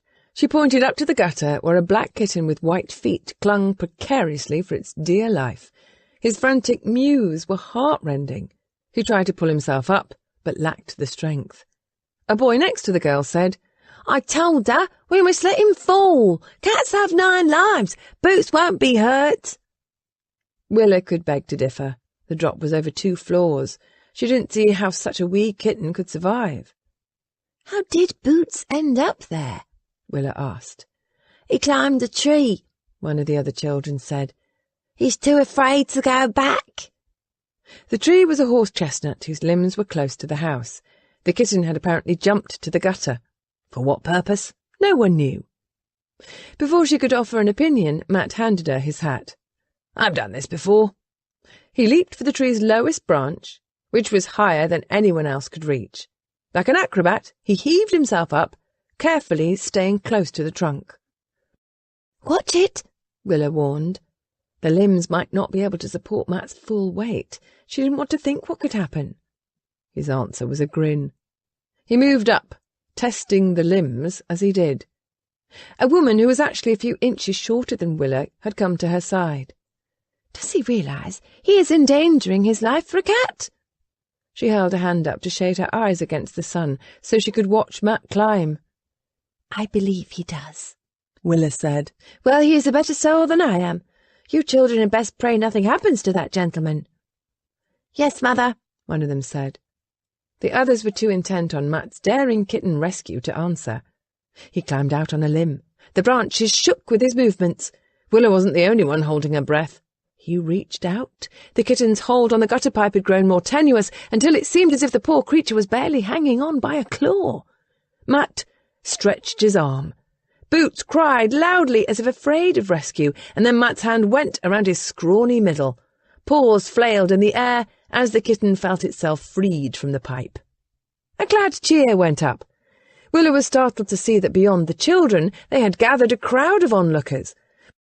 One man was even taking wagers on whether Matt would make it to the ground with the kitten successfully.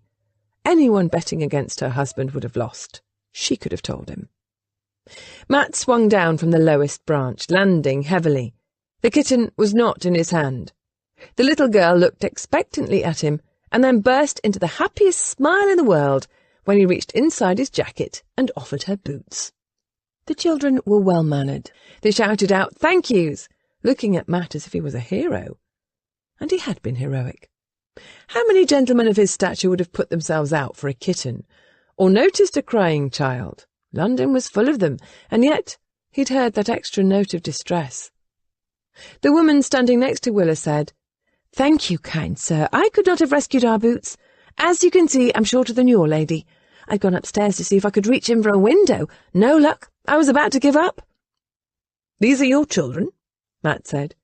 Willa gave him back his hat, which he set at a rakish angle on his head. "Most of them. 2 sets of twins and 2 others. They are a handful. It is a pity my husband wasn't home. He is actually a bigger man than you. He could have saved our Boots."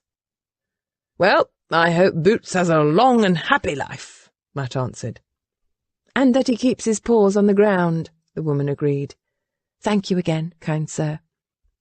Matt took Willa's elbow, and together they walked away. "You seem thoughtful," he said. "What are you thinking?" Willa wasn't about to confess that she was a bit thrown off by the woman and her children. If her husband was close to Matt in size, well, those who had speculated on whether Willa could bear his child were wrong. All the children had appeared healthy and well-bred, and their mother had been trying to save the kitten herself, which was exactly what Willa would have done. She found his hand, his gloved fingers laced with hers. "You aren't going to share what is on your mind?" he prodded. Willa smiled up at him. He was truly handsome, but she was beginning to notice every slightest detail about him. He wasn't perfect, and that was good. He was as human as she, and he could admit to mistakes. "I botched it last night. I hurt you." She still experienced some discomfort. Her muscles complained from time to time, but it was no longer a very big thing. And while Matt had laugh lines from the corners of his eyes, there were also shadows of worry and concern. "I was thinking about how you like to rescue things," she said. His brow came up. "Like the kitten?" "Like me." She smiled. "Among others?" For a moment he acted struck by her words. "I suppose there is a protector in every male," he conceded slowly. "Not everyone," she could tell him. "My father is more of a competitor. He thrives on besting others." "That, too, is a male trait." Unbidden, Letty Bainhurst came to her mind. What had he said about her? That he'd believed he'd been rescuing her from a bad marriage. He'd wanted to rescue Willa as well. In fact, today, he'd been doing all in his power to help her feel safe. Willa wondered if he saw a difference between her and Letty. That she'd even had the thought made her angry with herself. Jealousy was an ugly emotion, and he'd given her no cause, and yet, where he was concerned, she was losing perspective. She was falling in love, and it had been effortless. Had it happened as he sat beside her tub, obviously hungry for her and yet denying himself? Or was it because he'd been pleased to make her happy with a trip to Weeks? Or had it been when he jumped to the ground from a horse-chestnut tree with a kitten safely tucked in his jacket? Actually, she'd started to fall in love with him when she'd read his book of poems. The conversation she'd overheard yesterday between Matt and Kate came back to her. "I've been in love. It made a bloody fool of me. No, worse, it almost destroyed me. This is better. I respect Willa." That was what Matt had said. Except, walking down the street, her hand in his, Willa wanted the right to expect something more than respect. She wanted his love. She was far worthier of it than Letty Bainhurst had been. They returned home. The sun was setting as they walked in the front door. The Dowager was in a flap. She'd obviously been waiting for them. "You aren't dressed," she said to Matt. They had met her in the main hall. He'd just handed Marshall his hat. He spread his arms. "I obviously am." "But not for Dame Hester's musicale tonight," Minerva retorted. "I did not promise to escort you this evening," Matt answered. "And Willa and I have had a long day." "Matthew, you will be sitting in a chair all evening. The only thing you have to use are your ears." "I will not go, Grandmother. Send for George. He likes those sorts of evenings." "He is coming to ride with us," Minerva said. "Then the problem is solved." The Dowager was not happy.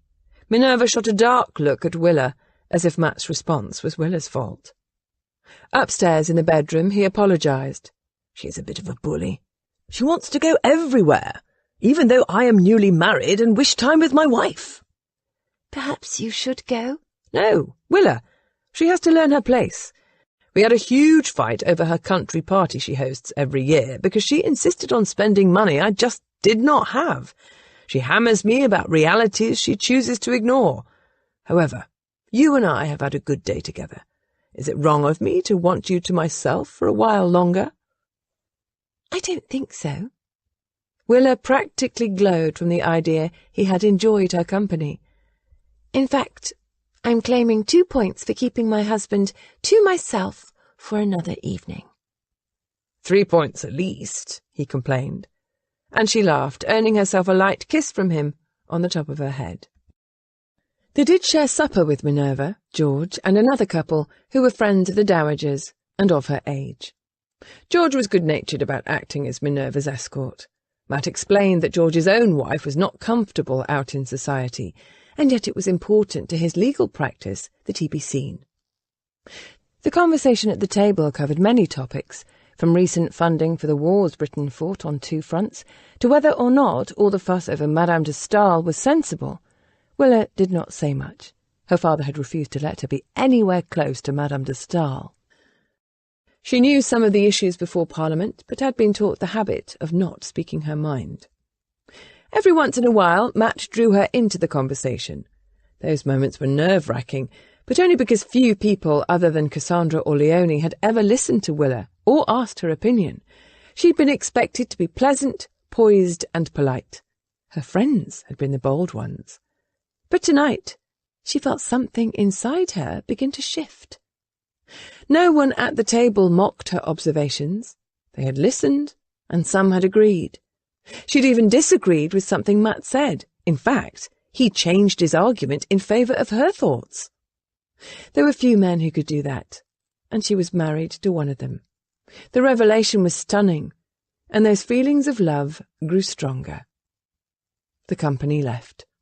Before they went out the door, Minerva said, "Now, Your Grace—" Willa was starting to notice that Matt was His Grace to his grandmother when she wished to bully him, and Matthew when she wheedled.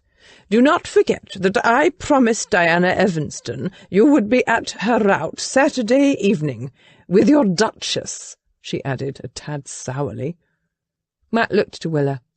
Of course she knew of the Evanston ball. After her wedding breakfast, it was the invitation to be had. She nodded, and he said to his grandmother, "I have not forgotten. My Duchess and I will be there."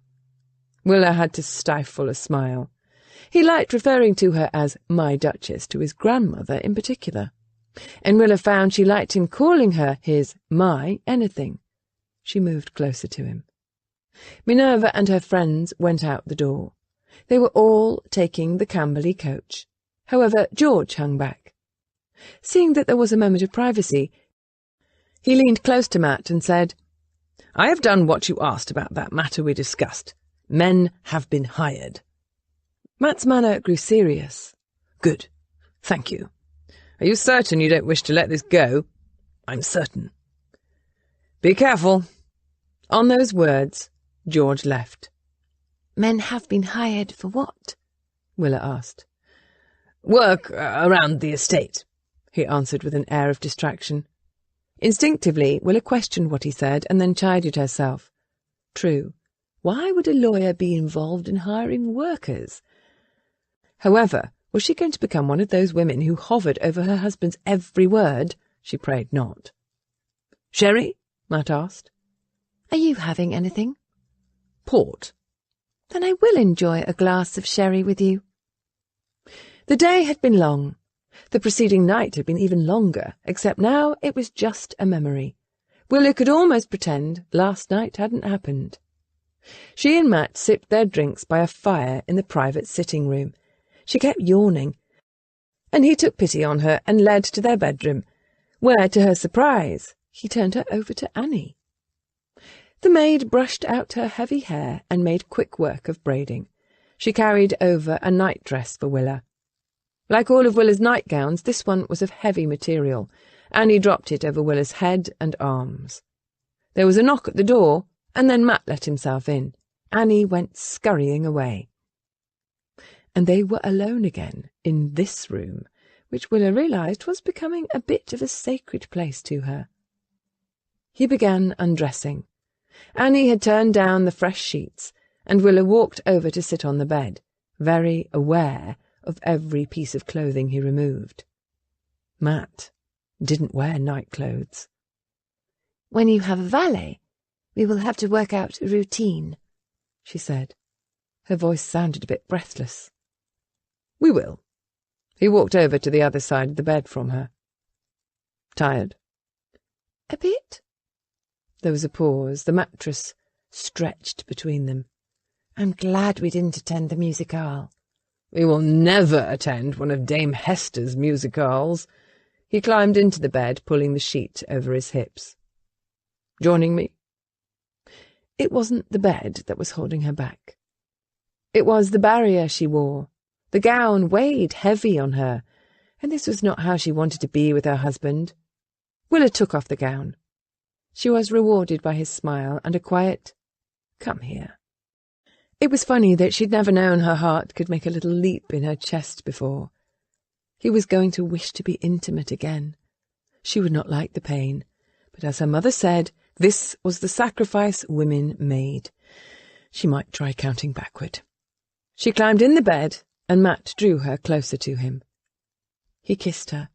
Their lips melded together as if it was the most natural thing in the world. He rolled her on top of him, her breasts against his hard plains, her hips on his, her braid over her shoulder. He was ready for her. The kiss deepened. Willa was starting to learn the signs of her body. She was preparing for him, and yet she was anxious. If letting him hurt her was what must be done. To her surprise, Matt moved her over to his side, her back against him, his hips curving around her buttocks. "Go to sleep, Willa," he whispered in her ear. "But you—" He shushed her. "Yes, I want you."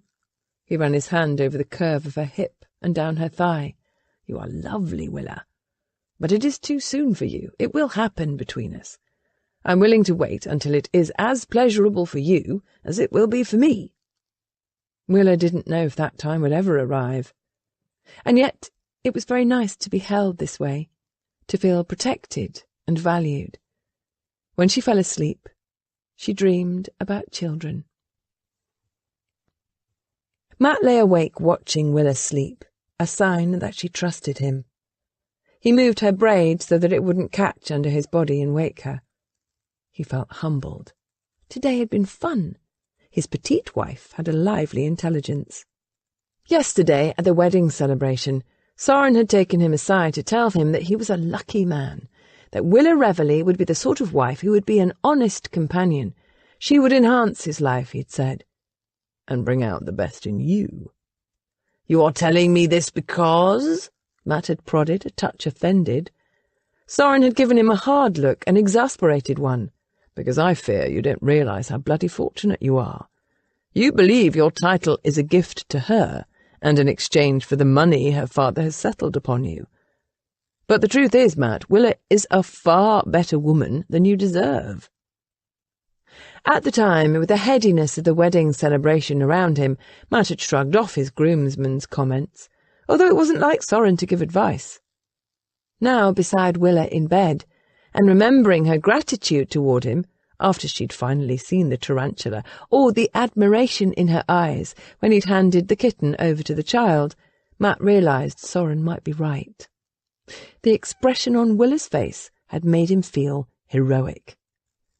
"I was thinking about how you like to rescue things." That was what she had said. Her comment had summed him up. Ever since his earliest memory, he'd wanted to make the world right, to please everyone. His parents' back-to-back deaths had only reinforced his need to take care of those close to him, and when the circumstances were impossible, well, he wasn't his best self.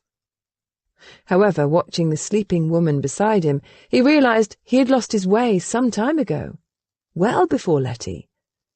As a boy, he'd been caught between loyalty to his sisters and absent grandparents whom he'd felt obligated to please but never could. At last, he understood what Soren had been saying. His behaviour before the wedding toward this vibrant woman had been boorish. She was giving him a second chance, and she might be the person to help him become the man he wished to be. She had the strength of character to both test and challenge him, and he found he always wanted her to look at him as she had that afternoon when he'd rescued the kitten. Always. Chapter 10. The next several days were idyllic for Matt. He was now doing what he should have been doing before the wedding. He was learning to know his wife. They spent time with Dewsbury and his countess before they left for Cornwall. There were jaunts to museums and exhibits and a night at the theatre. Everything was light and relaxed. Willa asked if they could attend a performance of Kate's troupe, even if they had to travel a bit. Matt was ashamed to admit it had been years since he'd attended one of his sister's plays. Another failing of his brought to light. "After the Evanston rout, we'll search out where her troupe is." They also spent 2 days at Mayfield. Matt proudly introduced Willa to his tenants. He was also pleased to share what he'd learned about agriculture and the details of his estate. See, he wanted to say about those months in the country he hadn't just been pining for Letty Bainhurst. He'd been trying to do good. He didn't know why he thought of Letty in that moment, except he sensed part of Willa's shyness around him was because of the infamous affair. She didn't bring it up, but there were times she nailed him with her direct insight, and other moments when he sensed she held back. They slept beside each other. Willa no longer questioned the practice, and she seemed relaxed with his presence, a sign of trust, he hoped, because his regard for her grew with every passing day. His self-inflicted celibacy had heightened his awareness of her. It also meant he had to truly pay attention to her, and there were moments, especially when she slipped her hand in his, that he felt a contentment he'd never experienced before. Since he first attracted the notice of women, they had let him know they liked the way he looked. He'd rarely had to work for their approval. But he had to work for Willa's, and she demanded more than those women had. She valued character. She was remarkably perceptive to the smallest nuance, and yet guarded. He didn't understand the roots of her doubts. He knew it wasn't because of her rough initiation into sex. She didn't seem to hold a grudge against him. However, he was determined to use his better nature to please her. The morning of the Evanston rout, the one Minerva had hounded them over, they went on a picnic by the River Lee and did a bit of fishing. Willa wasn't missish at all. She baited her own hook and even attempted to push him into the water. Their laughter had echoed around them. Later, Matt fell asleep under a tree, his head in her lap. He woke to the sound of her humming. She looked down at him and gave a contented smile. Matt had an urge to turn his head where it rested and sample what he wanted, except it was too soon for such a bold movement. He believed her passions matched his, but he was waiting for her to make the first move. "Did your cousin George send those men you wanted to hire for work?" she asked, interrupting the carnal direction of his thoughts. She referred to his hushed conversation with George the other night. He had hoped she'd forgotten it. Instead, she seemed to remember everything. "What did you want them to do?" she asked. "It is of no importance," he answered. "George behaved as if it was important." Matt sat up. He looked at her and realised he could share the truth. She was his wife. The results of Hardesty's blackmail affected her. It was the whole reason he'd married her. What if she heard the story from someone else? What conclusion might she draw against him?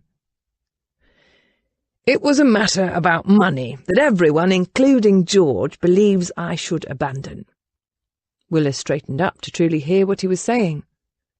"Do you think the matter should be abandoned?"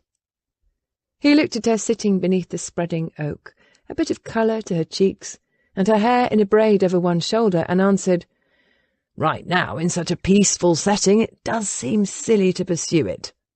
"Why, what was the issue?" Matt shifted his weight. "My grandfather was being blackmailed." "Blackmailed?" she repeated in disbelief. "Over what?" "The reason isn't important." He wasn't going to talk about his Uncle William. Let the dead have their peace. "It stopped almost 2 years ago, but by then the estate was robbed dry." "That's what happened." She flipped her braid over her shoulder. "People speculated about why your family had lost their money. Father assumed it was poor investments. He didn't know what kind. He looked into it." "Being cautious, I suppose." "When it comes to money, Father is always wary. Money is his purpose in life. So why did you want to hire the men?" "The name of the blackmailer is Hardesty. I had some thought to track him down. I would like to have back what we lost, or at least find justice." "And now?" He thought a moment. "For the honour of the title, I should hunt the man down. It is what is right. However, perhaps everyone is right. Perhaps I should just count myself incredibly fortunate." "Because you have my money." There was a clip to her tone, a challenge. Cautiously, Matt said, "It has helped." "And now justice doesn't matter." Yes, there was definitely a troubling undertone.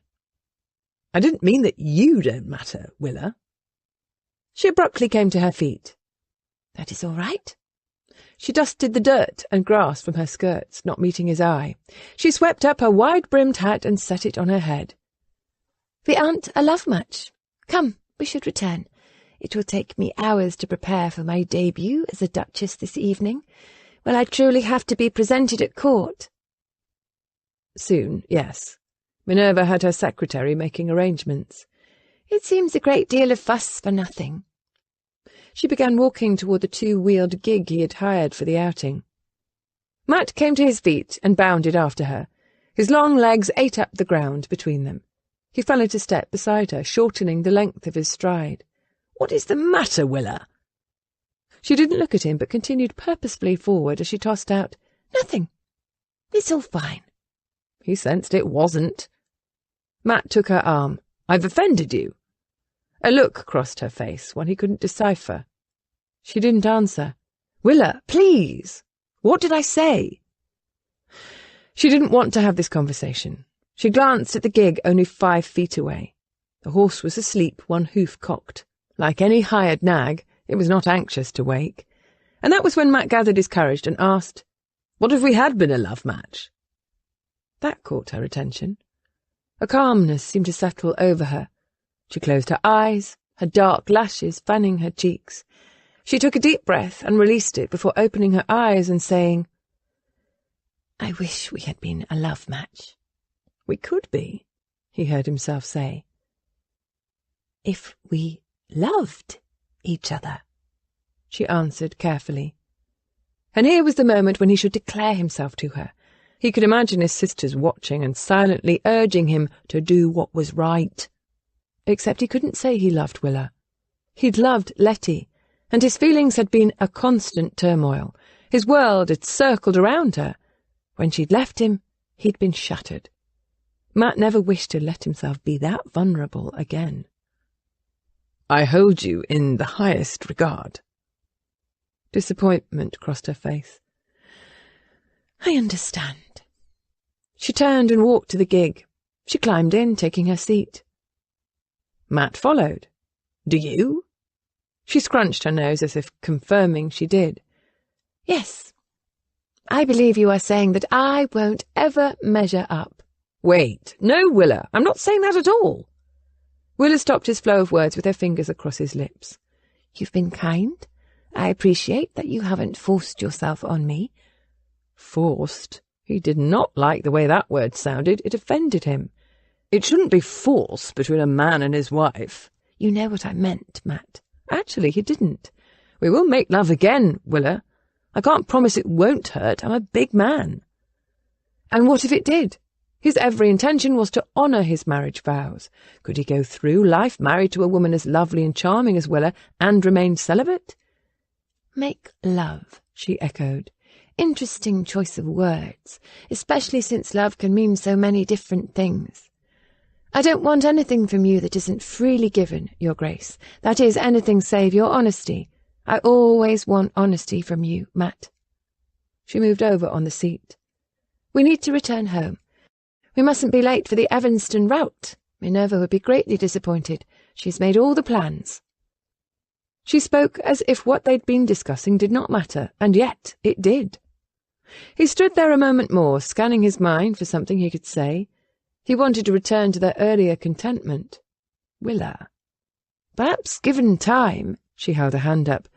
"No, don't give me banalities." "But I admire you." He did. After the raging passion he'd been through with Letty, Willa was a cool, refreshing spring. She was clear-eyed and uncomplicated. "I admire you as well, Your Grace." She could have been speaking to anyone, and it made him angry. Matt untethered the horse, a sign to the mare that her nap was done. He climbed into the gig. It swayed in his direction as his heavier weight took a seat beside Willa. They were thigh to thigh. But he didn't move the horse on. Instead he sat, and she sat, waiting. Then she broke the silence. "My lover's kiss is like no other, an answer to my soul. On a bed of roses we joined, finding our peace in each other." Do you recognize the words? He feared he did. I wrote them. Bad poetry. I don't agree. I thought it noble and proud. When I read what you'd written, I said to myself, here is someone who understands what love truly is. Actually, I wrote the book as a way to honour my parents. It is what I'd observed about them, not the sexual parts. Those were merely the fevered yearnings of a young man who thought himself a poet. Or who believed in a love that was above all others. She turned to him. You are fortunate. My parents have never moved me to poetry or to emulate them in any way. She turned away, looking straight ahead. So here we are, two people who don't quite know what love is.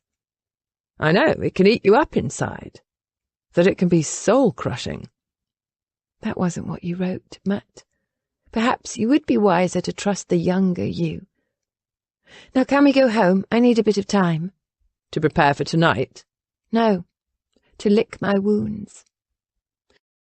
For the first time since he'd confronted her the afternoon before their wedding, he sensed a barrier being built between them, and he didn't know what he should do.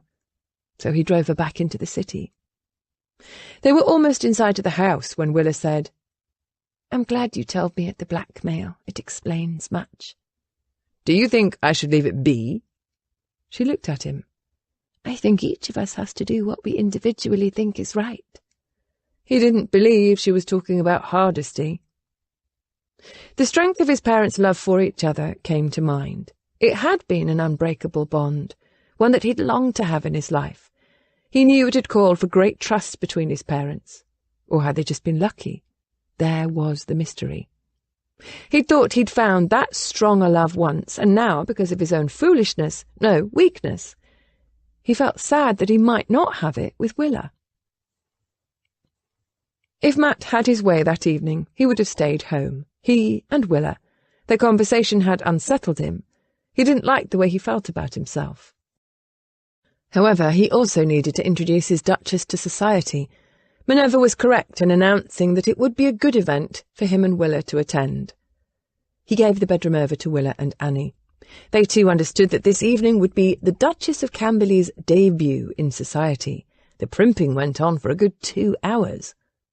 However, as Willa made her way down the steps to join him, waiting with Minerva in the front hall, Matt could say their time had been well spent. Willa was always lovely to him, but tonight, with her hair piled high on her head and wearing a dress of cream gauze trimmed in gold ribbons and lace, she was spectacular. She wore a delicate long gold chain around her neck and kid gloves up to her elbows. Her every gesture was feminine grace. Watching her, something deep within him began to open. "See," his grandmother said quietly behind him, "I would not suggest just anyone for you to marry, not for the title." How like one of his grandparents to take full credit for the marriage, and yet it was true. She'd prodded him to ask for Willa, and now he could confirm it was the wisest decision of his life. He met Willa at the stairs, taking her gloved hand. "Every man will be jealous of me this evening." She blushed, and he wanted to take her right back upstairs and have his way with her. Most of all, he wanted to turn back time to before they'd been so honest with each other. They set off for Evanston's home. There was a queue of coaches and vehicles waiting to release their passengers at the front door. Matt's driver and footman shouted to make way for the Duke of Camberley. Evanston's servants quickly waved them forward. The other guests, whose places they had supplanted, craned their necks as if trying to look into their coach. Matt knew they were anxious to claim the first glimpse of his Duchess. A servant opened the coach door at Evanston's front step. Matt jumped out and then helped the ladies. Inside the ballroom was a crush of people. It took a good 10 minutes for Matt and his ladies to make it from the step to inside the front door and the receiving line. Lady Evanston was considered a leading hostess. She was a willowy woman with a slender face and a braying laugh.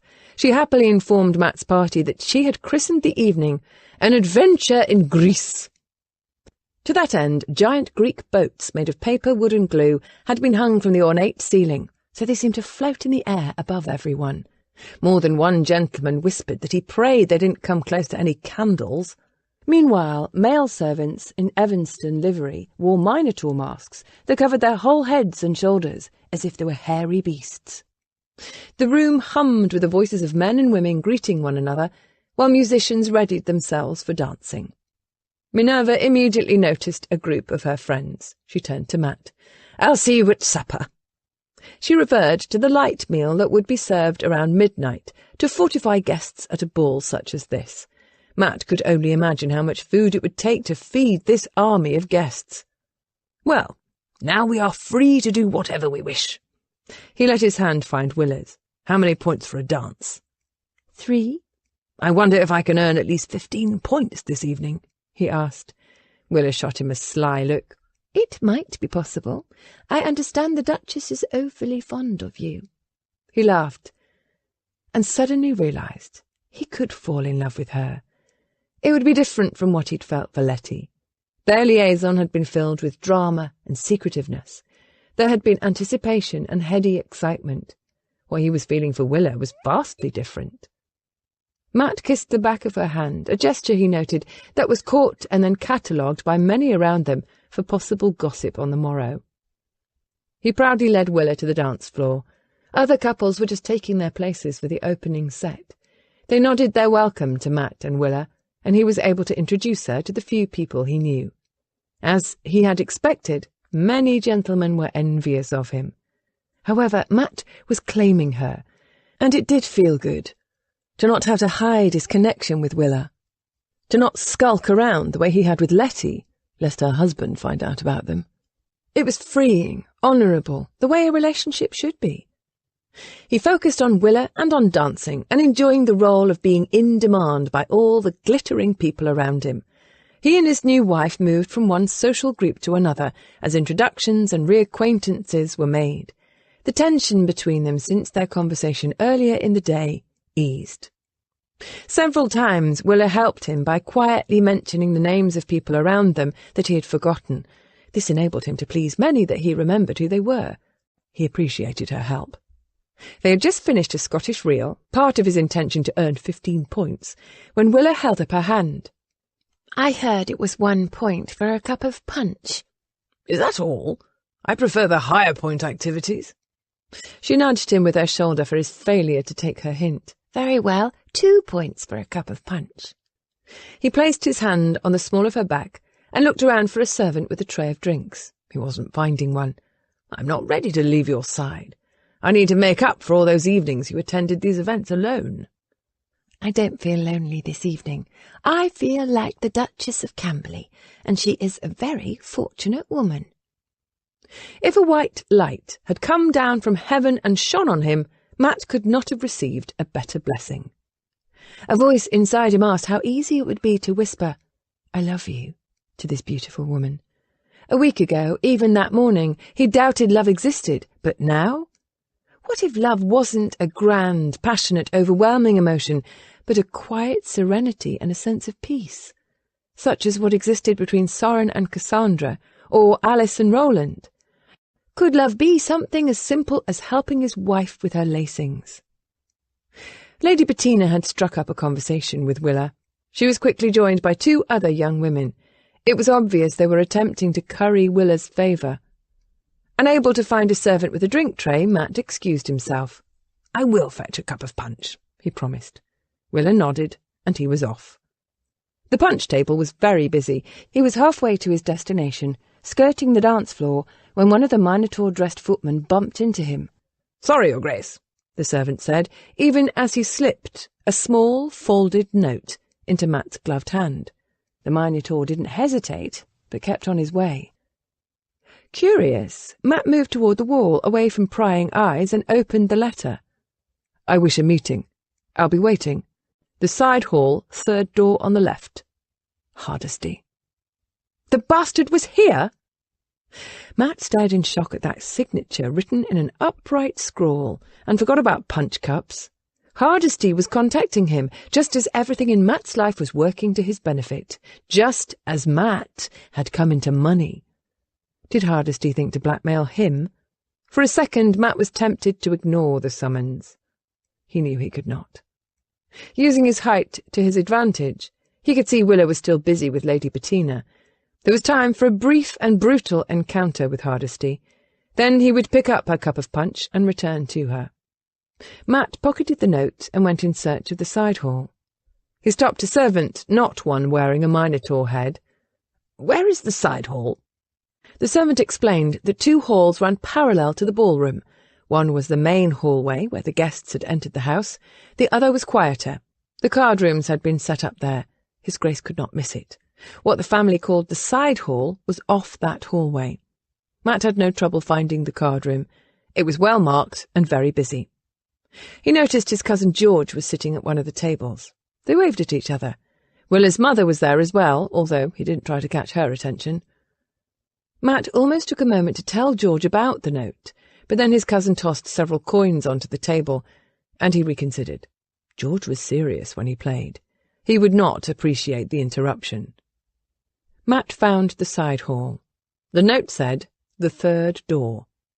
It was closed. Matt stood outside it a moment, and then didn't bother to knock, but barged right in, his fist doubled, and his every nerve ready for anything. The room was a small sitting room. A lamp burned on a table beside one of the several chairs. It cast a warm glow around the dark green walls that gave the setting intimacy. Standing on the far side, as if to keep the chairs between her and the door, was Letty Bainhurst, golden, privileged, and exquisite in her beauty. Matt was caught off guard. She didn't appear to be surprised. She acted as if she'd been waiting for him. With a glad cry, she ran toward him. Chapter 11. Stunned by the sight of Letty, when he'd had no reason to expect her, Matt didn't react until the weight of her body hit his. Her arms banded around him, tightening their hold. The heady scent of her perfume swirled around him, reminding him of her most intimate places. Her curves melded against him.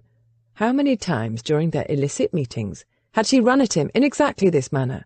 His arms naturally wrapped around her, but in his defence, his common sense was shouting, "Damn!"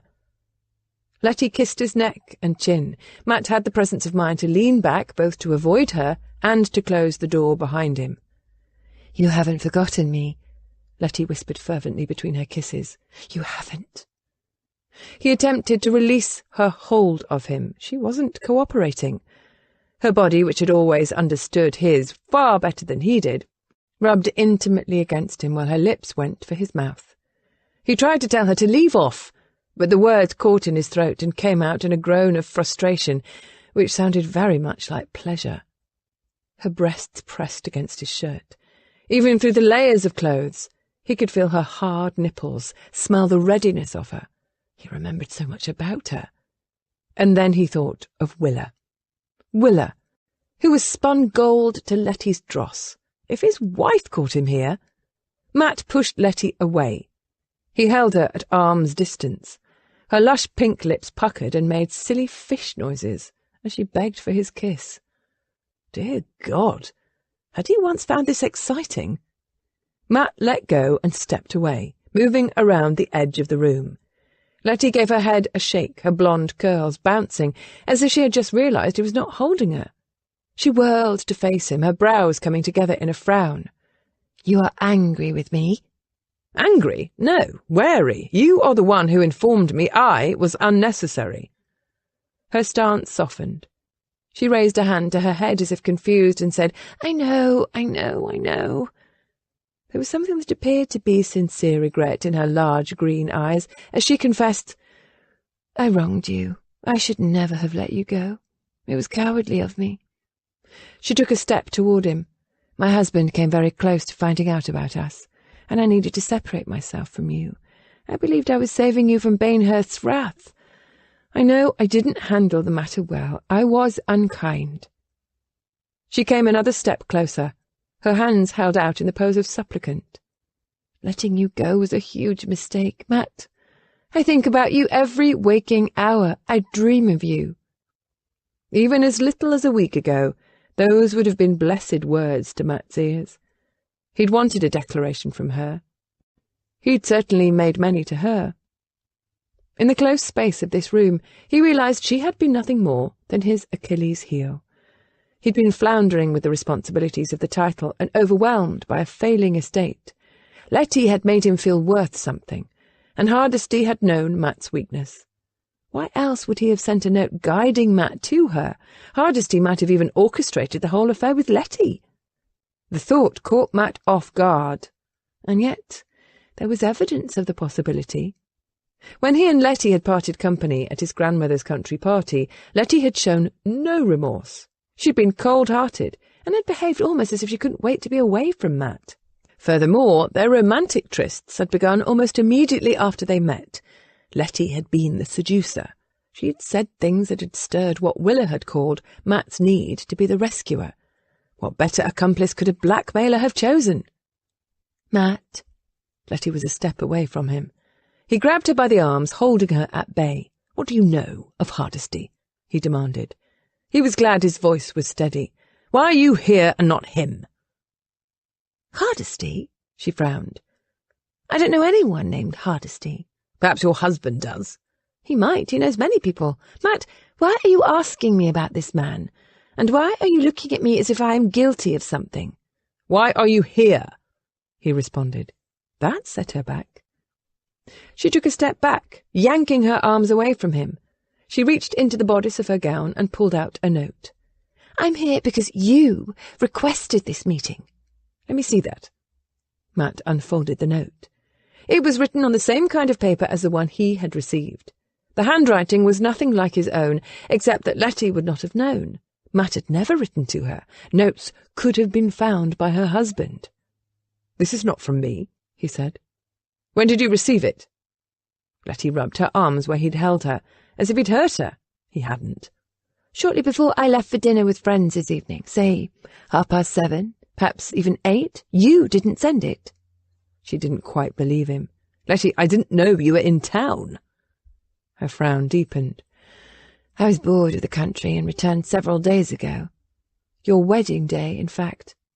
She made a face as if she'd known, and was unapologetic that it was perhaps more than just happenstance, that maybe he should be flattered.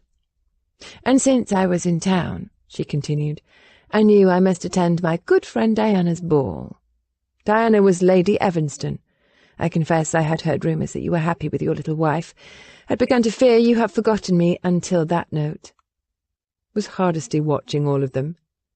It did not seem possible. How could any stranger be that close to all of them, unless Hardesty was not the man's true name? "Does your husband know about us?" Bainhurst was a powerful lord. They said he brokered in secrets, and yet for all the people who knew Matt and Letty, Bainhurst had supposedly never known. That didn't make sense. She shrugged. "I don't know. The man is maddening. He seems to enjoy being jealous. What is this about, Matt? If you didn't send me that note, who is it from?" It was on the tip of his tongue to answer what little he knew, and then he remembered Letty was not his friend. He could not count on her. It had been a hard lesson. "I don't know," he answered. "That is the puzzle." Her lower lip curled into a childish pout. "In truth, my only question is about us. I don't care who sent the note. I was happy to receive it. However, I sense you've had a change of heart, even though you had promised to love me even when I couldn't believe in us." Dear God, he could spout some drivel. "Letty, there can be nothing between us. I'm married." There. He'd said it, and he felt rather noble. "Are you saying you wouldn't have married if I hadn't set you free?" Her pout turned into a sly smile, as if he'd put forth a challenge. "There was something between us just a moment ago." She took a step in his direction. "Besides, after everything is said and done." "You did come here for me." "No. I came to see a man named Hardesty." He stopped, struck by a new idea. "Or he could be a woman. I have no description of the actual person." "You're saying your Hardesty could be me?" She laughed. He didn't. Her laughter stopped. "You can't be serious." She shook her head. "Matt, who is this Hardesty to you?" "Someone I was hoping to meet." He still held her note in his hand. "I'm keeping this." "Of course." She slid her hand into her bodice over her left breast and flipped the thin material over to reveal her breast, sliding her hand beneath it. "In fact, you can have whatever you want from me." This was a dangerously compromising position. "Letty, I'm leaving." She moved to place herself between Matt and the doorway. "You will have to go by me first." She smiled her confidence in her power over him, and it made him angry. She'd played with his heart. She'd caused him to doubt himself, and now she wanted him to believe that her feelings were true. "Out of the way, Letty." He moved forward. He'd walk over her if necessary. She wasn't going to let him go. She reached for him, grabbing his coat. "Matt, please, I don't know this Hardesty, but I want a second chance." She dug in her heels as if daring him to drag her. He turned, trying to escape. Her hand went for his neck, as if to catch and hold him. "I was trying to protect you, Matt. Bainhurst can be vicious when he's crossed. Don't hold my love for you against me." The door opened. Light from the hall spilled into the room. Willa stood, framed in the doorway. The three of them froze. I didn't knock, did I?" Willa said, and then answered her question. "No, I did not." Without another word, she turned on her heel and left. Matt swore and went after her. Letty tried to catch his arm, but he shook her off. He didn't bother being gentle. Out in the hall, Willa moved at a furious pace, her skirts swaying. She didn't know why she tried to run. His one step could easily overtake her 3. He caught up with her before she reached the adjoining hallway. "It is not what you think," he said. She stopped so abruptly, he took a step past her. "It doesn't matter what I think." Her voice was tight. "It is what I saw." She neatly stepped around him and would have charged off, but he hooked his hand in her arm. "You must listen. Letty means nothing to me. Nothing." But his words didn't mollify her. Her eyes alive with anger, she said in a furious whisper, "Don't play these games with me. I've spent a lifetime listening to my father lie to the people closest to him about his meetings with women who were not his wife." "Willa, you have it wrong. I was not having a tryst with Lady Bainhurst." He kept his voice low. He was aware there were those who could overhear. "Hardesty," he started to explain, but she was not in the mood to listen. "My father's current mistress is younger than I. I caught them out shopping several weeks ago.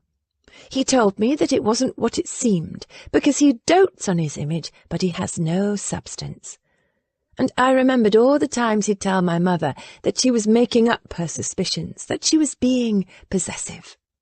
She straightened her shoulders. In that moment she could have been as tall as Matt. "I have seen what he has done to my mother, and I will not live that life. I want more." "I am prepared to give you more," Matt said, suddenly realizing what was truly behind Willa's desire to jilt him. Her caution, her doubts about him. He had made a cake of himself over Letty. In Willa's shoes, he would have been careful. "You can trust me." She shook her head. "If I'd caught you with anyone but Letty Bainhurst, it might not hurt so much. But I'd started to believe you, Your Grace. I'd fallen in—" Willa broke, not finishing the thought. "I have to leave." Her voice was charged with tears. He grabbed her arm. "You've fallen into what?" he demanded. "What were you going to say?" "It doesn't matter, Matt. None of this matters because I won't let myself fall in love with you. Ever." She slipped under his arm and out of his hold. She practically ran from him. Matt felt gutted. Willa had loved him. Even though he wasn't the perfect lover, she'd started to fall in love with him. And he loved her.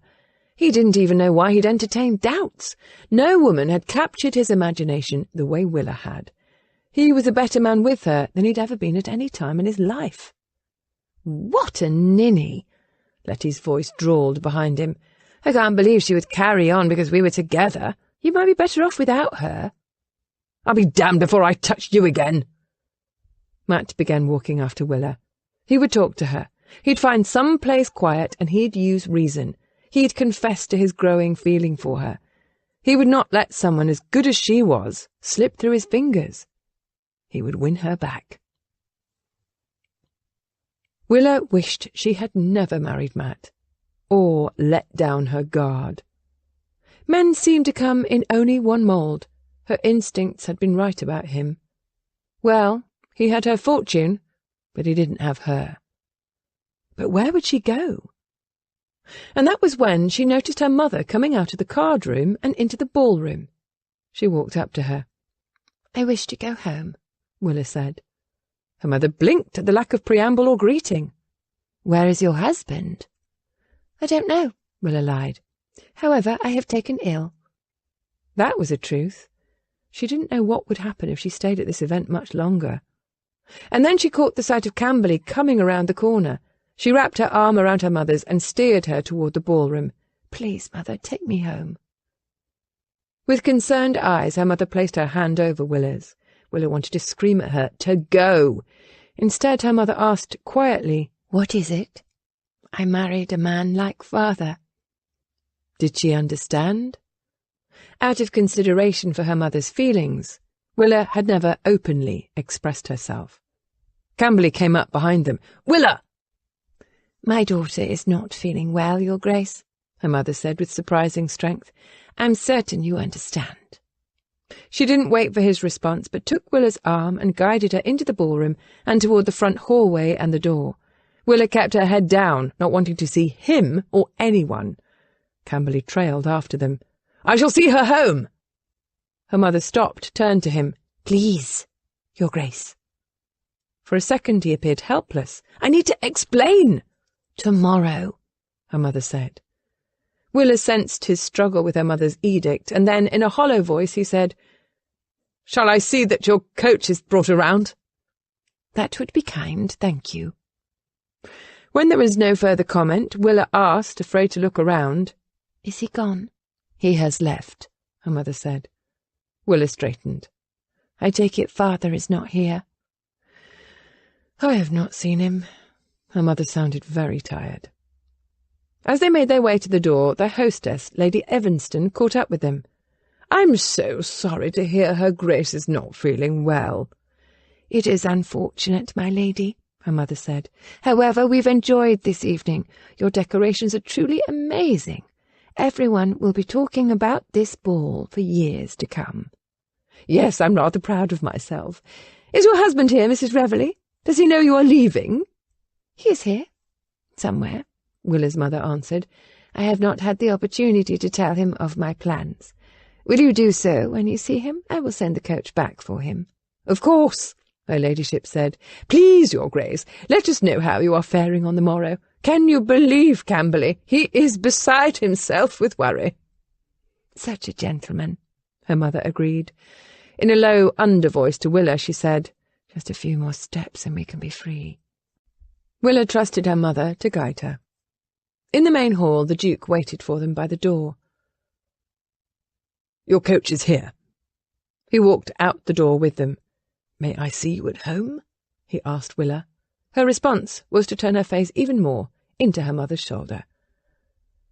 How generous of you, Your Grace. However, I believe it best we quarantine my daughter. You do understand. There was a long pause. Willa struggled with a strong desire to speak for herself, to hurl words at him. He answered, Very well. I will do as my wife wishes. And then Willa was angry that he hadn't protested, that he'd been so agreeable. But she kept silent.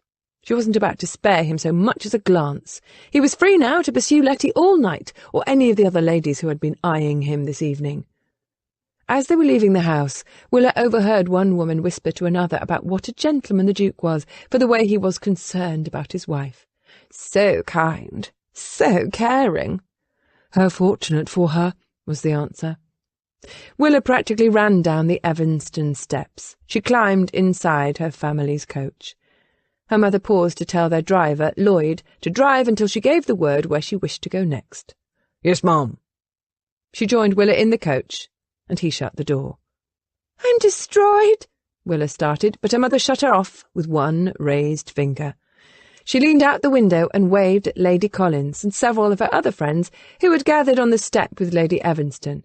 They waved back and then put their heads together to gossip. Her mother sat back. Voices carry in the night. Overheard gossip is the best sort. Perhaps we need new friends and new husbands. Cool grey eyes surveyed her as if she were an obstinate child. What happened? I found him with Letty Bainhurst. Her mother sighed her relief. You act almost happy with the news, Willa said with reproach. I knew the whispers about his uncle, and, well, one never knows. His uncle?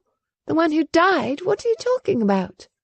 Let us say his Uncle William was not fond of women. Willa frowned and then started when she realised what her mother was implying. But that is not Matt, not him at all. Good, her mother answered, and then she shrugged. Catching the Duke with Letty is not such a big matter. It is to me. Men will be who they are. She spoke as if by rote. Even if he had been of the same mind as his uncle, I would say what I am about to say. Willa, you will return to your husband. We will drive around a bit, and then I will take you to his home. You might as well take me there now, Willa answered. I can see you are not going to understand. I can see that my daughter is hopelessly naive.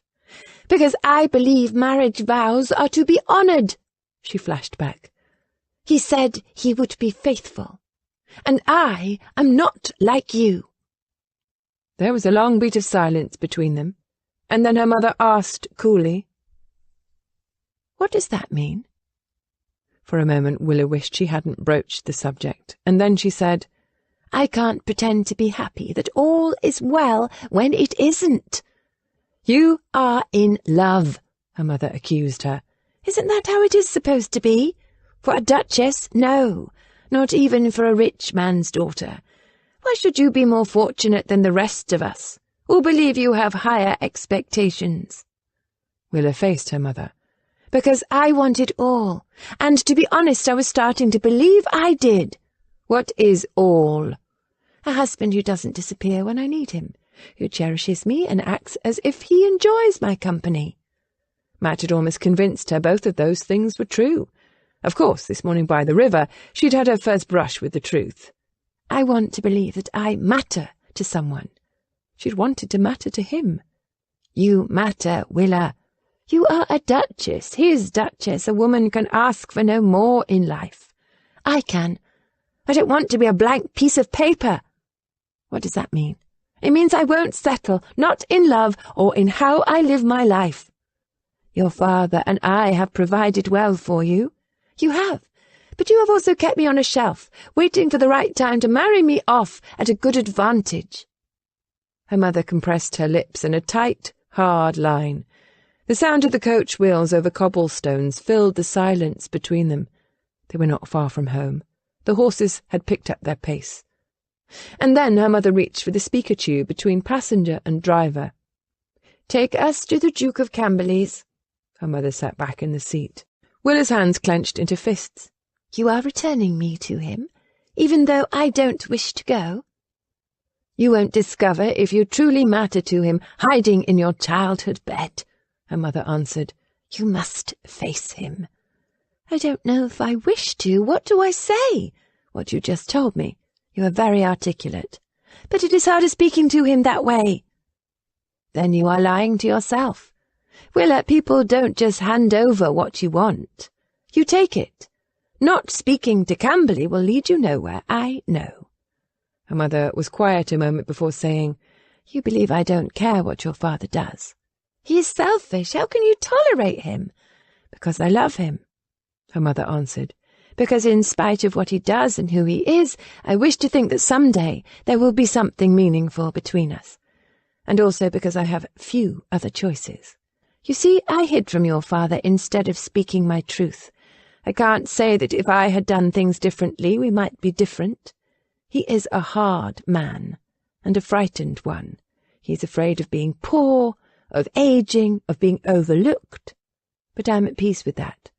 I was the one who didn't believe I had a right to make demands. I was silly." She turned to look at the passing scenery. "Don't you be silly, Willa.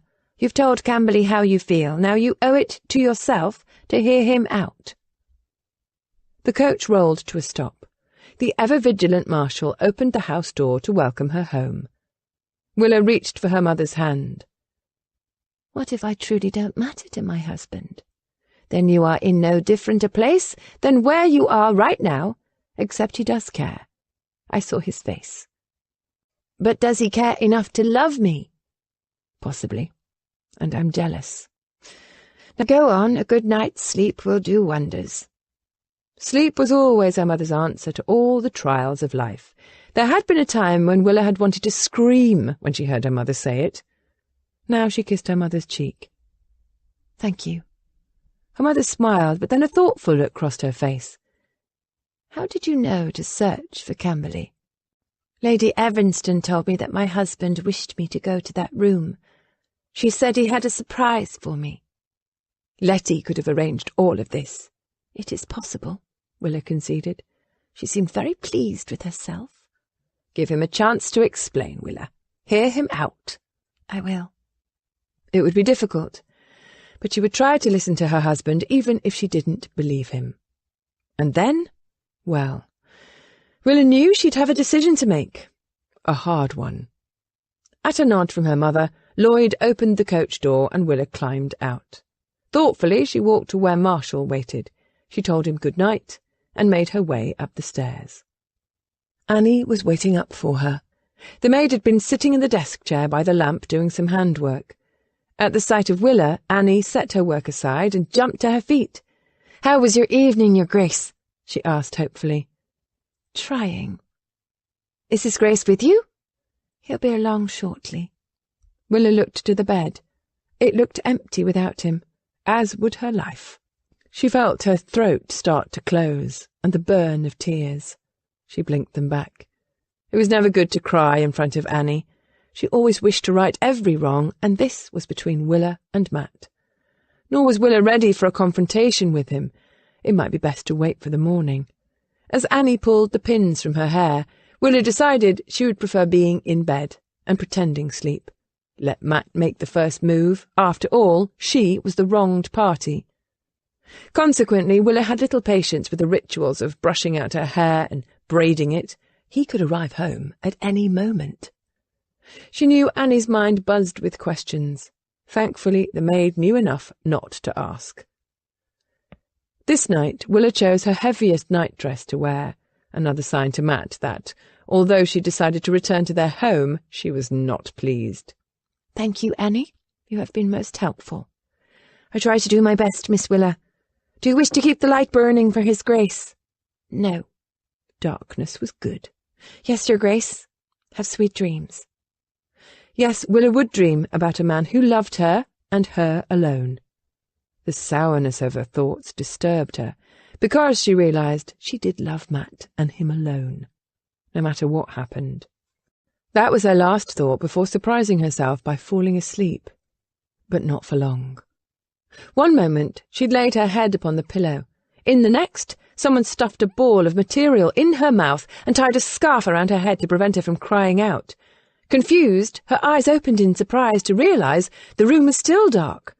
That was her last thought, before a pillowcase was tossed over her head. Rough hands grabbed her by the arms, pulled her from the bed, and bound her with ropes. Willa found herself hoisted up on a man's shoulder and being carried from her room. Chapter 12. Watching the Reveille coach pulling away, Matt felt as if he was in a madman's play. In less than an hour, his life had been upended. Willa's accusations stung, because there had been an element of truth to them. And he believed he was on the verge of losing someone who could be very special to him. Letty had appealed to the part of him that wanted to be heroic. He'd pictured himself as saving her from a horrid marriage. Instead, watching his wife being driven away, he now pictured himself as an adulterer. An ugly word, certainly not a heroic one. As the son of a man who had given up his birthright for the woman he loved, as the brother of sisters who were happily married to good, honest men, Matt felt shame. He had slept with another man's wife, and he justified doing so in his mind because Letty hadn't loved her husband. Standing among the glittering company of the ton, Matt felt a fraud. This was not the man he wanted to be. Worse, his weakness had enabled Hardesty to manipulate him. He pulled the note Letty had given him from his pocket. Hardesty had plotted the meeting. He wouldn't have put it past the man to have arranged for Willa to come upon them. Matt needed more answers, and the best person to give them to him was Letty. He returned to the ballroom to seek her out.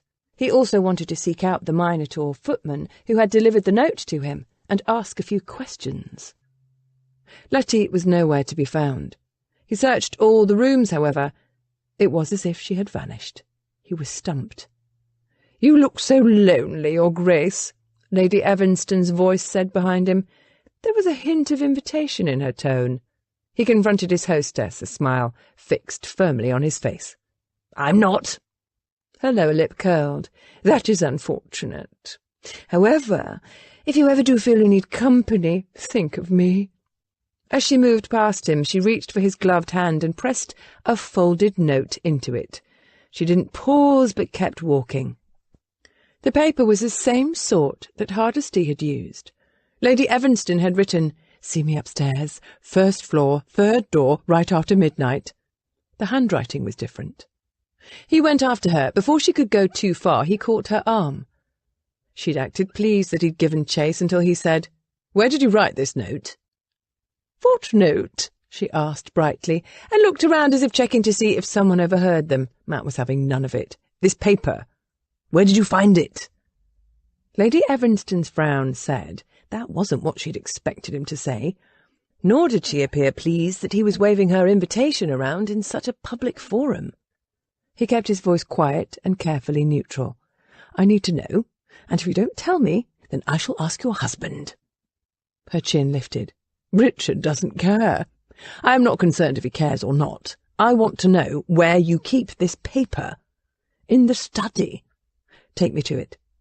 The light of interest returned to her eye, as if she was imagining he was playing some lover's game. What is in it for me, Your Grace? Matt wanted to answer that doing so would mean he didn't throttle her, but that would have been an empty threat. One couldn't throttle ladies in their own ballrooms, more's the pity.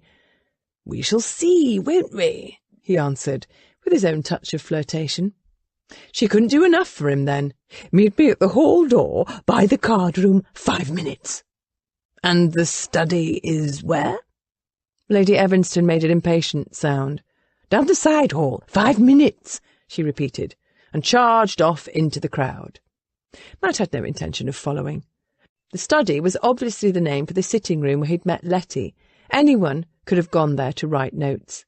Hardesty was at this party.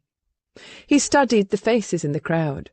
Would Hardesty be as old as his grandfather, or much younger? What did a blackmailer look like?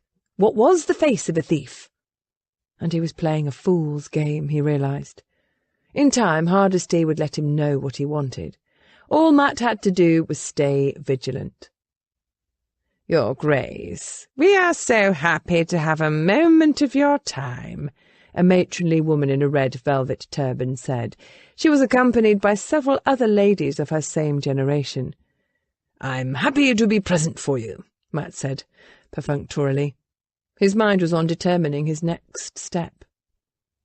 I'm Lady Ralston, and these are my friends Dame Honora and Mrs. Simpkins. We are presiding members of the Mayfair Literary Society. How nice for you, Matt said. We are hoping you would agree to read for us from your book, Love Fulfilled, at our next meeting. We are proud to have a copy. Matt swallowed a sound of frustration. This was the second time today that his very bad poetry had been mentioned. He did his best to tell them no in a polite way and made his escape. He knew if they cornered Minerva, he might have to honour their request, but he was not going to agree easily. He was also beginning to realise how fruitless it was for him to search for Hardesty, a person he knew nothing about.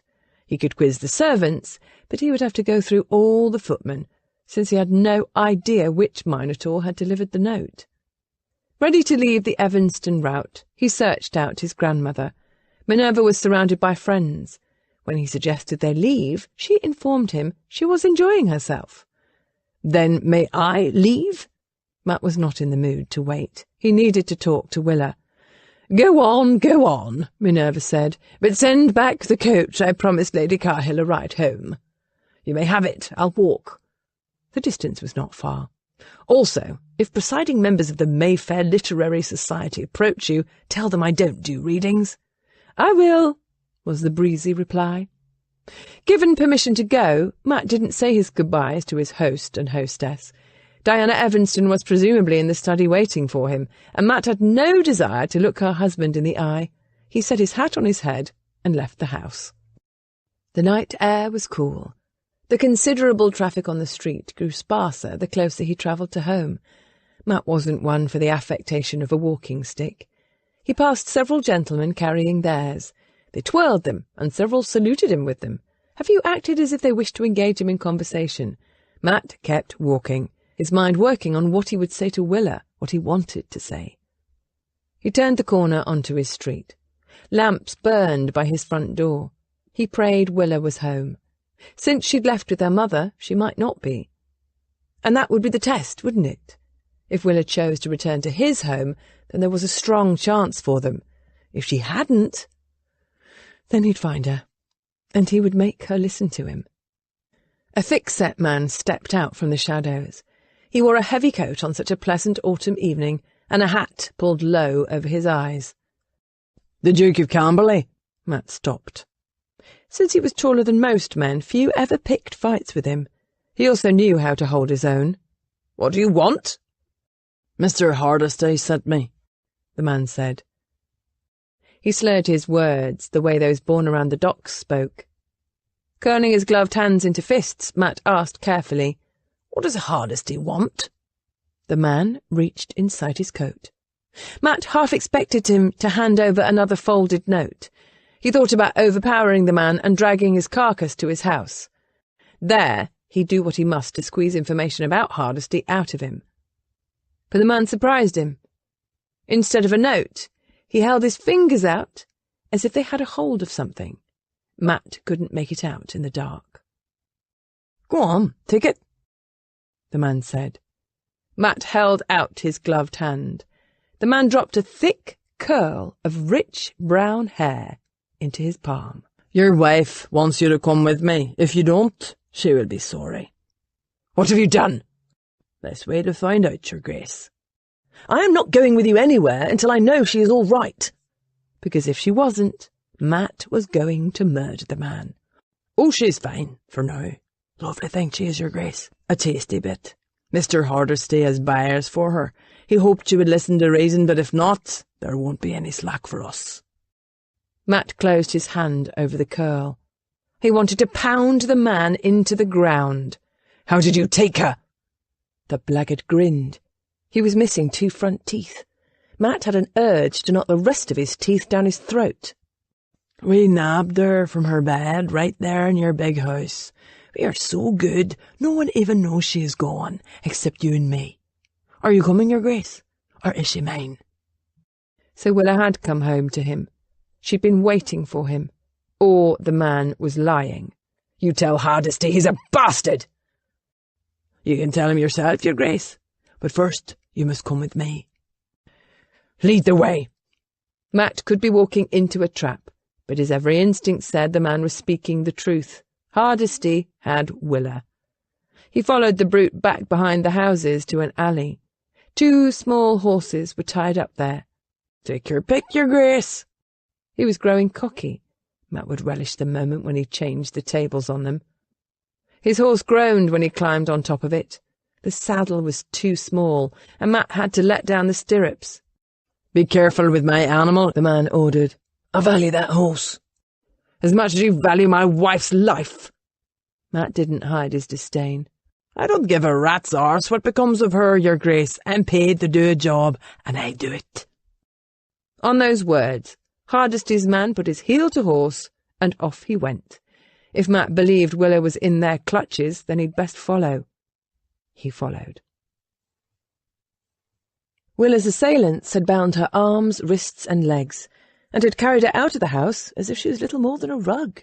She tried to struggle, but she'd been overpowered. No one had stopped them. No cry had gone up. They'd taken the servants' entrance and then carried her through the back garden. She'd had the back gate open right before they'd thrown her onto the floor of what seemed to be a post-chaise. Then they had cut a piece of her hair. "Ross, do you know where to meet me?" one of them had asked. He sounded like one of the dock workers. The other man had answered, Down along now." Willa had listened for clues. She now knew Ross was Irish, Donal was their leader. They had known the layout of the house. There came the snap of reins, and the chaise began moving with her on the floor inside. The ride had been uncomfortable. She hated the gag and swore to herself that once she could spit it out, she'd give her captors a tongue-lashing they would not forget. But first she had to free herself. She squirmed and twisted, her efforts making her bonds tighter. She changed her focus. Her goal became the liberation of 1 finger, then 2. It took concentration and a patience her fear threatened to overthrow. Minutes seemed like hours as she worked, and then to her surprise she managed with a great deal of pain and effort to slide her right thumb underneath one of the rough ropes. It gave her hope, and she set to work to free her index finger. And when she escaped her bonds, what would she do then? She didn't know. She couldn't even understand their game. Did they plan to hold her for ransom? A few months ago the papers had stories of a young woman abducted from her home. She was never seen or heard from again, even though her family had searched and searched. Could it be that these men were the ones who had taken the hapless woman? And were they now intent on treating Willa to what they'd done to her? She tried not to think too deeply on the subject, because it did make her afraid, and right now she needed all the courage she could muster. The saddest part was that Matt would come home and not find her in their bed. He'd think she had stayed with her mother. He'd never know that she had come home until it was too late. The wheels of the vehicle went off the main road. By the way they bounced, they seemed to be little more than a cow path. Willa hated the rough ride. It was all she could do to protect herself. To her amazement, she managed to slip her index finger loose from her bonds. The chase came to a halt. Ross jumped down from the driver's seat, and a door opened near Willa's head. She lay still as if she slept, and prayed he could not see her hands. But he was not interested in her hands. "You are a pretty morsel," he said. A hand explored her body over her nightdress. There was a chill in the air, but she didn't shiver from the cold. His hand squeezed her breast. "I don't know how much time I have. I'd like a bit of you, even a taste." He laughed, the sound without mirth. "Pity what's going to happen to you." He gave her breast another squeeze, and then there was the sound of riders. The door was shut. God help her. She thought of Matt, and how she would never have the chance to tell him that he had won her heart. She'd never be able to feel his warmth around her, or hear his voice. "Dismount, your grace," she heard Donal say. "Where is she? I must know my wife is all right before I do another word you say." Matt! Her heart leaped with joy, and then froze with fear. They used her to control him. Her mind screamed at him to run. The door opened again. "She's right here," Ross said. He pulled the pillowcase from her head. A light was held up. Willa went still, keeping her eyes closed because she didn't want them to see her fear. "Release her," Matt ordered. "Let her go, and then I will do whatever you wish. Tell Hardesty he has my word on it." "You are going to do whatever we wish anyway, your grace," Donal said. "Ross, hold that cudgel over the girl's head, and if he does anything he shouldn't, bash her brains in." "Aye," came the answer. Hot tears pressed against Willa's eyelids. They were going to kill them both, together. She heard Matt dismount. In a cold voice he said, "What would you have me do now?" "No," Willa wanted to scream. They were going to kill her no matter what. "Ross, tie him up and put him with his lady." In a matter of minutes, Matt's body was dumped on the floor beside Willa. They pushed her against the seat base, as if she was nothing more than a sack of grain, her back to her husband's. His legs were too long for the width of the vehicle, so Donal and Ross had to double him up. Willa felt very squeezed. "What now?" Ross wondered. "Now we drown them. Hardesty wants a coaching accident." Ross swore. "Why can't we just kill them and be done? It's work to make deaths look like accidents." "Oh, well, you can give Hardesty your suggestions yourself. As for me, I'm being paid to drown them." "How are we doing that?" "Drive the vehicle into the river. We'll make it appear as if they attempted a shortcut to the main road but drove off." "And why were they out here?" Ross said. "And why wouldn't he be riding his own coach? He's a bloody duke."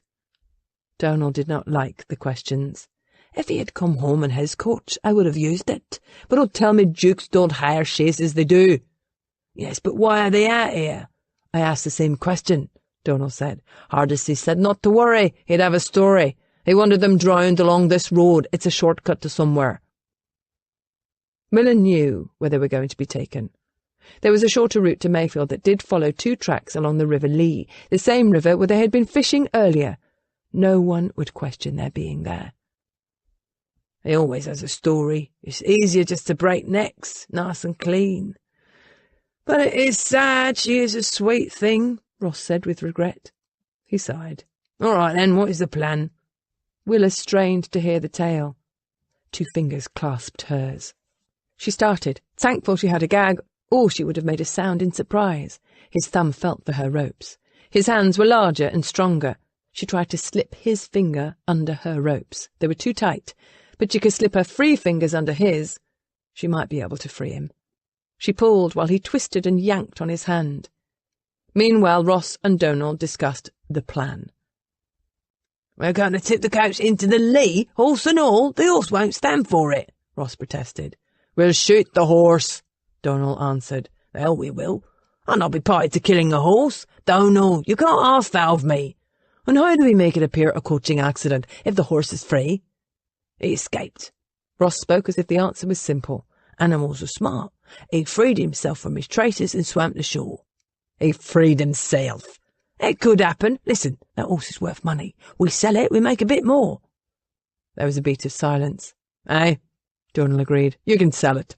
I know a man. All right, fine. Willa found one of the knots in Matt's bindings and, using thumb and index finger, frantically tried to untie it. All right, but before we loose the horse, drive the chaise right up to the edge of the bank, Donal said. Then you have your horse, and we will push the chaise into the river. Are we going to untie them? Won't look like much of an accident if they're all bound up. I will cut their bonds after they drown. The coach will keep them from floating away until we finish. I'm not going to help you with all that. I don't fiddle with the bodies, not after they are dead. You're such a lass, Donal mocked him. I don't like it. I know. You can murder them, but you don't like touching them afterwards. You are a puss. There was the sound of flesh hitting flesh, of male grunts and half-finished swearing. Willa hoped they killed each other. A body was slammed against the coach and then yanked away. Donal growled before saying, "Don't touch me again, or I swear I'll throw you into that vehicle with them. Now help me drag the chaise to the water." Ross didn't offer any protest. The chaise began moving. Panicked, Willa worked the knot. The horse grew nervous and balked.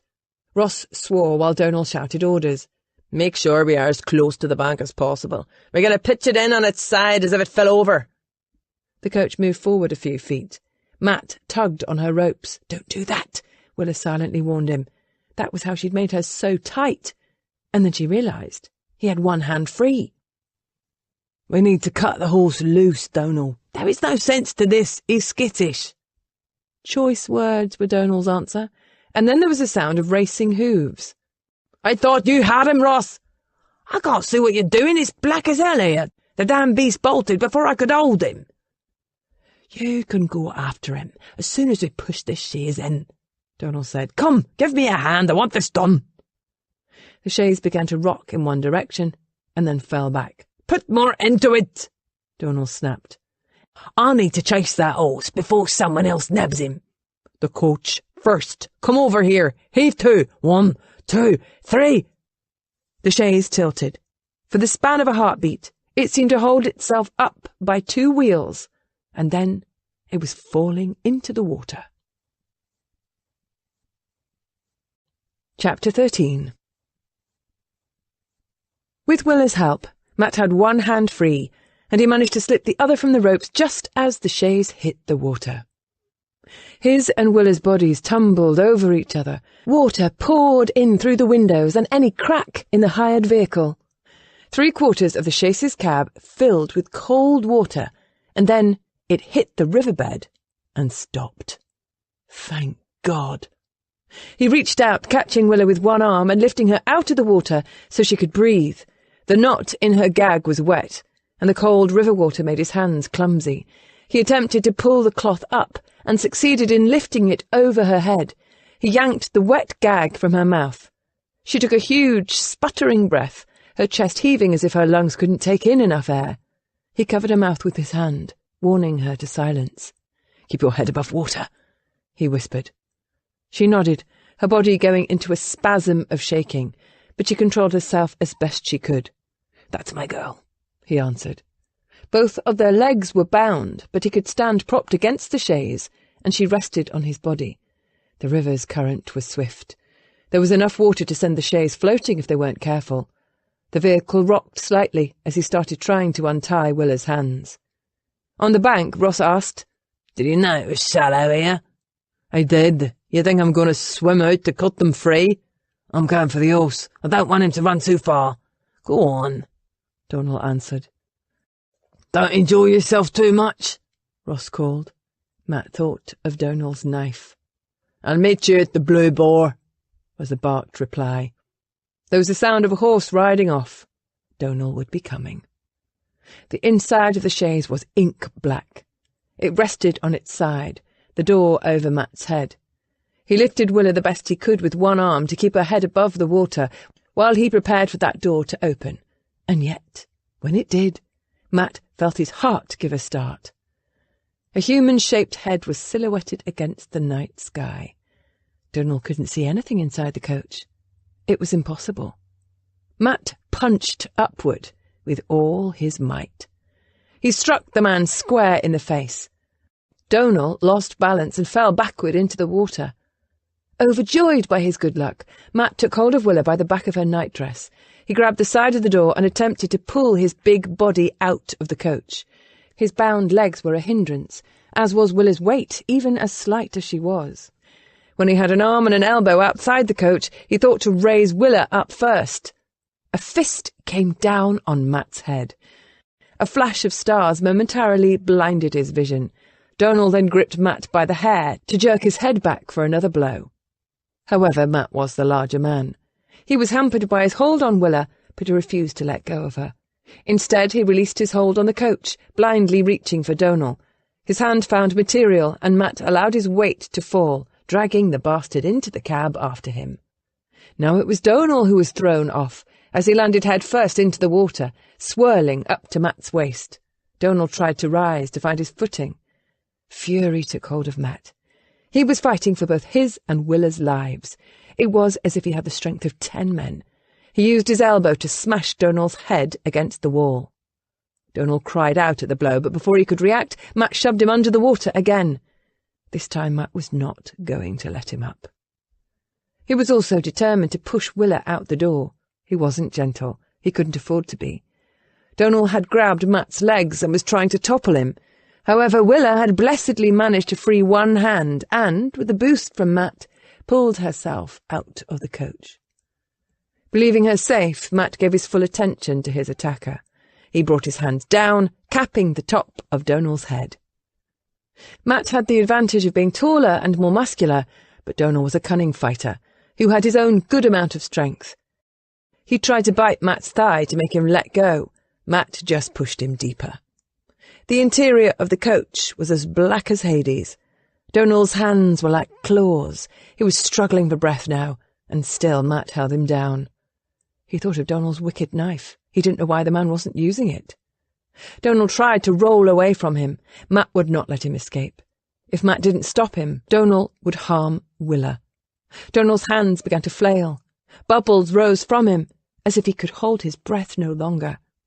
Matt pushed him deeper, using his superior strength. And then the struggle was over. The fight was gone. Donal's body sank. Matt had to forcibly pull his hands back. He was trembling from the exertion, the fear, the misery of what he'd just done. Exhausted, he fell back against the side of the coach, the movement shifting the vehicle. "Matt!" Willa shouted, followed by a splash. Alarmed, Matt reached for the door above him. His muscles quivered from the exertion. There was the sound of more splashing. He roared his frustration and found the extra effort he needed to lift himself out. He flopped into the water, his legs still bound. Willa was right beside the coach. He raised her up. His feet found the riverbed, and he braced her against him. She coughed, hacking up water, and then curled into him, shivering. At first he thought she was crying. Dear God, she was alive! They both were. She raised her head. Her eyes had an unholy gleam in the moonlight. "Is he dead?" "He's dead." "Good. May we go to shore?" "We may." The problem was making their way there. Matt hopped and kicked like a fish to see them to safety. He placed Willa on the bank among the weeds and rushes. His hand hit something metal, Donal's knife. He must have lost it when he cut the horse loose. Matt now used it to cut the ropes on his legs. Willa had tried to drag herself higher up the bank. The sky was lightening. The paleness of her nightdress was now a muddy grey. Her bedraggled braid was like a black rope over her shoulder. "Here," Matt said, to gain her attention. She looked to him, and he climbed the last bit of the bank to her and began sawing at her ropes. One wrist was still bound to a rope around her waist. She'd torn her nails in trying to save herself and him. Willa cried out as he cut the ropes on her ankles. They had been far too tight. "It is like 1,000 needles." "Take it easy," he whispered, lightly rubbing her ankles and bare feet to help ease her pain. She appeared to shake her head as if in answer until he realized she was shaking uncontrollably, and the tremors were growing stronger. But she was alive. Matt kissed her. He placed his hands on either side of her face and pressed his lips to hers. Her arms came around him. She pressed herself close, as if she could climb right into his skin, and he wanted her there. Their kiss said more than words. They were both all right. They were alive. He'd killed a man, but he'd had no choice. No choice. And it had been harder than one would have thought. Drowning the life force out of another human had called for everything he had. The kiss grew harder, more urgent, but not sexual. In this kiss, he released his horror for what he'd done, and she answered. She understood. She knew his pain. He'd had no choice. He pulled her into his lap, their lips never breaking contact, and she breathed life back into him. She restored his soul. Matt broke the kiss. "I'm sorry. So sorry." Her arms were around his neck. "It wasn't your fault." She was right, and yet, "If not for me, you would have not been in danger," Matt said. "I'll find the bastard Hardesty." And then memory returned. "Willa, there is nothing between Letty and me. Please trust me. I was tricked into going there." Her answer was a half-crazed laugh. "How can you worry about that right now?" She placed her hands on his cheeks and lifted his head to look into his eyes. "I'm just grateful you are alive. They wanted us dead, Matt." Yes. Anger rose as a wave inside him, and the need for vengeance. He wanted blood. But first, he must take care of his wife. She was shaking again. She was naked under the nightdress, her feet bare. "How are your wrists and ankles?" "Better," she answered. He shrugged off his jacket, the one he'd worn to the Evanston party. The sleeves were torn at the shoulder seam, and it wasn't easy removing the wet material, but he managed. He wrapped his jacket around her. "I'm sorry I don't have anything dry, but this should help." She nodded, bending her knees and pulling her feet close to her as she seemingly disappeared in the coat. "Stay here," he warned. There were things he must do to finish this night's business.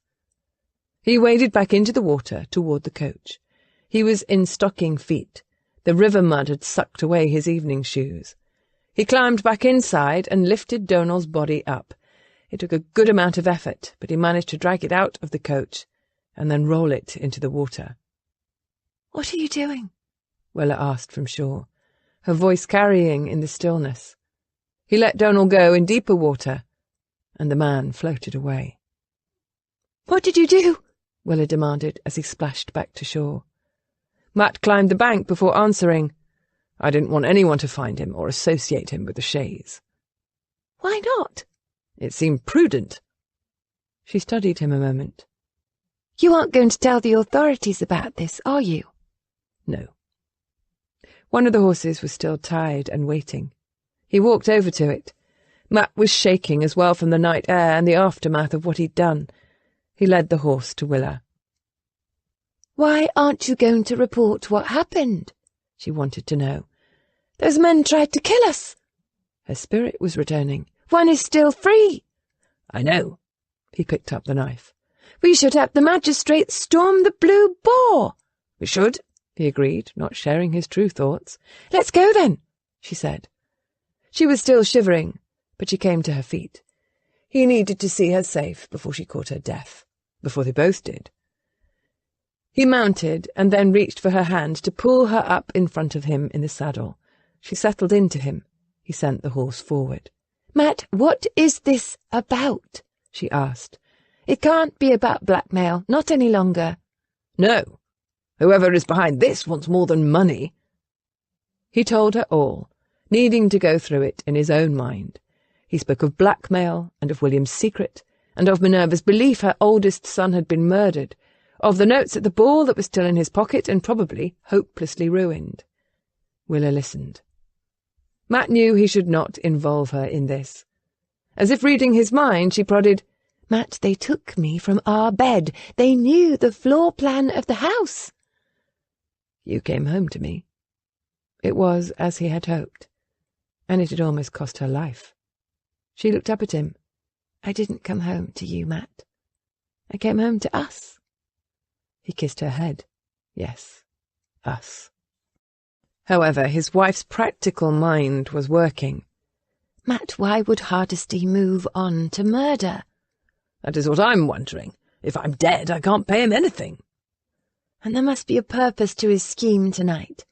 I feel quite strongly that he wished to separate us this evening. She puzzled on the matter before asking, You've never heard of or met a Hardesty before? Never. I've even thought about school friends. No one. But I am starting to believe that Hardesty is a false name. She leaned her head against his chest. Then he could be anyone. No, not anyone. Someone who stands to gain if I die. And Matt suddenly had an idea. One that was hard to contemplate.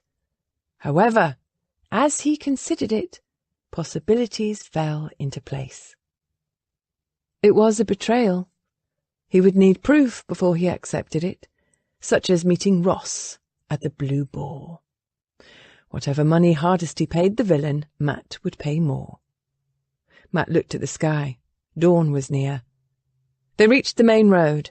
It was busy with the usual traffic flowing into the city in the very wee hours of the morning. People walked among ox and dog carts, wagons loaded with vegetables for London tables and fodder for horses.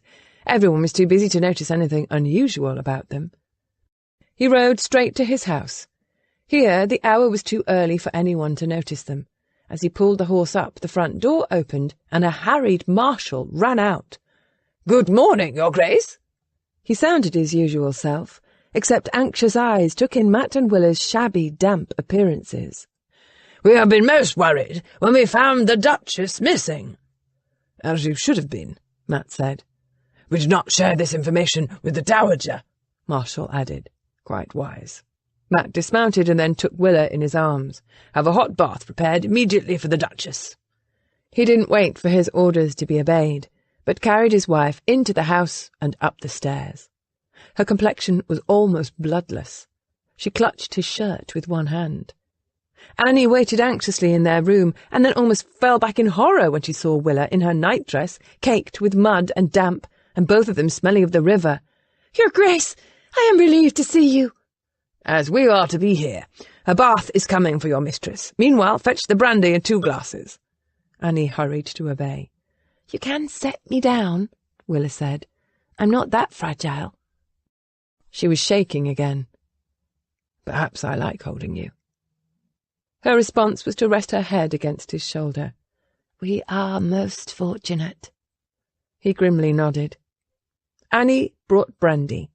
Matt would have happily kept Willa in his lap, but she insisted on moving to the chair across from his at the desk. He poured 2 healthy glasses. "Drink."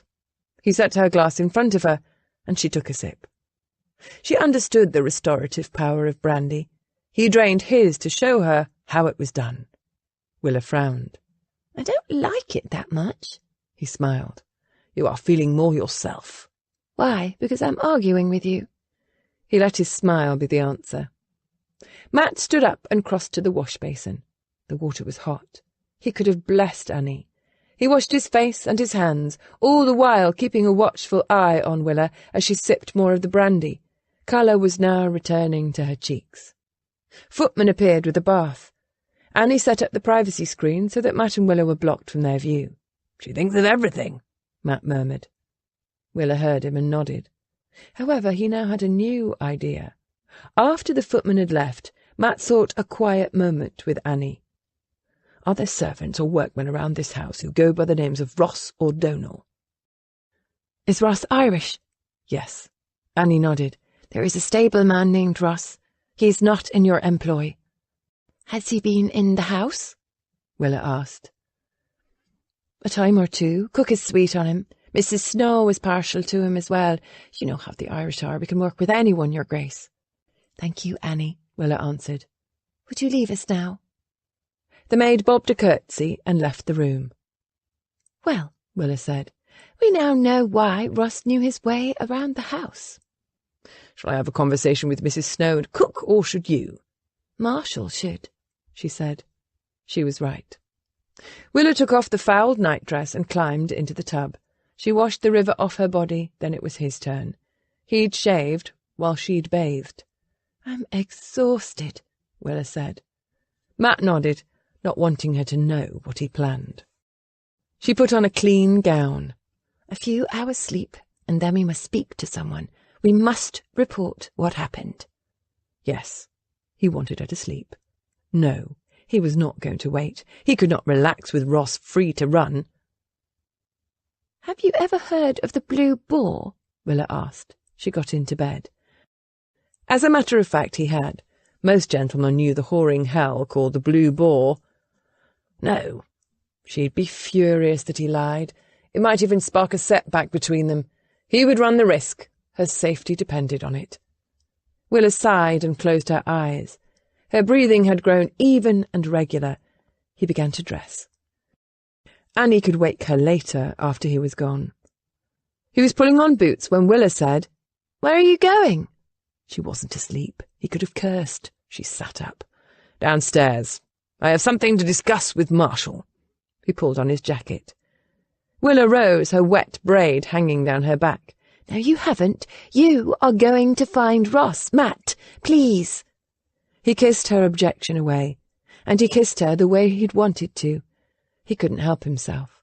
Their lips melded together. He brought a hand up to the tender skin right beneath her jawline, and he let his kiss tell her what he did not have time for words to say. He wanted her to stay here, waiting for him. Meanwhile, he was going to do everything he could to protect her. Matt broke the kiss. Her eyes were dark and sensual. Her lips tried to follow him as he pulled away. "I think we are ready for each other, Willa. Be here when I return." Then, before she could stop him, he walked swiftly out of the room, setting off for the Blue Boar.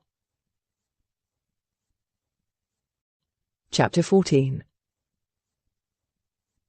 Her husband was a fool if he thought Willa would allow him to go after Ross and the dangerous Hardesty alone.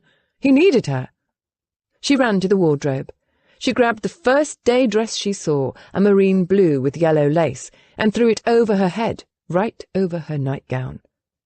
Annie knocked and came into the room. "His Grace told me to see that you are put to bed. What are you doing?" "I'm going after him," Willa said, pulling up socks. She sat on the floor in front of the wardrobe. "He is not going to leave me behind, not if he thinks to go alone." She reached for her walking shoes, her fingers flying over the lacing. "Your Grace, he does not want you to go. He told me to keep you here." Willa came to her feet, straightening her skirts. "And how will you stop me?" she challenged. "If you come between me and my husband, Annie, don't doubt what my choice will be." She tugged on a pelisse against the coolness of the day, and then went over to the glass to do something with her hair. "He is the Duke," Annie worried. "The master of the house. If he thinks it's best that you stay here, you should." But Willa wasn't attending to a thing Annie said. Instead, she frowned at her reflection. She didn't have time to fidget with her hair. Matt certainly wasn't going to wait. She grabbed her sewing basket by a chair in the corner. She pulled out scissors. Without looking in the mirror, Willa began cutting at her braid. Annie screamed her horror. Willa didn't care. She hacked with the scissors until Annie had the good sense to help. The braid was half gone by that point. Annie made quick work of the rest. She held the braid as if it was a weasel she had just killed. Willa's head felt as if it could float off her shoulders. She ran a hand through her hair. It curved around her fingers in lovely curls. "Who would have thought, Your Grace?" Annie said with a tone of wonder. "It is nice, isn't it? Better than I feared, but it needs to be evened. I don't have time. I'll wear a hat." She chose a burgundy velvet cap and set it at an angle on her head. "Don't try to stop me, and don't tell on me, Annie. I'm trusting you." Willa walked to the door. "Your husband will roast me alive." Willa opened the door. "Nonsense. He'll be too busy fuming at me." She pressed her finger to her lips as an additional plea for Annie's trust, and then went out the door. She started for the front steps, but then thought differently. Matt would stop her if he could. The other servants owed their loyalty to him, not her. She could find herself locked in a closet. Instead, she practically hurried down the back stairs.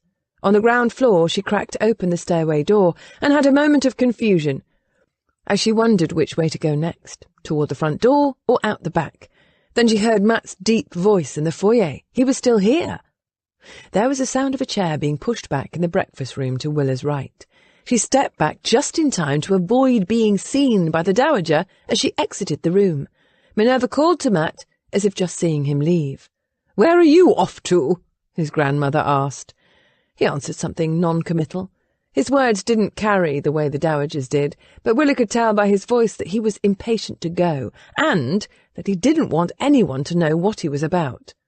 With the Duchess down the hall, Willa slid out the door and quietly moved to the rear of the house and out the very door Ross and Donal had carried her through only hours before.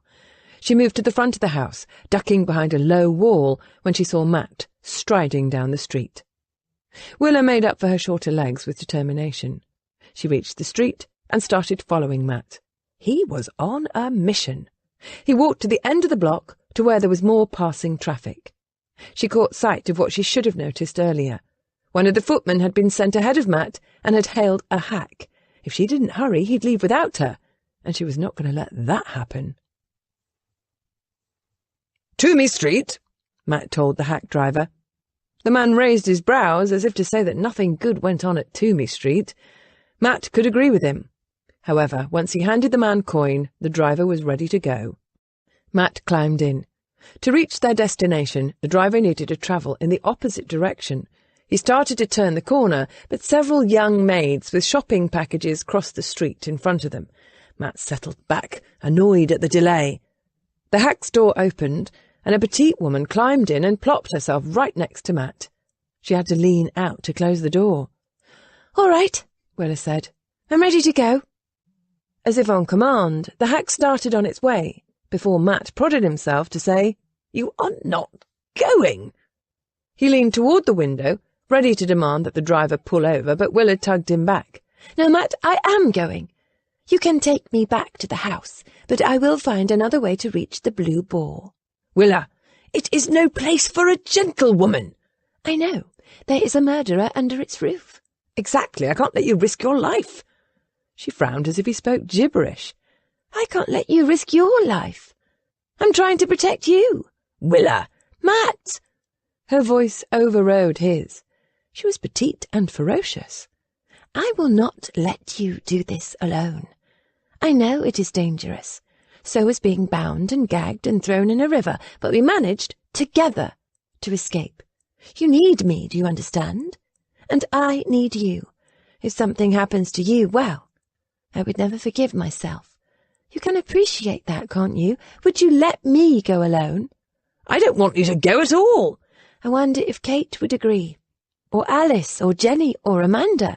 Would you be so cruel as to leave me to face their wrath if they heard that I wasn't by your side when Hardesty did his worst?" He started to protest again, and then realized it was useless. She perched on the seat beside him, her expressive eyes afire with sheer grit. She would find a way to follow him, a way that might be more dangerous than just accompanying him into the hellhole. Besides, it was morning. The Blue Boar was a devil's stew in the darkness of night, but he doubted the rakes and thieves who were its usual custom were up and out this early. And then he noticed a change about her. "What did you do to your hair?" "Do you not like it?" she asked, giving her head a happy shake. "I believe it is the best thing ever." It was. Then again, his chipper, pushy, startlingly devoted wife could have shaved her head bald, and he would have thought it the best thing ever. The curls actually made her appear to have more energy. "Come here," he ordered. He touched her hair. It was soft and shining. How had he believed he'd ever loved Letty? She was a great beauty, but she lacked Willa's charm, her intelligence, her loyalty. With Willa, he was more himself. The light illuminating her was an inner one. Willa took his arm and put it around her shoulders. She stifled a yawn. "Besides," she said, "you will keep me safe." Had anyone ever trusted him so completely? And secretly, he didn't mind having her with him on this trip to confront Ross and learn Hardesty's secrets. He was learning that often her thinking was clearer than his. He put his other arm around her as well and pressed a kiss on top of her velvet cap. I can't believe I cut it, Willa confessed. I can believe you'll do anything, he answered. His response pleased her, and she settled back in his arms. They must have dozed, waking when the hack slowed to a stop. Willa peered out the window. I don't know where we are. Close to the docks, he answered. He climbed past her to open the door. Toomey Street was relatively normal at this time of the day. At the end of the road, the street was busy with merchants and sailors, the usual bustle going on. The fusty smell of wet rope blended with that of rotting fish and cooking foods. And underlying all was the Thames, which had its own unique smell.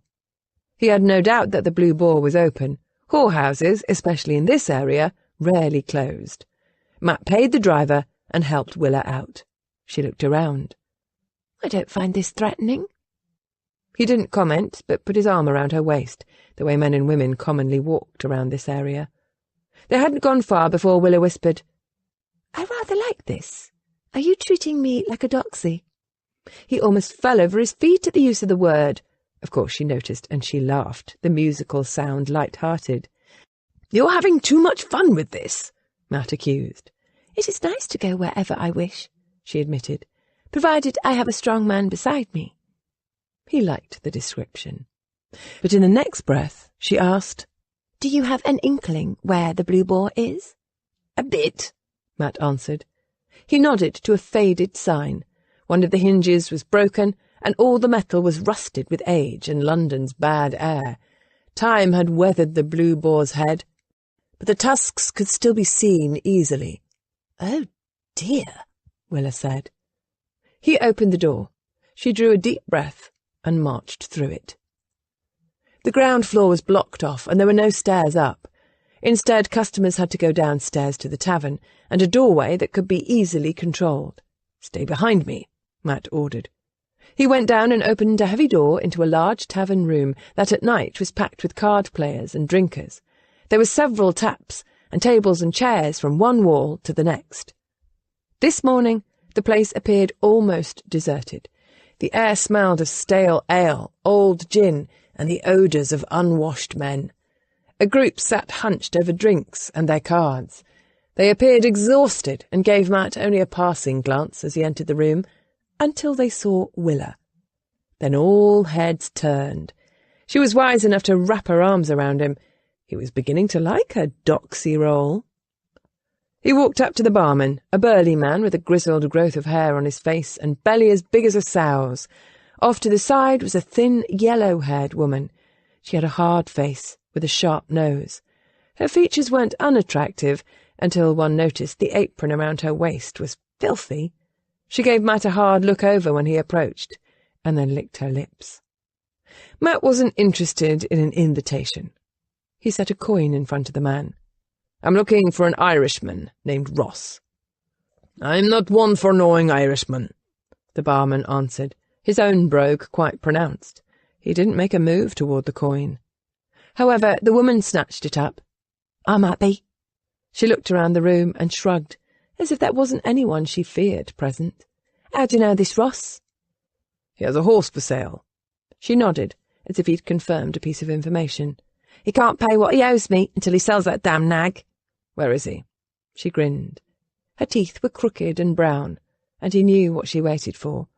He put another coin out. She answered, He's upstairs with the other man who was asking after him. Another man? Could it be Hardesty? Aye, he's a popular horse. 4 legs and some hair, I don't understand. She nodded toward the back of the main room. There was another set of stairs with a door that he'd wager led to a hallway of doors. You'll find Ross up there. Which room? The first on the right, she said, confirming his suspicions. If you wait for me, I'm the first room on the left. I just need Ross. The men at the gaming table were now openly watching, their expressions assessing. Matt put his arm around Willa and started for the stairs. It will cost you if you pork that girl under my roof, the woman called. Matt ignored her. She won't be as much fun as I am, the woman called. That earned comment from the card players. Ah, Sally is a good one. So you say, Sal. Outside what he has on his arm already. This was said by a greasy-haired character of indeterminate age. "Well, they'd best keep quiet. You know my girls don't like to have their beauty sleep disturbed this time of the morning." Everyone cackled at that. Willa inched closer to Matt. "Why is it women are always offering themselves to you?" She sounded cranky. "And what does she mean by saying pork?" Willa asked. Matt grinned. "Treating you like my wife." "Like your wife? Oh." The stairs were rickety. Matt felt them shake with every step. However, if Ross could walk up them, he was certain he could. "Did you find that woman attractive?" Willa asked. Matt stopped. "What woman?" "The one down there." "Willa, of course not." He opened the door and was relieved when he could finally close it behind them. There was a short, narrow hallway with 4 doors to either side and a window on the far end. Blinding sunshine bounced off the dirty panes of glass. All was very quiet, as if the occupants were sleeping after a hard night's work. There certainly wasn't the sound of 2 men talking. Could Hardesty have left already, and the barmaid not told him?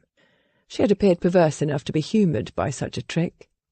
Matt wasn't certain that Willa understood completely where they were, and he wanted to keep it that way. Before looking for Ross's room, Matt walked to the window, wanting to know where he was. The window faced the wall of another building. There was a narrow space of perhaps a foot between the 2 buildings. He started to turn, ready to take on Ross, when he heard a smart rap on Ross's door. Willa had taken it upon herself to knock. He hurried to her. "Could you wait for me? And why bother knocking?" "I was being polite."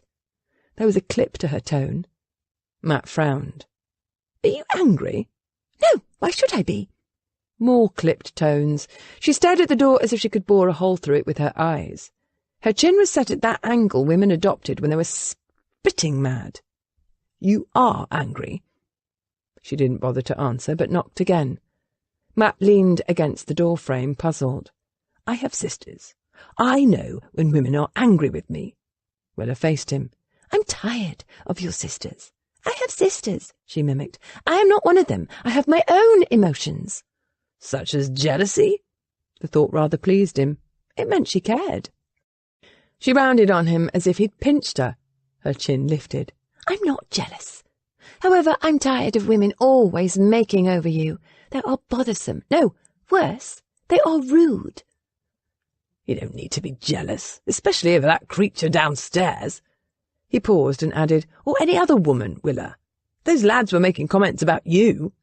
"Apparently it didn't bother you." "You were with me, and I know you have better taste than what they could offer."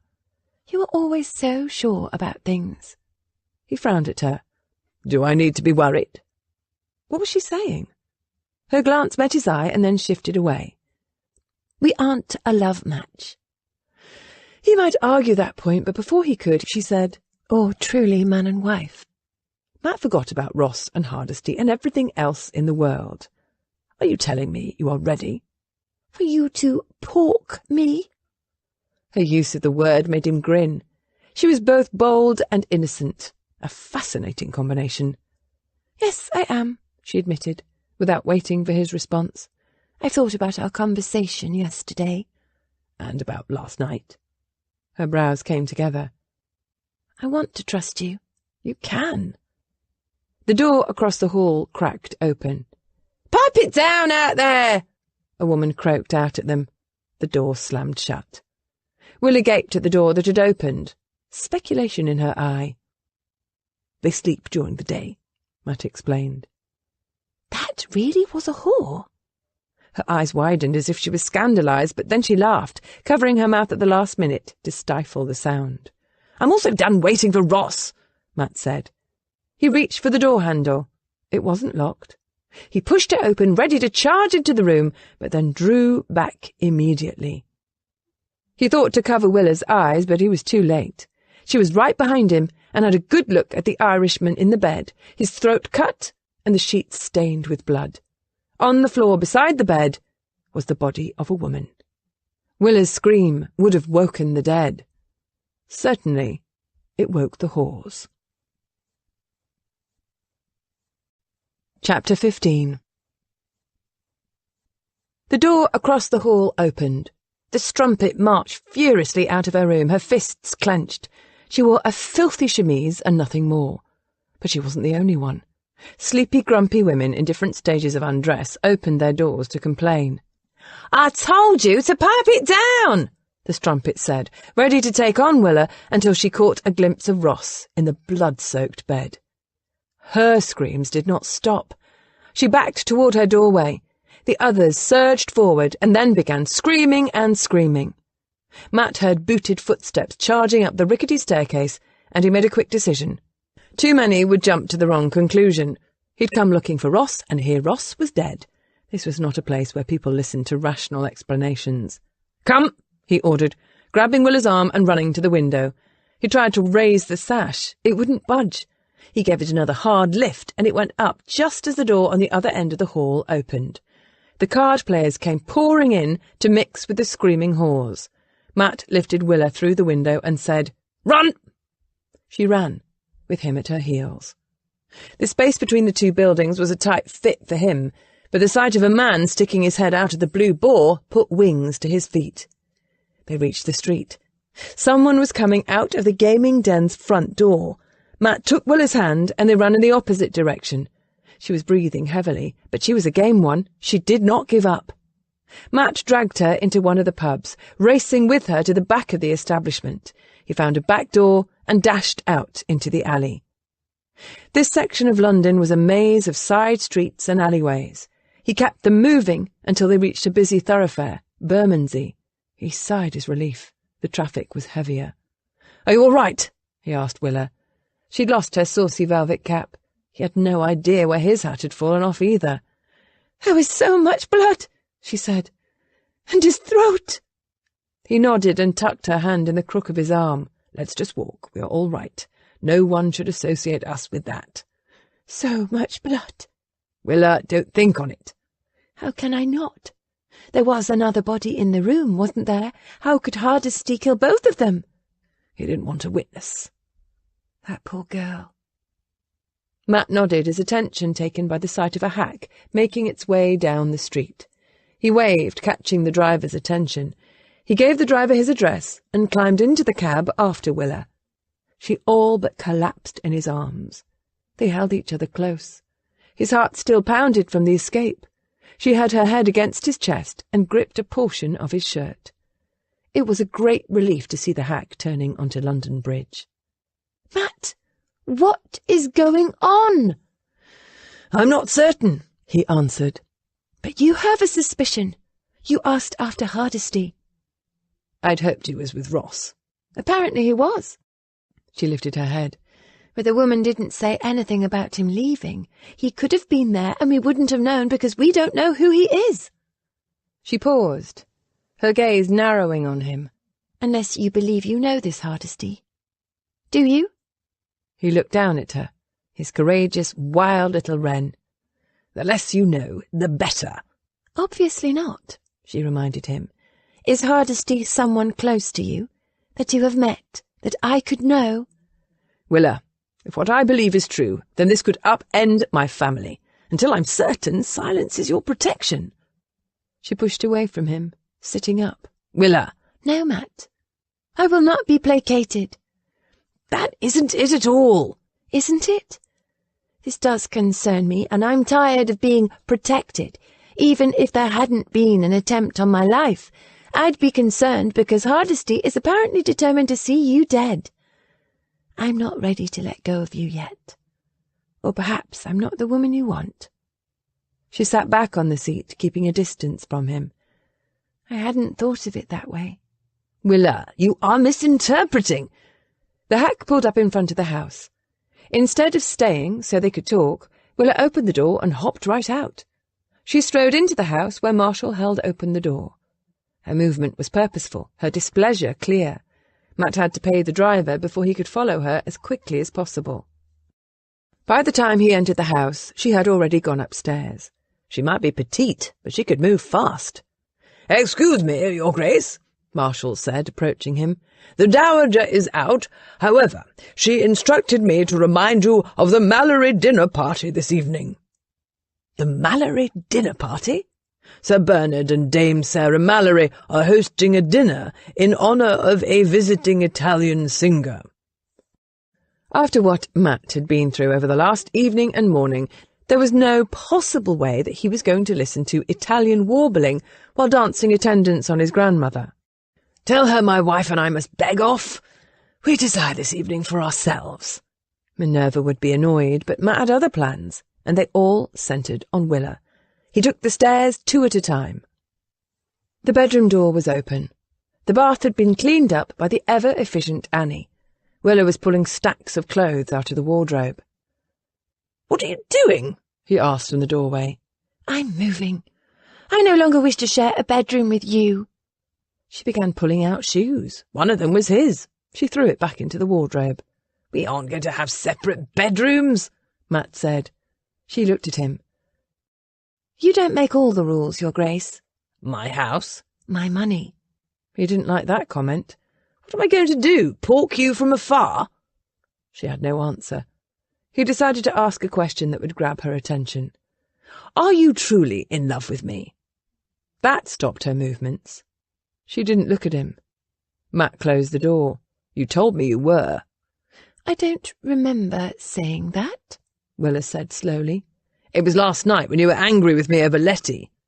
"When I felt betrayed, finding you with Lady Bainhurst." He didn't answer. She folded the piece of clothing she held in her hand and then offered, "You have been kind to me. Kinder than I believe most husbands would be." "That isn't what I'm asking, Willa. Do you love me?" Willa rose to her feet. "If love means that I worry if you are danger, yes. If it means that I want to be a helpmate to you, to be a partner in all things, then yes. If it means that I want to trust you, but wonder if you have a care for me, well, yes." "And when did you decide you were in love with me?" "I don't know." Willa put her hand on the bedpost. "It wasn't this burst of understanding like fireworks, or my heart pounding in my chest every time I looked at you, although I do like to look at you, Matt, especially when you are sleeping. Your guard is down then." She was right. "In truth," Willa continued, "I often find you exasperating, because you don't always do what I expect." "I can appreciate the feeling." That comment caught her attention. He held out his hands as if to declare his innocence. "You jilted me, Willa, with a snap of your fingers." A light came to her eyes. "I did, didn't I?" "It woke me up." He took a step toward her.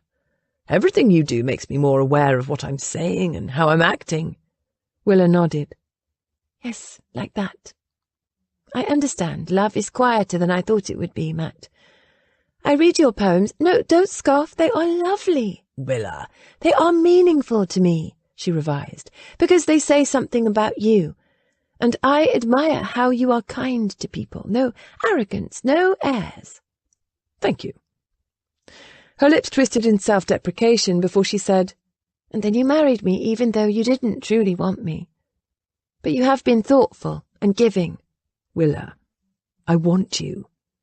She shook her head as if to deny him. She crossed over to the desk and sat in the chair. She looked out the window, and he could feel a chasm forming between them.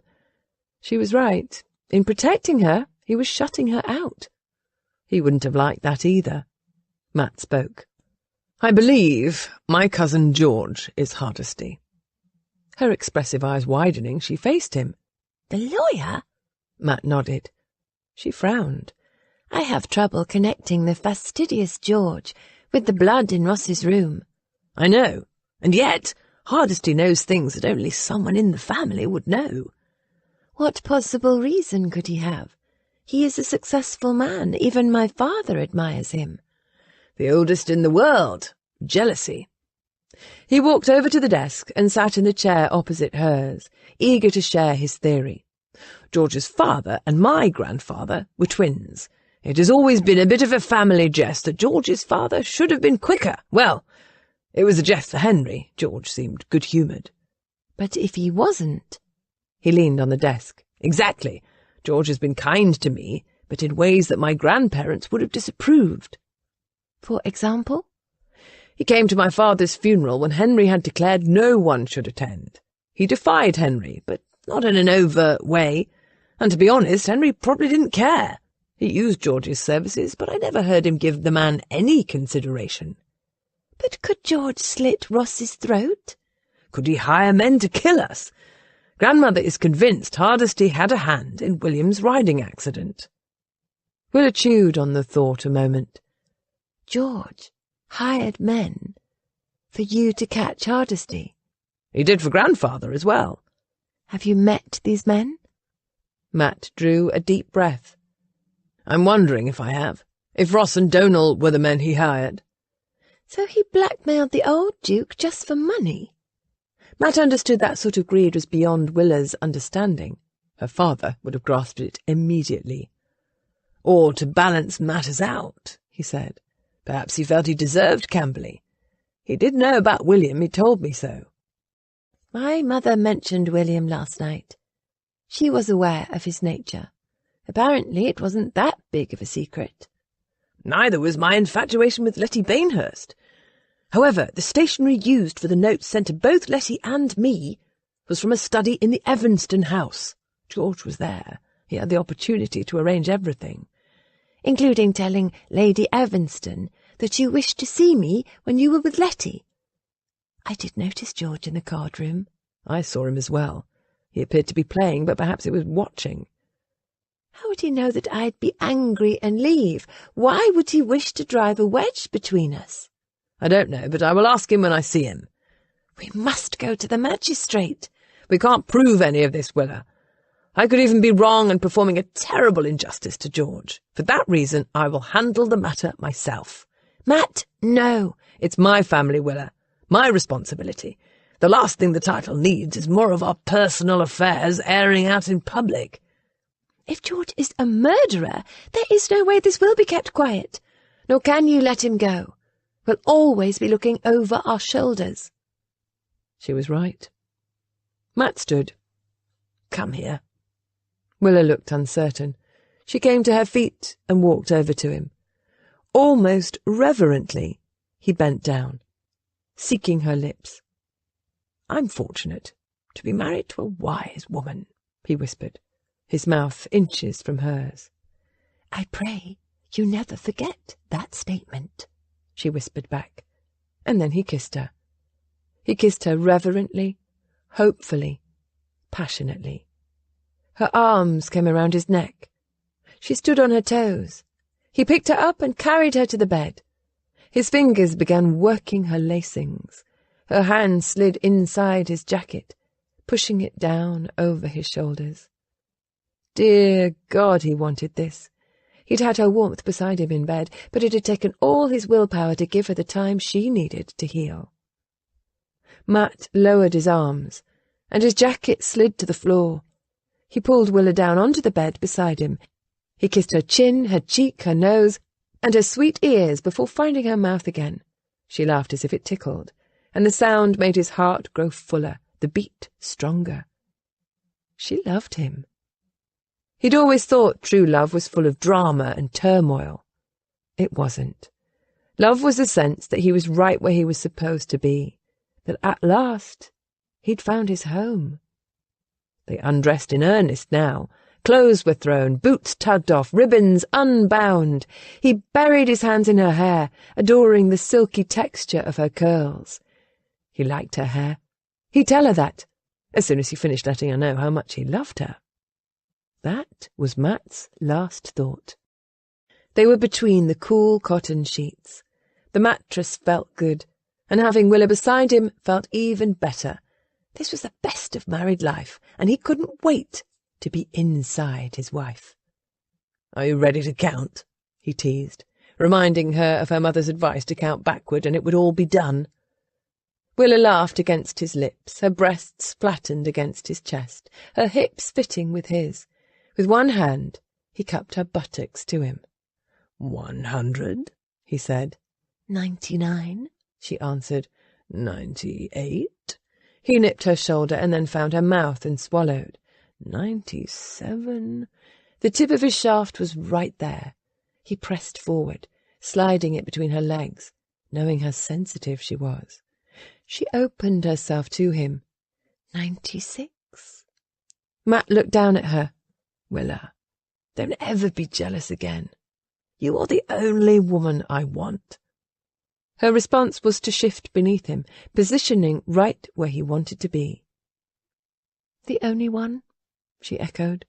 Forever, he promised. She smiled. No one had a smile like Willa's. It lit his heart until it turned slyly wicked. So, are you going to pork that lady, sir? Her imitation of the blue boar's trumpet was so spot on he couldn't help but laugh. Or are you just going to tease her until she goes mad? His response was to thrust forward. This time there was no barrier. She was snug around him. He held himself, watching her. Is it all right? She wiggled her hips as if sampling the position, and then ran a hand down his side. It's perfect. Is this it? This is only the beginning. And it was. The very heat of her took hold of him. He began to move with purpose. Willa was as responsive as he had thought she would be. At first he tried to hold back, but she wouldn't let him. She moved with an urgency of her own, and then she cried out his name. His first reaction was that he'd harmed her. He started to pull out, but her arms wrapped around his. No, Matt, no, please, no. She pressed herself against him. He pushed deeper, and her whimper wasn't from pain, but pleasure. His little Willa was a noisy lover, and the sounds of her gasps and coos drove him into a fine madness. He could not do enough to please her. The tension between them built, fine-tuning itself until that moment when everything peaked. Deep muscles held him, her beautiful, supple body arched against him. Wave after wave of rippling roiled through her, and Matt came with her. Life flowed between them. When they were done and spent, she nestled her head against his chest, and they fell into a peaceful sleep. Willa woke first. Her head rested on the same pillow as the one Matt was using. For a second she breathed in the scent of him. His skin was warm beneath her palm. She loved him so much, she could not imagine the world without him. You are the only woman I want. His words were magic to her. His eyes opened. He rolled on his back and stretched. The mattress moved beneath her, and she laughed. At the sound, Matt whipped his head in her direction. He smiled. Good morning. Good evening, she countered. He frowned as if remembering. What time is it? She shook her head. Matt sat up and put his feet over the side of the bed. He combed his hair before rising and walking over to the wash basin, where there was a fob watch. It is almost 8, he said. I need to eat. Willa's stomach rumbled her reply. He laughed and poured water into the basin. I'm certain they are waiting supper for us, he said. He picked up the dress Willa had been wearing and tossed it to her before washing. She ran a hand over her curls. She was glad she'd cut her hair.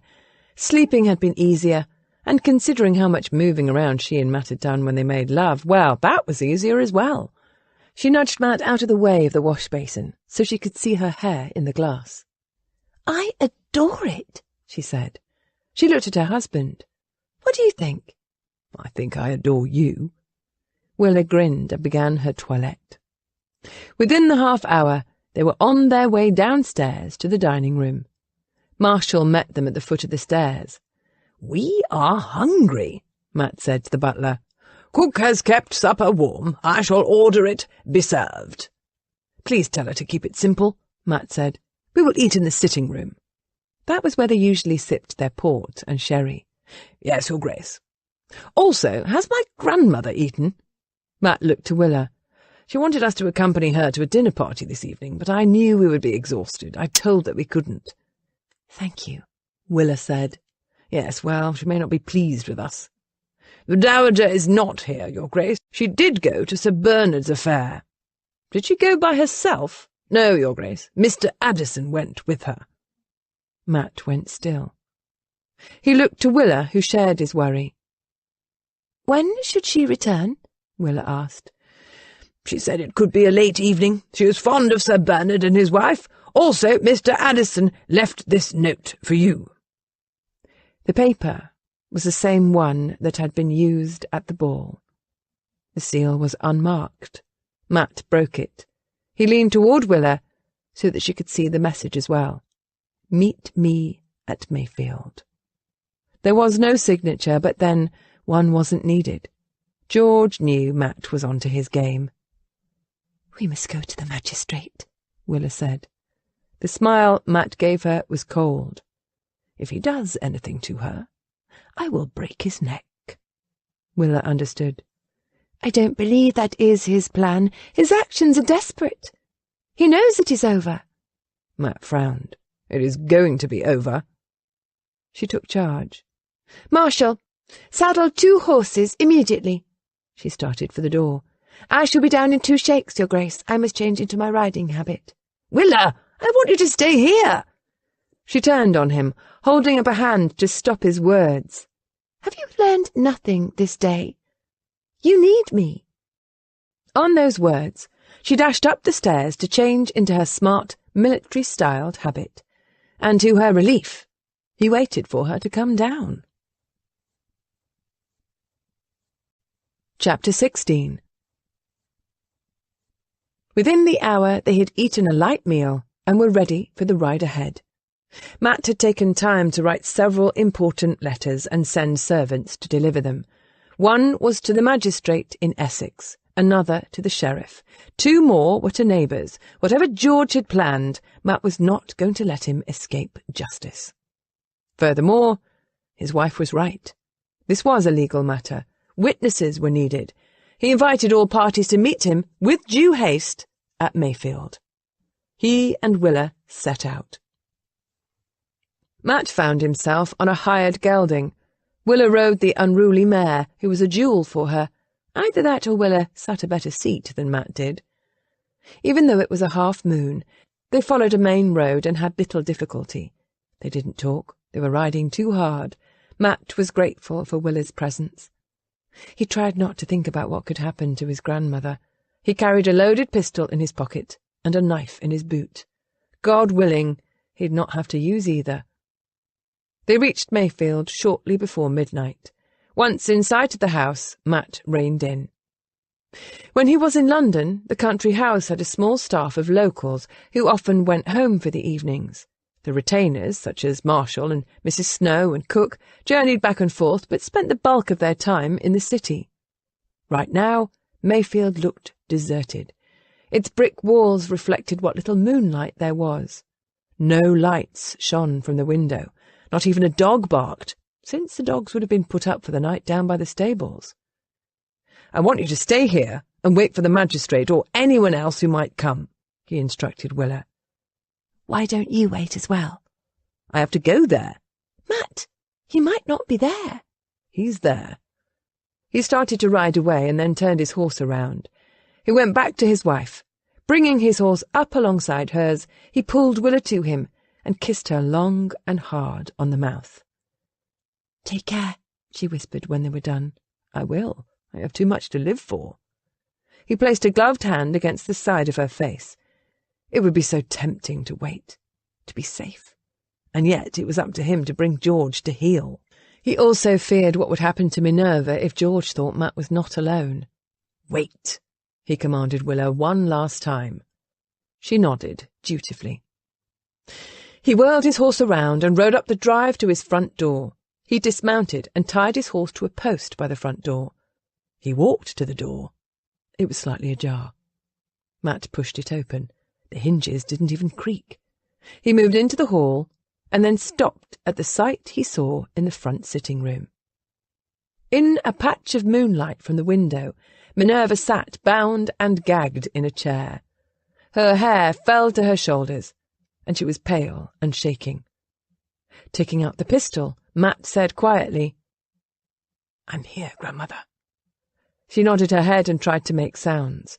Matt didn't understand until he heard a footfall behind him, and then the heaviness of George's breathing. Matt dodged just in time to avoid being cleaved in two by the axe George was wielding. His hand holding the pistol hit the door jamb. Matt lost control of the weapon. It went flying into the shadows. Meanwhile, George had fallen forward from the force of his swing, but he quickly regained his footing. He jumped at Matt, the axe high in his hands. In shadows and moonlight, with his hair going every which way, George appeared demented. He grinned. "Well, this appears to be it." "What is it, George?" Matt tried to keep his voice steady. "Everything. It is all lost now, Matt." With a wild grunt, he lunged at Matt with the axe, swinging it with both hands. Matt jumped back. The axe just barely missed him. He thought of the knife in his boot. It was no match for an axe. He needed the pistol. He took a step in the direction he thought it had fallen. "George, you need to stop this. The magistrate is coming. It will be worse for you if anything happens to Minerva or me." "The worst has already happened," George answered. His shoulders sagged. He stood between Matt and the door. But it didn't make any difference. Matt would not leave Minerva behind. "I won't make it out of this," George predicted. "No, you won't," Matt agreed. In the chair, Minerva was weeping. "You'll not make it either." Matt was determined that he was going to be wrong about that. But he wanted to keep George talking. He wanted answers. "Because you want the title for your sons?" George had 3 of them. The oldest was James.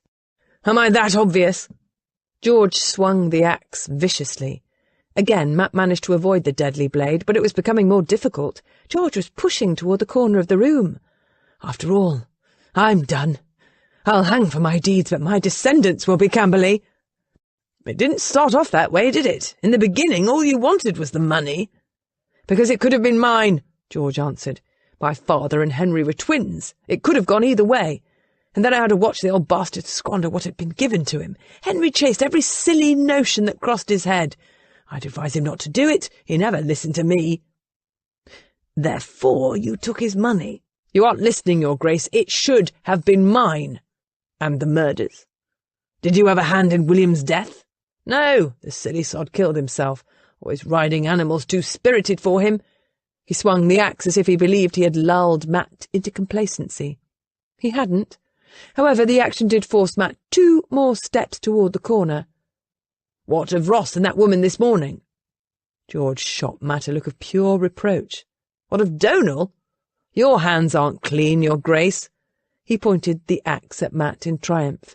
"You didn't think I suspected what happened?" "I had little choice in the matter, cuz. It was him or me. The same with Ross. When I found out that he'd let you escape because he wanted to sell a horse, well, I lost my temper. I also knew it was over for me. You would reason it out."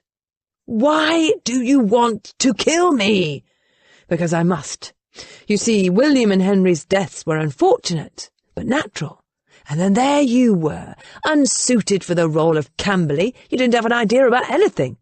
And I knew so much. I could have made this into a great estate." "It would have been a great deal better off if he hadn't robbed my grandfather blind." "He could have refused to pay," George said, reasonably.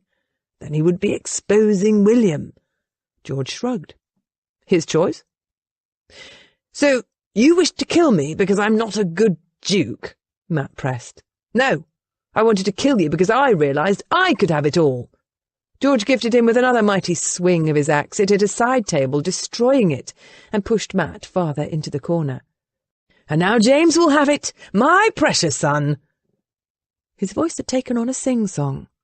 He was obviously in a bad state. All Matt needed was a second's inattention. "What is the plan?" Matt asked. "You kill me, and then what happens to my grandmother?" "She dies as well. We all die, right here in this house. I'll take my own life and pay for my sins, but first I'll set the house on fire. Mayfield will be burned to the ground. There will be mourning, especially from your lovely wife." He sighed with regret. "But I won't let you escape this time. There is too much at stake." "Do you believe Willow won't tell everyone how you tried to have us murdered in the river? What you have done might taint your son's chance to inherit the title." "Not legally. After all, he didn't have a hand in my deeds, and people really aren't all that interested in you, Matt. They will hear about the fire, and everyone will believe it is an accident." "Except me," a female voice said. Willa stood in the door. Matt didn't know how long she'd been there. He would give her a royal scolding for disobeying his order to wait for the officers of the law. However, she did provide the distraction Matt needed. George jumped at the unexpected sound of her voice, and Matt charged. He hit George full on with his body weight. Matt was younger and a bit taller, but George had the strength of madness. They fell against Minerva in the chair, knocking her over. Both of them lost their balance. Matt grabbed George's coat, hanging on and trying to keep as close to him as he could. George scrambled up. He held the axe with 2 hands. "Let me go!" he was shouting. "Let me go or I kill her!" He was speaking of Minerva, who was on her side on the floor. He started to swing the axe. Matt grabbed at his arm and threw him onto the ground, pinning George with his weight. Holding him down, Matt sat up and punched his cousin in the head, once, twice, and George was out, his nose bloodied. Uncertain if George was bluffing, Matt stayed right where he was, ready to strike again. "Your Grace!" Matt looked up and was surprised to see the sitting room full of men carrying lamps. And there was Willa, helping a gentleman lift Minerva, still tied to her chair, to a sitting position. Matt started for Willa. He didn't know if he would give her a lecture on the danger of not listening to him, or kiss her silly. She looked up at him just then, and he knew. He wanted to kiss her silly. Someone untied Minerva and took the gag from her mouth. She burst into noisy tears and held her hands out for Matt. He helped her rise. She was very shaky, and he understood why. The old girl had been through a great deal this evening. He himself was exhausted. His grandmother put her arms around him and sobbed. Matt looked to Willa for guidance. "Hold her," she mouthed. In all the time he had been around Minerva, she had never asked for affection, not even the simplest of hugs. He put his arms around her and felt her tension ease. "He didn't kill William," she said between sobs for Matt's ears alone. "I could have sworn he had. It's as if I feel the pain of losing my son all over again. I can't believe William could have just fallen off. He could ride anything." There it was. She focused on William and ignored her other son, his father, or the danger they'd all just experienced. And yet Matt heard his father's calm voice when he said, "Perhaps George did have a hand in it, grandmother. I'm certain William felt the weight of being the source of the blackmail." "I'm certain he did." Willa offered a kerchief, which Minerva gratefully accepted. "I believe you should rest," Willa suggested. "I would like to rest," Minerva agreed. "This has been very hard.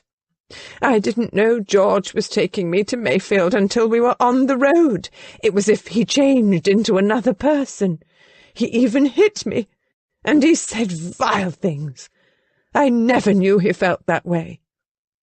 "He hid it well," Matt answered. On the floor, George started groaning as he returned to consciousness. 2 men picked him up. Matt recognised them as his stable lads. "I fetched them," Willa said proudly. "I was waiting as you told me to," she added hurriedly, "but I worried and I thought you could use help." "Why didn't they come in here instead of you? Willa, George could have murdered you." "But you would have stopped him," she said with every confidence. "I knew I would be safe." He kissed her then. He didn't care if they had an audience. Such trust must be rewarded. A clearing of a throat brought Matt back to the present moment. "Your Grace, I'm Lord Dumfries, the magistrate." "Yes, I remember meeting you. Thank you for coming." Dumfries was a slender fellow with blonde, greying hair. "I almost didn't, but your letter was such that I knew I must rouse myself from my bed to see if it was true." "Are you disappointed?" The magistrate looked around at the damage in the room. "I am not. However, will you tell us the story?" "And is there a place we can lock this man up?" Squire Tarleton, who served as sheriff, asked. "I'll have men come and pick him up in the morning." "Capital idea," Matt agreed. He directed the stable lads to see that George was locked up in the grain room. George wasn't vocal. He looked around as if in a daze. He was probably stunned at how far he'd fallen and how this would be his legacy to his children. Matt pitied the boys. "Shall we go into the dining room?" Matt offered. "We can all sit around the table and hear the story out over a glass of whiskey." Even Minerva thought that was a splendid idea. Matt told the story. Willa sat beside him, silent for once. Minerva shared her harrowing adventure of being kidnapped. The squire had asked for paper and ink, and he recorded their version of events. The whiskey helped the dowager recover. When Dumfries asked if Matt wished to take out charges against George, she answered, "Absolutely not." "Grandmother, we will," Matt answered. "We can't," she countered. "What will people think? We don't want our affairs to be bandied about." "He killed people," Willa said. "I saw their bodies. What he did was terrible." "Bodies," Minerva echoed. "A doxy and some man no one knows. They don't count for anything." "The law frowns on murder, Your Grace," Dumfries said tactfully.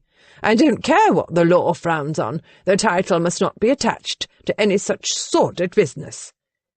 "He tried to murder us," Willa answered, starting to her feet in indignation. Matt reached out to place a hand on her shoulder. He looked at Dumfries. "Of course charges should be filed. And prepare yourself. My cousin is an excellent lawyer." "Your Grace," Minerva started, "I must object." "And you are free to do so, grandmother. However, it is my decision that carries weight. I'm tired of secrets. I'm done with them. George will be judged for his actions." "He will sully our name." "He already has," Matt said. "We should have talked to the authorities years ago." She shut her mouth then. He knew she didn't agree with him. That was fine. He was Camberley. It was almost dawn by the time everything was settled. The squire said, "I suppose it will be this afternoon when I send lads over." "Whenever will be fine," Matt assured him. "My cousin is not going anywhere." At last everyone was gone. Minerva had sought her bed over an hour earlier, obviously disheartened that she would not have her way. Now it was just Matt and Willa. He held out his arms, and she walked directly into them. Matt kissed the top of her head. She cozied closer. This charming, beautiful woman had been willing to risk her life for him. What's more, she loved him. "I have a confession to make." She yawned. "Can it wait for morning?" "I fear not." He had her complete attention now. "What is it? You look so serious." "I am serious." He sat her down at the table and took the chair next to hers. Her feet barely touched the floor. Sometimes he felt twice her size. Right now he believed he was a very little man. "I have a confession to make," he started. "My conscience won't let me go until I tell you the truth." "Very well." She folded her hands in her lap. Matt sat a moment, preparing himself before admitting, "I didn't choose, or even purchase the marriage ring you wear. I hadn't done anything for the wedding, including asking a groomsman. I contacted Soren in the middle of the night, demanding he fill the role." "Why are you telling me this?" "Because I wish to be worthy of you. I notice how often you touch the ring." She curled her fingers in her lap. "It matches my tastes perfectly. I'm fond of it." "And you thought I had chosen it?" Willa looked down at the ring, and then slowly nodded her head. Matt slid off his chair and came down on one knee. "I'm sorry that I didn't give you the respect you deserved." He placed his hand over hers. "But if you will forgive me, I'll work every day to make it up to you. I love you, Willa, passionately, fully, and completely. There is no other woman who has ever touched my heart with her bravery and my soul with love. I give all I have to you, Willa, everything. This is my solemn vow because I never want to lose you." Tears welled in her eyes. He feared he had upset her. "Willa, have I said the wrong thing?" You have said all the right things, she answered, and then she threw her arms around him. Of course I forgive you, but please let me hear you say it again. Ask you to forgive me? No, you buffle-headed man, the part that is important. He understood. I love you, Willa. I'll always love you. She cut him off with a kiss. They took their time of it, enjoying the moment. Matt rose from the ground, picking up his petite bride. She looked at him. I have a confession as well. Yes? When I wrote the letter jilting you, I'd hoped that you would come for me, and you did. Now I am no longer a blank piece of paper. What do you mean? The day I wrote the letter, I tried to make a list of all the things I wanted out of my life. I couldn't think of anything. I was too dull and lacked experience in life. You changed that, Matt. We've been kidnapped and almost murdered and visited a whorehouse. These aren't necessarily good things, Willa. But they prove that together we can face anything. And now take me to bed, husband. We have much catching up to do. Matt was happy to oblige. Epilogue. Cornwall, May the 7th, 1814. There were babies. Beautiful, healthy, plump babies. And Willa had never seen her two friends happier. Motherhood suited Leonie and Cassandra. As the three friends had promised themselves, they gathered with husbands and children at the first opportunity. Leonie's daughter, Lady Elizabeth Rose Gilchrist, was almost 9 months. She had her mother's exotic eyes and her father's smile. She was already attempting to walk. Precocious like her mother, Leonie's husband, Roman, Lord Rochdale, said proudly. Cassandra's son was 2 months and 4 days old. Lord Andrew Lawrence York had an awareness of his surroundings that surprised Willa for someone so young. His 6-year-old half-brother, Lord Logan, doted on him with gentle care. Willa was deeply touched to watch the two brothers together. They were all at the Dewsbury estate, Pentreath Castle, because of Andrew's age. After what seemed to be weeks of rain, they were enjoying a sunny day. The husbands, Logan and Willa, had all gone for a bit of fishing before joining the new mothers on the back portico. The talk was of building projects, land management, Leonie's roses, for which she was becoming renowned, and the school that Cassandra and Soren had opened. Willa sat in her chair on the back portico, where their hosts had prepared what could only be described as a feast, and listened to the happy sharing. The men were entertaining Logan by teaching him how to play croquet. Their voices carried across the lawn. There isn't a game Logan doesn't enjoy, Cassandra said with a touch of pride. His mind is so quick. He will grow into quite a man, Willa agreed. She was holding Andrew and enjoying the soft, cottony smell of him. Her friends had asked questions about the case against George. He was coming up for trial in a few weeks. The papers and pamphleteers were busy making him and his misdeeds infamous. Only Minerva was upset by the gossip and speculation. Willa and Matt were at peace with their decision. Baby Andrew's head bobbled slightly as he looked up at her.